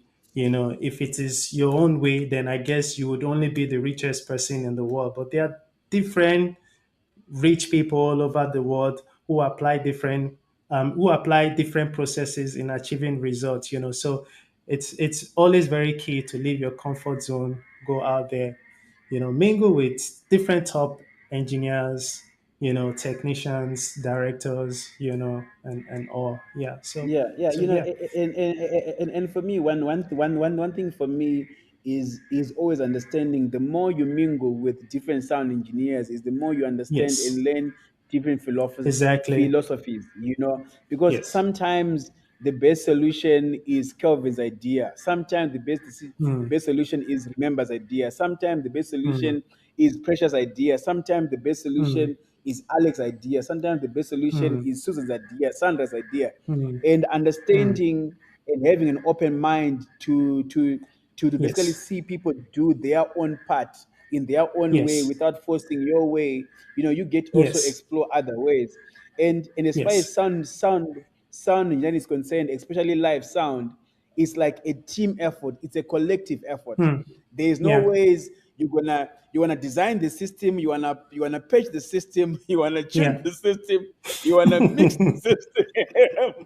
I'm like, you Exactly. wanna plug in, you wanna you Yeah. wanna plug in every cable. I'm like, it's just Mm. too much work to do as a It's person, too much even work. if you can Yeah. do it, even if you've got the Yeah. ability to do it, but it's Yeah. just too much work. You end up being Yeah. so tired, so drained, and there's no ways Yeah. you can do back-to-back events, and Exactly. the ability just to be able to basically open up your mind and let Mm. everyone do their part, Mm. I think is really key. Mm. So Mm. so so I really You like know, what you're saying on that. Yeah. Yeah, as a matter of fact, the past few months, touring and traveling and working with different people, I've learned so many things. I've learned that sometimes listening to people, goes a long way. Sometimes the same approach you've been applying, there are different approaches and different ways that makes it sound better. As a matter of fact, I do not believe that my own way is the best way. My Yeah. last trip I had in Switzerland, um, after CK's performance, I had to even stay back, just to listen to other different people mix, just to hear Yeah. the Yeah. dynamics of the different songs and the different mixing. And I got schooled. And since then, when I got back to Nigeria, I've been practicing every day. It's 100%. been Yeah. me in the house applying different things. So it is a key factor, to always try to see what people do Yeah, outside, yeah, yeah. and how they do stuff. And that thing of saying of like in the house, in my place for the Mm, since like January, I've got an mm. S21 mixer set up. I've got L acoustic 50-inch sub set up. I've got an L acoustic Yeah. 8-inch sub set up. I've got an LA4 M set up. I've got like my effects or whatever plugin stuff set Yeah. up, and I'm even playing through tracks, playing through Mm, tracks, playing with mm. different setups, different signal flows, Yeah. just to see Yeah. what is the best way to be able to express things, Mm, So so mm. so there I really, really agree. And Kelvin, Yeah. I know we're gonna be having different conversations, and I'm looking forward to them. And I thank you again for making the time to be here today. So we Thank are you going so to much for reschedule having me. the yeah, we're going to reschedule the class in like maybe 2 weeks or 3 weeks. I will know the actual date Mm. when I check my calendar. But dude, it's No been problem. amazing. And you know what? Keep on Thank doing you the so much, amazing work. Oliver. You know, as you go Thank you. out into the different parts of the world representing Africa, man. I'm like, Thank you so keep much. on doing an Thank you so much. amazing job, man. Thank you. As we show the world Yeah. an expression of our expression in Africa. So I Yeah. thank you, Yeah. brother. Yeah. Keep on the amazing work. Thank you, brother. Thank you. Also, we want to say thank you too, as well, for this you've put together. Thank you for everyone that came in earlier on, and I want to say apologies for whatever that happened, and hopefully it's going to get better. Thank you so much. Thank you, thank you. Exactly, you know, Yeah, and you know the thing with live events, right? It's like sometimes it yeah, doesn't go right? yeah. Because Sometimes. it all happens, but it all happens real time, right? Yeah, But real you time. have Yeah, to be ready for the worst case yeah, scenario. You know, like today, yeah, I was like, yeah. guys, if it does not work, we're gonna Mm, record something, and that's what we did exactly. today. We are making something happen, and then Yes. from today we learn something and we apply it next Mm, time, you know. And as we mm, do that, we become better, mm, things become better. Because mm, can you imagine you are having sound engineers set up cameras, mm. set up lights, gotta set up a live stream to multicast, Yeah. gotta set up, you know, I'm like, dude, it's a Yeah, lot.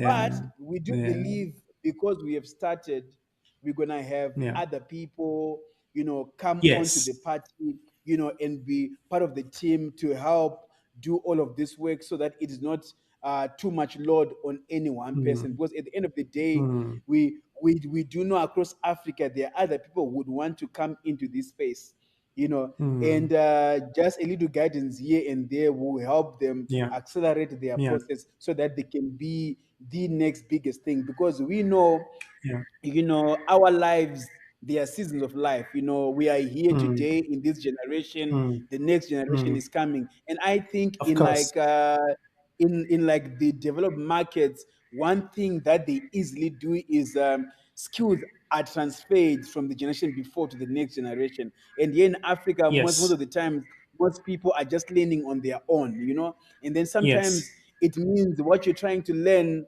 Kelvin learned it a long time ago, you know. Mm, So if you learn yes. from Kelvin, it means you don't have to take as much time as Kelvin took to Mm, understand something. So I mm. believe as we continue with this platform, with these live mentorship classes, and everything is recorded, it will just help for other people to also just watch on Yes. demand as well, and for them to Yes. be helped. So Kelvin, thank you Yeah. again for making the time. Looking Thank you so forward to much. more conversations. Thank you, brother. Love you Thank lots. you. Thank you so much. Love you too. Cheers. Good night. Bye. Good night. Yeah. Okay, guys, it's been epic. It's been real. Now I'm just gonna attend to some of the questions, guys, that you sent through earlier. So I'm literally just going through the questions. So so so one of the questions that I did answer in the other one was really someone asking if they were asking that their sound sounds good by front of house, which is basically in the room. So the sound sounds good in the room, but it doesn't sound good on their online, right? So I was saying in a perfect world, right? The sound that you hear online, or for example, if it is a live TV broadcast, the sound that you hear on broadcast, there's actually a different mixer, and there's actually someone who's there balancing that sound for online or for broadcast. Only in that way can you have perfect sound for broadcast. But sometimes we found ourselves not in a perfect world where you have to do sound for the room, for the live audience, and you also have to do sound for the guys online. So the only way for you to be able to get some of the best results is you basically need to tune your sound system in a way that it then works as your monitor, like for example like your studio monitors. So what that means is if you play a well balanced song, and that well balanced song without EQ, it sounds good in your main auditorium. it then means if you mix with the reference of a balance like that, it means to some extent your target online is not that much too off. But now, if you do not balance your sound system to some reference, so for example, your sound system might be biased on the bass or might be biased on highs, so it is not balanced. It means when you are tuning on your mixer and doing your balance on the mixer, it means you are fixing things to sound perfect in the room, but your room has got so many inconsistencies. So when it sounds good in the room, those things that you have fixed to sound good because of your system that is not balanced, actually online doesn't sound as great, because your adjustments and your tunings, you are having to overcompensate as compared to if your system was balanced. So basically that is one of the reasons why the sound sounds different in the room and as compared to what is online. And I remember a long time ago in my own career, I was doing an event in one venue in Zimbabwe. It was like for about 3,000 people. The sound was amazing in the venue. That particular night, I was not the one actually mixing, but I was observing someone that I held in high regard. He was like one of the top engineers from Zimbabwe, and I'm observing him mixing, and the mix sounded amazing. I could hear the bass was thumping, everything was balanced, nice. And then I was like to myself, "Oh, the people at home can hear this. It's amazing." But later I didn't realize, no, at home they don't have speakers that are like the ones in the room in terms of the frequency response and how deep they go. And from there, I then realized, you know what, on TV, you can only go to a certain level in terms of how much bass can be reproduced on a TV speaker. So really, those are just some of the key things. So let me just look at the other question here. So someone was asking if I was recording this. Yes, we are recording it and it's going to be made available to you. And this one is actually a recording on itself. Someone asked earlier if one can use a clings system for in-ears with a PreSonus mixer. So basically, Clang system is basically a monitoring, a personal monitoring system, mostly for like bands, so that they've got a different control for themselves to control their balance. So for example, a bass guitar player is able on himself to control how much drums he can hear, how much of lead vocal he can hear, how much of the BVs or the piano he can hear. So what then makes the Clang system even more special is you can basically do a 3D mix, which is basically an immersive mix. It's not just hearing something left and right, but you can basically place something in a space. Like for example, a guitar player, whenever he's playing his guitar amp is always like on the floor behind him. So using Clang system and you put it to the 3D immersive way of mixing and listening, it means you can actually place a sound somewhere down there. It's not just left and right. So you can actually place things down there. If the drums are like somewhere there, you can place the drums somewhere there. So it means it's not just listening to left and right, but it's actually manipulating where those sounds are in a space. So it's like really 3D. So the Clang system, you can literally use them with any system, whether it is that particular mixer, personas, any mixer. The only key thing is understanding that for you to get into the Clang system, for example, you need Dante. So when it's Dante, then it means you need a way to convert whatever sound protocol that you have to get into Dante. And there are different solutions on the market to help on that. And for you in a specific, if you can't find the right solution with your system, please again come on here, post your question. We'll be able to attend to it. And then I've got a question here from Walter. You're saying, say what has helped you to improve your live mixing skills ever since you started as a sound engineer? I want to improve the quality of my mixes when doing different genres. I I have just started out as a young engineer. Okay, cool. So one of the things to help you improve as a sound engineer is understanding everything you mix is a reference, and the reference is in your head. and that reference is informed by the type of music that you listen to, and also that reference is also informed by the events you go to, how those things are mixed. So if the reference in your head is not that good, when you're also trying to mix, your mix will also not be that good. But one thing to understand about mixing is the first level of mixing is about reinforcement. So something must sound like the source. So if you go to a guitar player when he's playing, and when you listen to his guitar amp, when you come into the auditorium where people are listening, that guitar should sound the same. When you go to a drum, like a tom, for example, or a snare where someone is playing, when you're listening close to that snare drum, how it sounds when you come into the venue, that's how it should sound. So the first job as a mixing engineer is your tones, your sounds should sound like the source. That is the first level.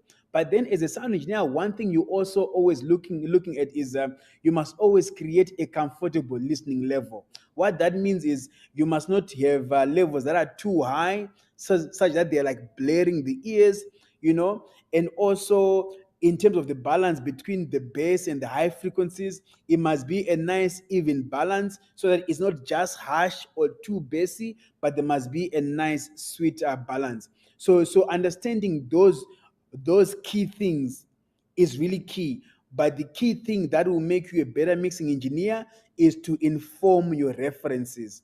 Go to other shows, seek out some of the top engineers in your space, go to shows that are high production value. From there, you'll be able to inform your mixing. And also when you're starting, if you're mixing for a church or for a company, wherever you are, the people that are the clients or whatever, or the bosses or the musicians or whatever, they can also help you in a way of guiding you what might be the best sounding thing.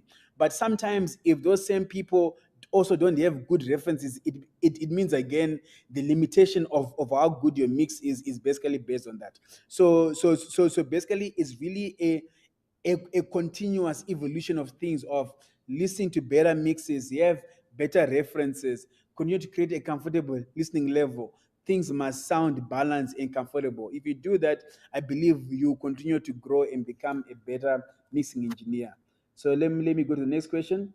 What is the role of SPL in live sound? So basically SPO stands for sound pressure level. So so so sound pressure level is the way that we measure sound, so that we will see, okay, cool, is this comfortable listening level? And now are you getting to a place where you're gonna start damaging people's ears? So SPL is literally how we measure sound. And for different events, for different spaces, even some in some developed markets, they even have regulations and laws that state that your sound pressure level should not be above this particular level. So on that, on SPL, in different conversations, we are going to unpack that and even give you some guidance on which are some of the most advisable sound pressure levels that do not cause ear damage. And the thing with sound pressure levels, it's okay to expose people to high sound pressure levels, but if you expose them over an extended time, you then cause ear damage. So all of these things, we are going to unpack them in different focused conversations. But for the sake of this conversation right now, SPO stands for sound pressure level, and it's a really key element as far as live sound engineers is concerned.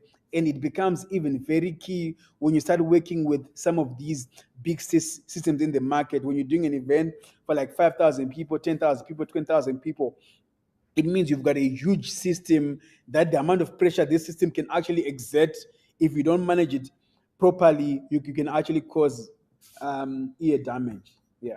So that's it on that. Let's look at that. What is the next one? Okay, cool. What is the best way to do PA tuning? So some of the best ways to do PA tuning is there are softwares on the market. One of them is called Smart. It is a real-time analyzing software.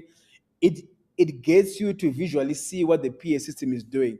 So with such softwares like that, for example, they get to analyze for you to see what is the sound system is doing, and also understanding what graphs you're actually looking for, the ones that in principle communicate what sounds pleasing to the ear.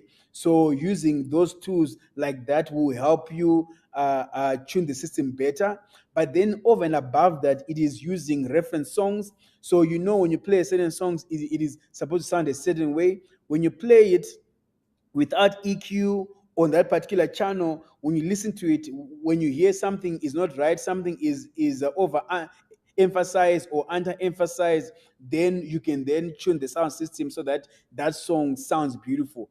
By just employing those two elements, and then when you then after that, after tuning your system to those references, when you then put any other signal into it, you will see that your EQs in the channel will always be similar in different spaces, because you are always tuning a sound system to basically be true to the source. So basically, again, the best way to tune a sound system is you have software that can help you analyze, because sometimes with just using your ears, there may be limitations in what you can actually hear and what corrections you are actually doing. But it's also good to be able to train your ear, because sometimes if your software is not calibrated properly, you'll be tuning things to the software, whereas there are some errors in your software and these readings. But when you balance out the two things, using your ears and a reference song, for example, and using the software, you'll be able to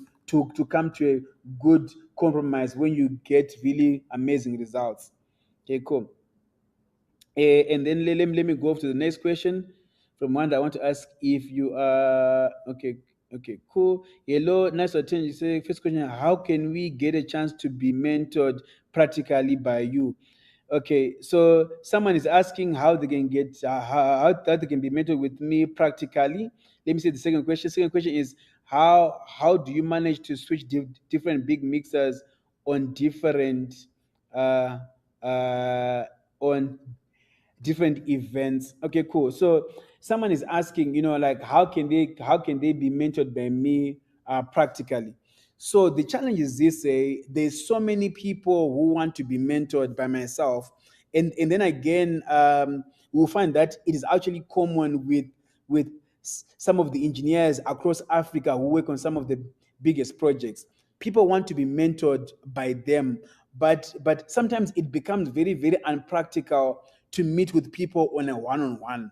So what we're doing right now with this particular platform right now is it is one of the first steps in mentoring people, such that you know what, there is some place where you can learn from someone like me and other engineers across Africa who work on some of the biggest projects. This is like one of the first steps. And for me, the more you engage in this particular platform, and the more, for example, when you're doing this thing, you say, guys, I want to come in and help. The way you are part of that network, it makes it easier for someone like me and other people to basically have more one-on-ones.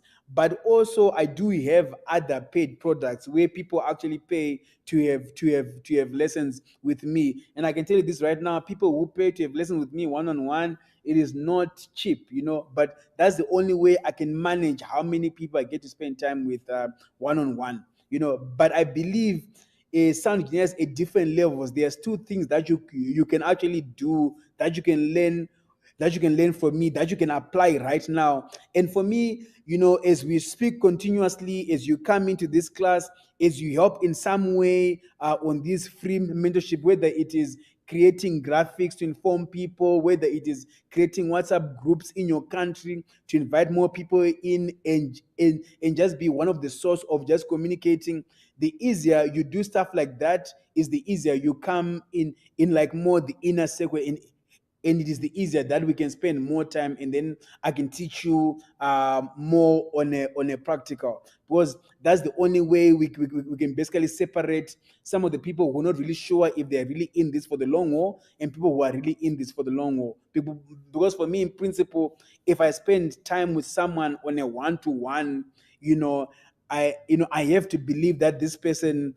is definitely committed to this space of life sound engineering, and they look forward to also be one of the key people pushing the industry forward in Africa. Okay, cool. So then the second question was like, how do I manage to switch between different big mixes at an event? I remember one time I did an event with TOC, SWV, and Cisco. So we had three mixers on the same job. So basically, there are these signal processors that I prefer to use. They are called Lab Groupen LM44. So basically, I can plug different source inputs and then direct those inputs to the main outputs, which basically go to the PA. So basically, I basically use a speaker management system to be able to plug in many mixers into one system. Cool. Let me see what is the next question again. What is the best way to balance the following to get the best desirable sound? Drums, keyboard, organ, bass, guitar, lead guitar, woodwind, brass instruments. Okay, cool. The best way to balance different sections, be it drums, keyboards, organs, bass, whatever, is also, in a way, you need to understand the type of music that you're doing and what are some of the key driving elements in that. So that is also good to understand. But in principle, at the most basic level is you must be able to hear everything, you know, and nothing must be too loud or too low. That is the first basic thing in terms of balancing your mix, right? And then in time, you then get to learn that there are some things that form a foundation for a mix, and there are some things that are the melody of the mix. There's some things that are like the rhythm section of the mix. So when you then understand all of those different elements, it becomes better in terms of what do you make to kind of put through more in the mix. It's like, for example, if a band is like as you've asked, if a band has a brass instruments, for example, the brass is not supposed to be apparent in the whole song from start to end, or like in the whole show. If it's apparent in the whole show from start to end, then that must be a brass show, a brass focus show in itself, but the thing is like those instruments like brass, they are like places where they feature. So when you know places that they feature and they do like solos, those are the places that you need to push them more as compared to the other parts, where they kind of have to kind of like sit within the mix, where you can hear them but they're not too loud or too low. But in the places where they're supposed to shine, you kind of push them a little bit so that they really shine. Cool. The next question was, what is the best way to balance microphones for singing? Some of the best ways to balance microphones for singing is always to know who is the lead singer. The lead singer should be apparent as compared to all the other singers. And they then form the reference of how loud all the other mics are. And they also form the reference of how loud all the other elements of the band are going to be. Because in the most basic principle, right? A microphone, for example, is the one that is the most prone to give you feedback, even more than mic for the lead singer, because you're trying to get the most out of it. So because it is prone to give you feedback, it means how far that mic can go then determines how far everything can actually go and be balanced. Some people, I find, they will mix, for example, their drum, their band, all the other instruments, and the brass, everything is loud, and now you can't hear the voice anymore. And they try to push the voice, and then they start getting feedback. That's that ooh sound, because they're trying to push this mic, but this mic has gone up as far as it can, but they're still trying to get more from it. So in those instances, it means you have to take everything down so that that main lead mic can be heard. So once that mic is heard, it means you then build the rest of your mix, using that as a reference just underneath it. Okay, cool. Now the next question is, um, why is it important for sound engineer to check speaker frequency before a live concert, recording or service? So basically, it is important to check your speakers, and checking speaker frequency using software or using your ears and listening. Sometimes you can just tell, for example, if some speakers are off, if there are no highs, if the highs are off, or if something is muted. So this is why, for example, for every event, ideally, even if you were there the night before, you just need to listen to something so that you know that everything is working. So that's why it's important for one to listen to the sound system frequency, like basically every time. Now I'm gonna answer another question here. Is we know that there is serious shortages with Dante cards. What other products can be used? Would the Digiface Dante work in a live sound situation? The Digiface Dante is actually a very, very amazing product. And yes, it would work. It just means you must have the other protocol to go into it. Yeah, so yes, and there is a shortage of Dante products, because of COVID, so there's been some shortages, but hopefully in a year or so, production is gonna get back right on schedule. But definitely, yes, you can use the Digiface Dante. I'm actually personally looking forward to also employ that as one of the things in my traveling bag. Cool. Um, so I just want to see if there are any other questions that I might have missed. Okay, cool. So let's see. Okay, cool. Okay, cool. Yeah. So I think for today, guys, in terms of questions, that's it. I am happy. You guys have been amazing. So I'll catch you on the next one. I'm really looking forward to a live class with all of you guys, where you are sending in the questions live, and we're just answering them as we go. But I hope from this recording that I've just packaged for you offline is going to be really helpful you is going to be really helpful, and it's going to be like one of your building blocks stepping forward. But just know, guys, we're going to be doing this often, and anyone who can help with what we are doing right now, anyone who can help with what we are doing right now, whether it is transport, whether it is with internet, whether it is with money, because it costs money to come to this place to set up. I'm like, in any way that someone can help, so that this burden does not become too much on only a few. But guys, thank you very much for coming through and for watching and for listening in. And I am definitely going to catch you on the next one, guys. Thank you, thank you, thank you. Love you lots. I'm going to see you on the next one very soon. Bye for now. It's a wrap.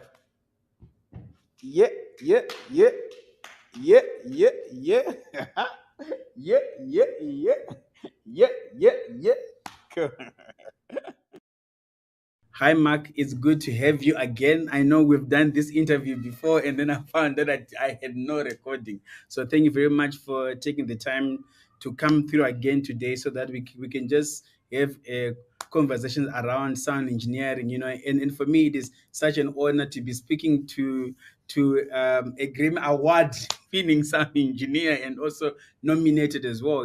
So it is really a truly an honor. And for me, as I'm talking to you today, I just hope I'll be able to get some nuggets to also inspire other sound engineers across Africa to desire to basically, in the sound engineering space, desire to have higher standards on themselves, and also to pursue excellence.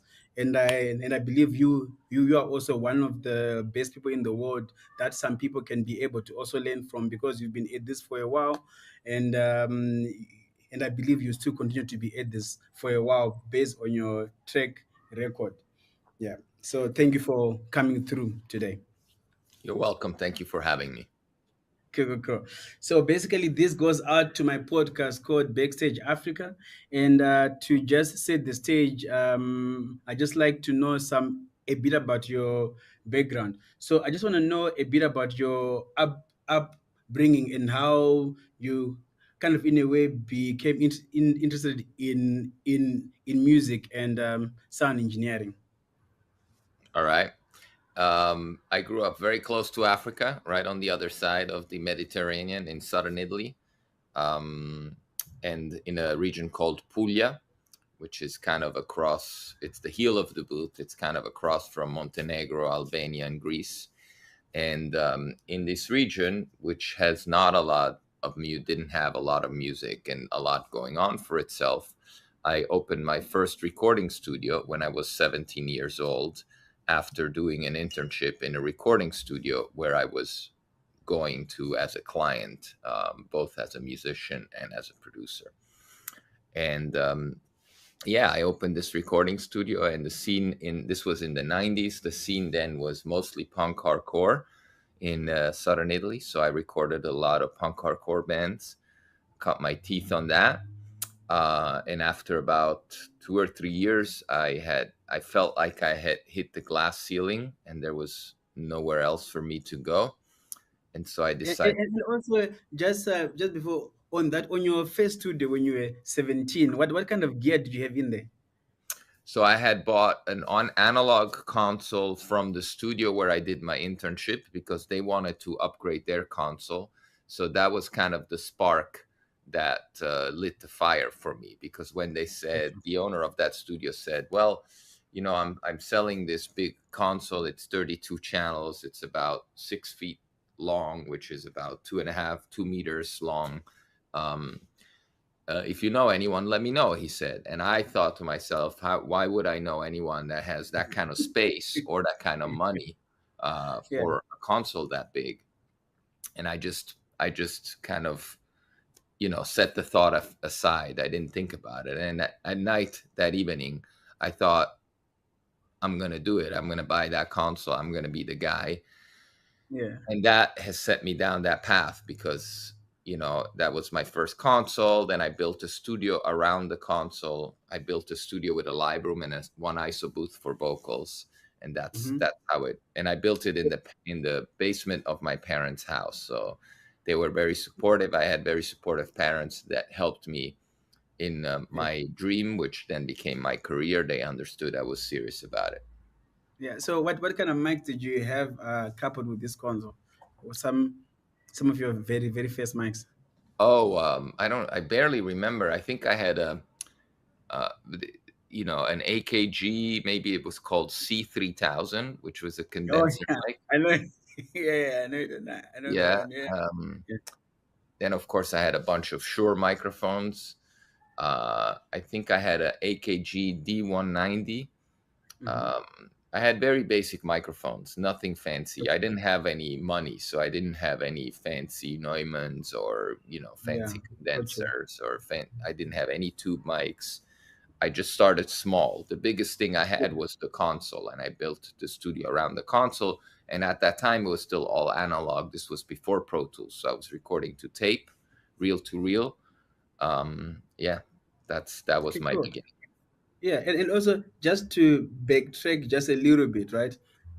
I just want to know, like, how did you know, like, you know what, I'm gonna do this sound engineering thing? Like, was it like straight out of school? You were like hammering on it. What were some of the things that No, sparked that interest? that's a good question. I actually came from being a musician. I wasn't a very good musician, but I was studying piano and I was Okay. playing in different bands. I was playing keyboards in various bands, and I was only always the geek and the nerdy guy that wanted to record the rehearsals. So I bought Yeah. I bought a very old mixer, like a 16 channel mixer, and I bought a couple of mics just to record the rehearsals. And then at the time, I was taking the output of the mixer and sending it to a tape deck. And then Okay. I had two tape decks, so I took the output of that tape deck and fed it back into the mixer, so I could do a vocal overdub and record the output of the mixer into a second tape deck. So it was very rudimentary, very lo-fi, very non-professional. My next step up as a musician still, not as an audio engineer, was to buy a 4-track cassette tape recorder. It was made by Fostex. It was called X26, and it allowed you to record 4 different tracks on a small cassette tape. And that was all. At this point, I was not taking it seriously yet. It was a hobby, but it wasn't like I had not figured out that I was going to be an engineer. I was just playing around, recording the rehearsals, being a musician and having fun. And how old were you then? So this is like 16, 17. Exactly. I was 16 at Okay. the time. The serious turn happened when I turned 17 and I was offered this console. And at Yeah. this point, that was the serious turn. That's when I was like, yeah, I'm going to do this and build a studio around it. Yeah. So you with the studio, and then after a while you then moved to New York. What then informed that move? As I mentioned earlier, after 2 or 3 years of recording punk hardcore bands, I felt like I hit the glass ceiling. I felt like there was nothing more I could do down in southern Italy because everything was the same. It was all punk hardcore. There was no other genres. It was all kind of the same level. And so I decided originally I didn't think I was going to move to New York. I wanted to go to New York to do an internship to learn how other genres are recorded, to widen my horizon, so to speak. And my intention was to return to Europe and maybe move my recording studio either to Switzerland, which is where I was born, or to northern Italy, because in northern Italy there is a bigger scene and more bands and more genres and more diversity. That was my intention. And then, of course, I went to New York as a 20-year-old kid, and New York, my mind exploded. And I was like, there's absolutely no reason to go back. I'm going to make this my new home. And it wasn't an immediate thing. It was probably over the course of 6 months or a year, which is during the time I was doing this internship at East Side Sound. Unpaid internship. I worked for free for 2 years without making any money. I had side jobs to sustain myself. I was doing some web design. This was the early. This Yes, were yes, I saw was that. Yeah. late 90s, early 2000s was like when the internet was exploding. So I was making websites to sustain myself financially. And just on that, I think it is very key for some people also who try to come into the industry to understand the balance between pursuing the dream and also making money to also in a way earn a living to be able to survive, to kind of sustain the passion. Some people, they just like leave everything. They're gonna pursue their dream, and then sometimes when it doesn't work out in the first few months, they kind of jump ship. Yeah. Yeah, no, that's you have to be smart about it. This is a very, very hard industry. It's not easy to make a living in this industry, and it's very hard to get started in the first place. So you kind of have to have a plan B. You kind of have to. Uh, I'm not saying you shouldn't believe in it. You have to believe in it. Without believing it, nothing happens, and you have to put in the work. The famous concept of the 10,000 hours is definitely true, but you have to go into it knowing that it's going to be a long uphill battle. You're going to be rowing against the current, and yeah, it's not easy. That's all I'll say. Now, Yeah. because it's not easy, I mm, I went there with two things. I went there with savings. I had saved up money so I had money in the bank just in case something went wrong, Yeah. and I understood that I was going to be making money as an unpaid intern. What I didn't realize is that my unpaid internship was going to be 2 years long.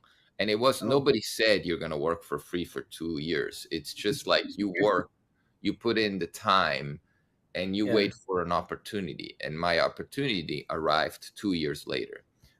It could have Okay. happened sooner. It could have also Yeah. happened later. Yeah. So I basically after 2 years of working for free, I had this opportunity to work with Luther Vandross because the main audio engineer was sick, and he called me on the morning off, and he said, "I'm sick. Can you take care of the session?" And so I did, and so I stepped up, and that was my first session as an audio engineer. Luther Vandross. That is amazing. Yeah, Yeah, that and was then the first yeah, time I and got then paid. The first time I was in the engineer's chair rather than the yes, assistant chair. You know. yeah, so now just looking at some of the artists that you have worked with over the years, what are some of the experiences you've had with them? I mean, I've worked with a lot of artists, Mhm. and There I've had was one in particular that the last time I did an interview with you, you spoke about his work ethic.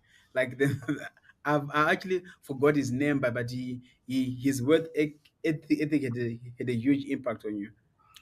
Yeah, maybe we were talking about John Zorn. It's pop because he has an incredible work ethic. He does nothing but write music and record music. All he writes music every day, and we record probably on average one album every month. That's how much this guy works. He's in his 70s now. He's about to turn 70 in September, and he's been a huge influence on me because of how seriously he takes his work, how uncompromisingly he does everything. Um, he lets nothing and no one come between him and his music. Music is king, rules his life, and everything he does is around his music, and he never stops. Even when we work, he doesn't take breaks. He doesn't stop to eat. He doesn't stop to have a coffee. He doesn't stop to walk outside and breathe in fresh air. He just comes into the studio and walks out 8, 10, 12 hours later without a single break. So Wow. he has uncompromising work ethic that's very inspiring to everyone. And then some of the other artists, we can pick like maybe three or four, that you worked with and some of the experiences you had. Yeah, I mean, I worked with Lou Reed for 7 years. He was an amazing teacher in the sense of, dedication and passion. He was very, very much into what he was doing, um, very detail oriented. Um, I worked with Nick Cave, who was one of my heroes. I didn't work very much with him, but every time when I did work with him, it was always a fantastic experience. Um, I worked with Tyshawn Sori, who is a very very multidisciplinary artist. He's a drummer. That's how I first met him. He's a composer. He's a conductor. So I worked with him in those various stages of his life. I worked him. I recorded him, playing drums. I mixed shows where he was playing drums or playing the piano. He's also a piano player, a really good one. I sound designed big art installations where he was the conductor. So he has a very, very broad uh, influence on the arts, and he was just nominated for a Pulitzer. So Oh wow. he's a very, very serious cat that Yeah. you guys should check out if you don't know him already.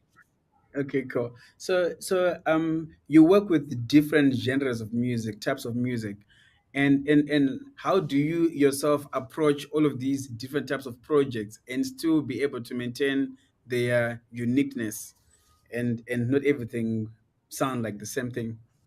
This is how a big record collection. You know Got you.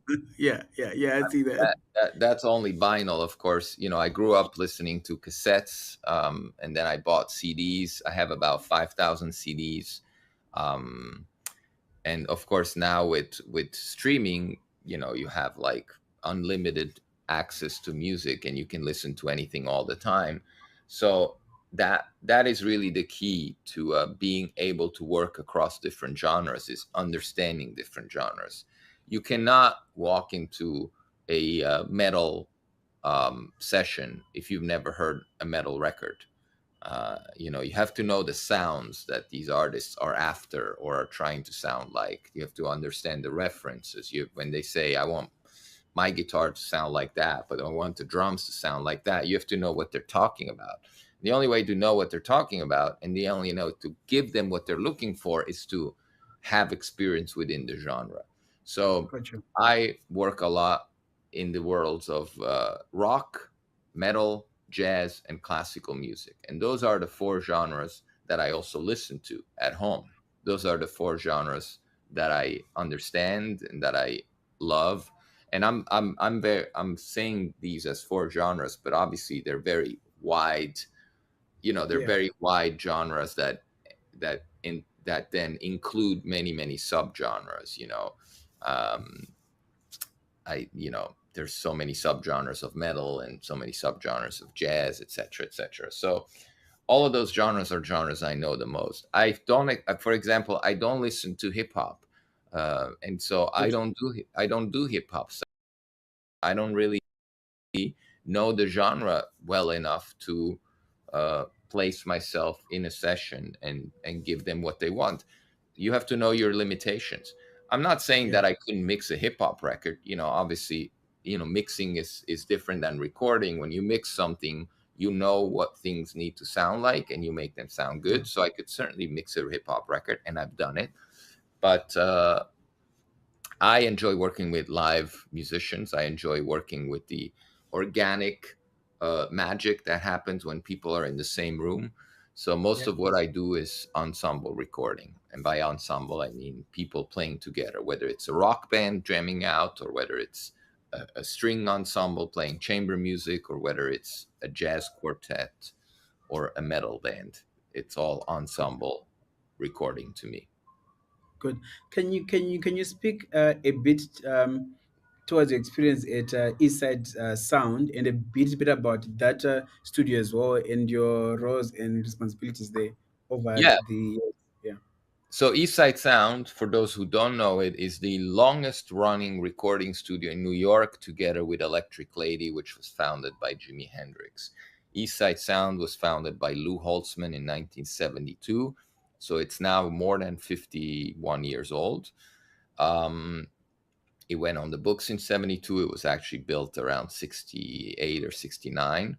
And that is also the studio that I started at as an assistant, as an intern in 1999, when I went to New York for the first time for the internship that I was talking about Yeah.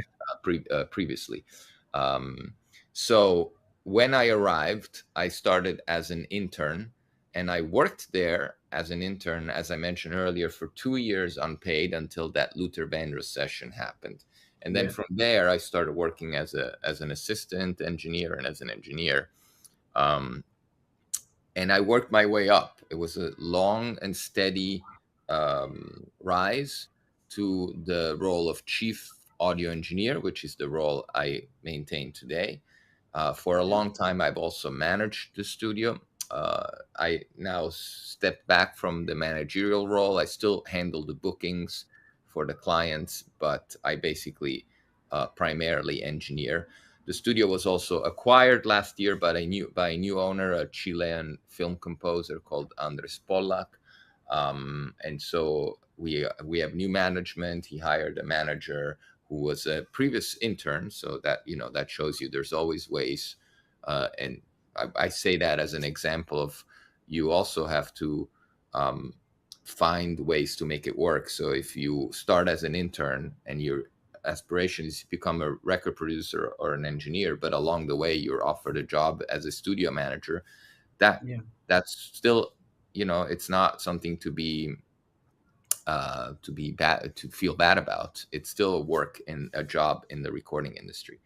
um, so now we have a wonderful manager that started as an intern at Eastside Sound. So a lot of everyone that works at Eastside Sound has started as an intern. um, Gotcha. so me and the other two engineers that work there have all started as interns. The studio manager has started as an intern. So that's the way, that's the way the slow rise works in the recording industry. 100%, 100%. And you as well as a freelance producer and engineer as well, you get to work in different studios around the world. You know, what are some of the things that you look at? You know, in the spaces, in the studios, or the gear, or what you know, what you prefer to work with. Yeah, it depends on what I'm doing. It depends on when I'm going to another studio to record or to mix. If I'm going to record, the first thing I look for is what kind of console they have, because I prefer Neve consoles to record, and I also check. I check what kind of layout the live room has. If there's ISO booths, how many ISO booths there are, how big they are. Those are the things that I look at based on the recording session that I need to do. Sometimes, like in the case of Nick Cave, I record everyone in the same room. In that case, we only had the drums isolated in a booth. Other times, with bigger artists like Macy Gray, or by bigger I don't mean more famous, I mean bigger Yeah. bands. Um, I recorded in various booths. So I had the horns all in one booth, and I had the drums in a different booth, and I think we had the percussions in a different booth. Everything as separated as possible. It all depends. When I recorded U2, I had the Edge sitting next to me in the control room. I had Larry. I had drums and bass in the live room. I had horns in a booth, and I had Bono in another booth. So it all kind of changes from. But you have to look at the space to decide what works, and choose the space accordingly. Got you. And you've been nominated 7 times. Projects that you worked on, you know, been nominated 7 times for the Grammys and have won three. You know, what does that uh, recognition mean to you, and also how has that impacted your career as well? I mean, it doesn't. Obviously, it's nice to have those nominations and those wins. It doesn't change the fact that I take everything seriously, and every job, whether it's big or small, I do with the same attention to detail and the same dedication and the same level of seriousness. So the only difference it makes is when you approach somebody, they have, because of those achievements, they tend to trust you, or trust, they tend to be more at ease, and that's really what it comes down to. If you're working with somebody and they know what you've achieved, they tend to understand that they're in good hands, and that they can trust you, and so it helps the level of trust. It's mostly that, really. Yeah, and I've seen on your social channels, you go and watch a lot of bands, a lot of acts, you know. Yeah. And I've seen Oh, when my guy also did some research on you, he saw something about kite surfing and whatever other stuff, you know. So just out of interest, these hobbies of yours, do they in a way contribute? Do you believe to the person that you are as a sound engineer? well, kite surfing probably does not contribute to sound engineering in any way, although I do enjoy kite surfing a lot. Going to concerts most certainly does contribute to sound engineering, because it's part of the listening thing I was talking about earlier. You have to listen to a lot of things to be able to work in a lot of genres. So I go to a ton of concerts, usually one or two concerts every single night. And the reason I do that is, A, because I enjoy it. I love music, and I enjoy live music. I enjoy, like I was saying before, in this world of AI, where there's so much shit being peddled to us, and you don't know Yes. now already, but soon you're not going to know what's real and what's not. Live music is going to be the most real expression of artists, that remains the most authentic way to know if an artist can really deliver. I enjoy that now. I've enjoyed it in the pre-AI world, and I will enjoy it even more in the AI world. It will become even more important. So yeah, I enjoy going to concerts, and it helps me understand, have obtain a broader understanding of music as a whole. Um, and So yes, it certainly does contribute a lot to being a sound engineer. 100%. And I think this is gonna be one of my last official questions. So you've had a long and successful career, and working with some of the biggest names. What would you say to someone, coming into the space? What would you advise them? What advice, recommendations, or words of wisdom would you give them? Well, like I said earlier, have you have to enter this world knowing that it's a very, very hard uphill battle, and you have to be ready for that. You have to have the tools. By tools, I mean the knowledge, but also the dedication, the passion, and the willingness to put in the 10,000 hours. Because without those 10,000 hours, you're not going to be as good as somebody that's put in the 10,000 hours. Um, it's a community, and you have to work within a community. And by community, I mean a community of engineers, but also community of artists. We're all part of the same artistic community. We all hopefully support each other, and it's very important to have that kind of. I'm friends with tons of engineers. It's not a competition; it's a community in which we serve the music, and it's important to do that. It's important to serve the music, but without getting too, you know, philosophical. If you were talking about more down to earth, practical terms, I Yeah. would say uh, have a plan B and do everything you can to stick to plan A, because plan A is hard, and so plan B is there just in case. But plan A is requires a lot of time and a lot of dedication. But if you do it, and if you believe in yourself and you find a way to sustain yourself, then put in everything you got. Like Rick Rubin said in an interview I've heard, he's one of my heroes and inspirations. If you have to sustain yourself doing some, if in order to do your art, and by art Yeah. you can be an artist, but in my case it's engineering, it's mixing, that's also an art. If you have to do another job to do that, that's fine. The important thing is not how you make money. The important thing is that you get to do your art, and so focus on that, and then the rest will come. 100%. Thank you for that.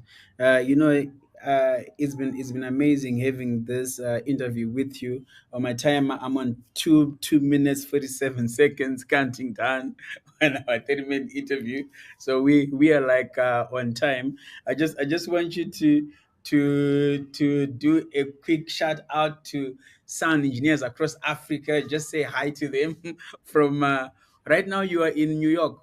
Where are you right now? Yeah, I'm in New York. Okay, cool. Yeah, just pass pass greeting to Sun engineers across Africa from New York. I would appreciate that.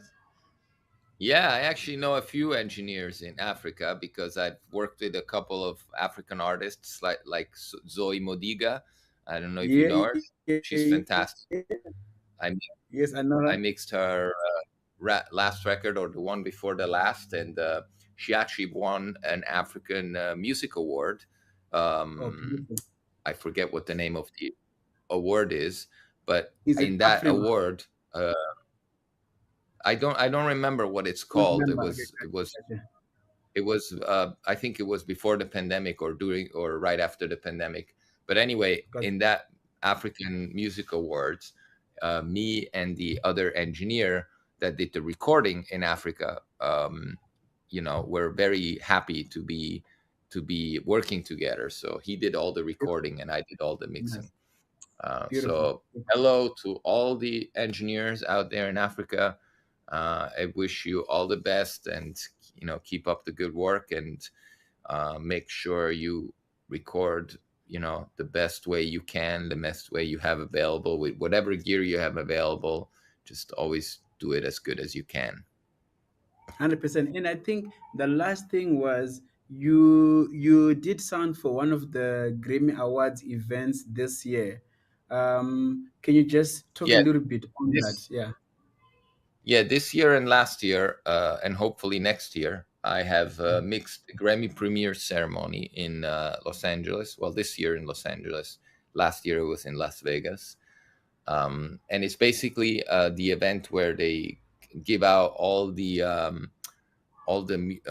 Grammy awards, all the categories that you don't see on TV are being awarded, and there's a live band which is incredible, which is helmed, conducted, and arranged by Cheche Alara, who's an Argentinian composer, conductor, piano player. It's a incredible band that plays, has to learn 90 cues in a couple of days and play them, on a 4 count. And it's a pleasure for me to mix that band. It's a big band. It's 15 or 20 people, I forget, with horns and strings and like drums and percussion, everything. So mixing that band is so much fun, and they basically play after every one of the single awards. They play like 90 tunes very briefly, and so I'm mixing this band. I'm also mixing the microphones on stage of the people accepting the awards or being introduced. So it's a lot of pressure. It's a lot of work. It's very fast paced, but it's a great experience and really fun to do. No, beautiful. Thank you, Mark. I really appreciate you taking your time. I really look forward, different times whenever we find times and opportunities, we have conversations, even more focus on like different elements. But for today, Mark, I really appreciate. Thank you very much. May you enjoy the rest of your day. I think there's still morning over here now. It's like I'm just getting into my evening now. Yeah, All the right. end. Yeah, Just getting towards the end of my day. Yeah. I have a mixing session in an hour, so I'm gonna go to the studio next. Okay, cool. All the best. Thank you very much again. I thank you all the way here from South Africa, from Backstage Africa. Thank you, Mark. Take care, guys. Thank you. Cool, Bye. cool.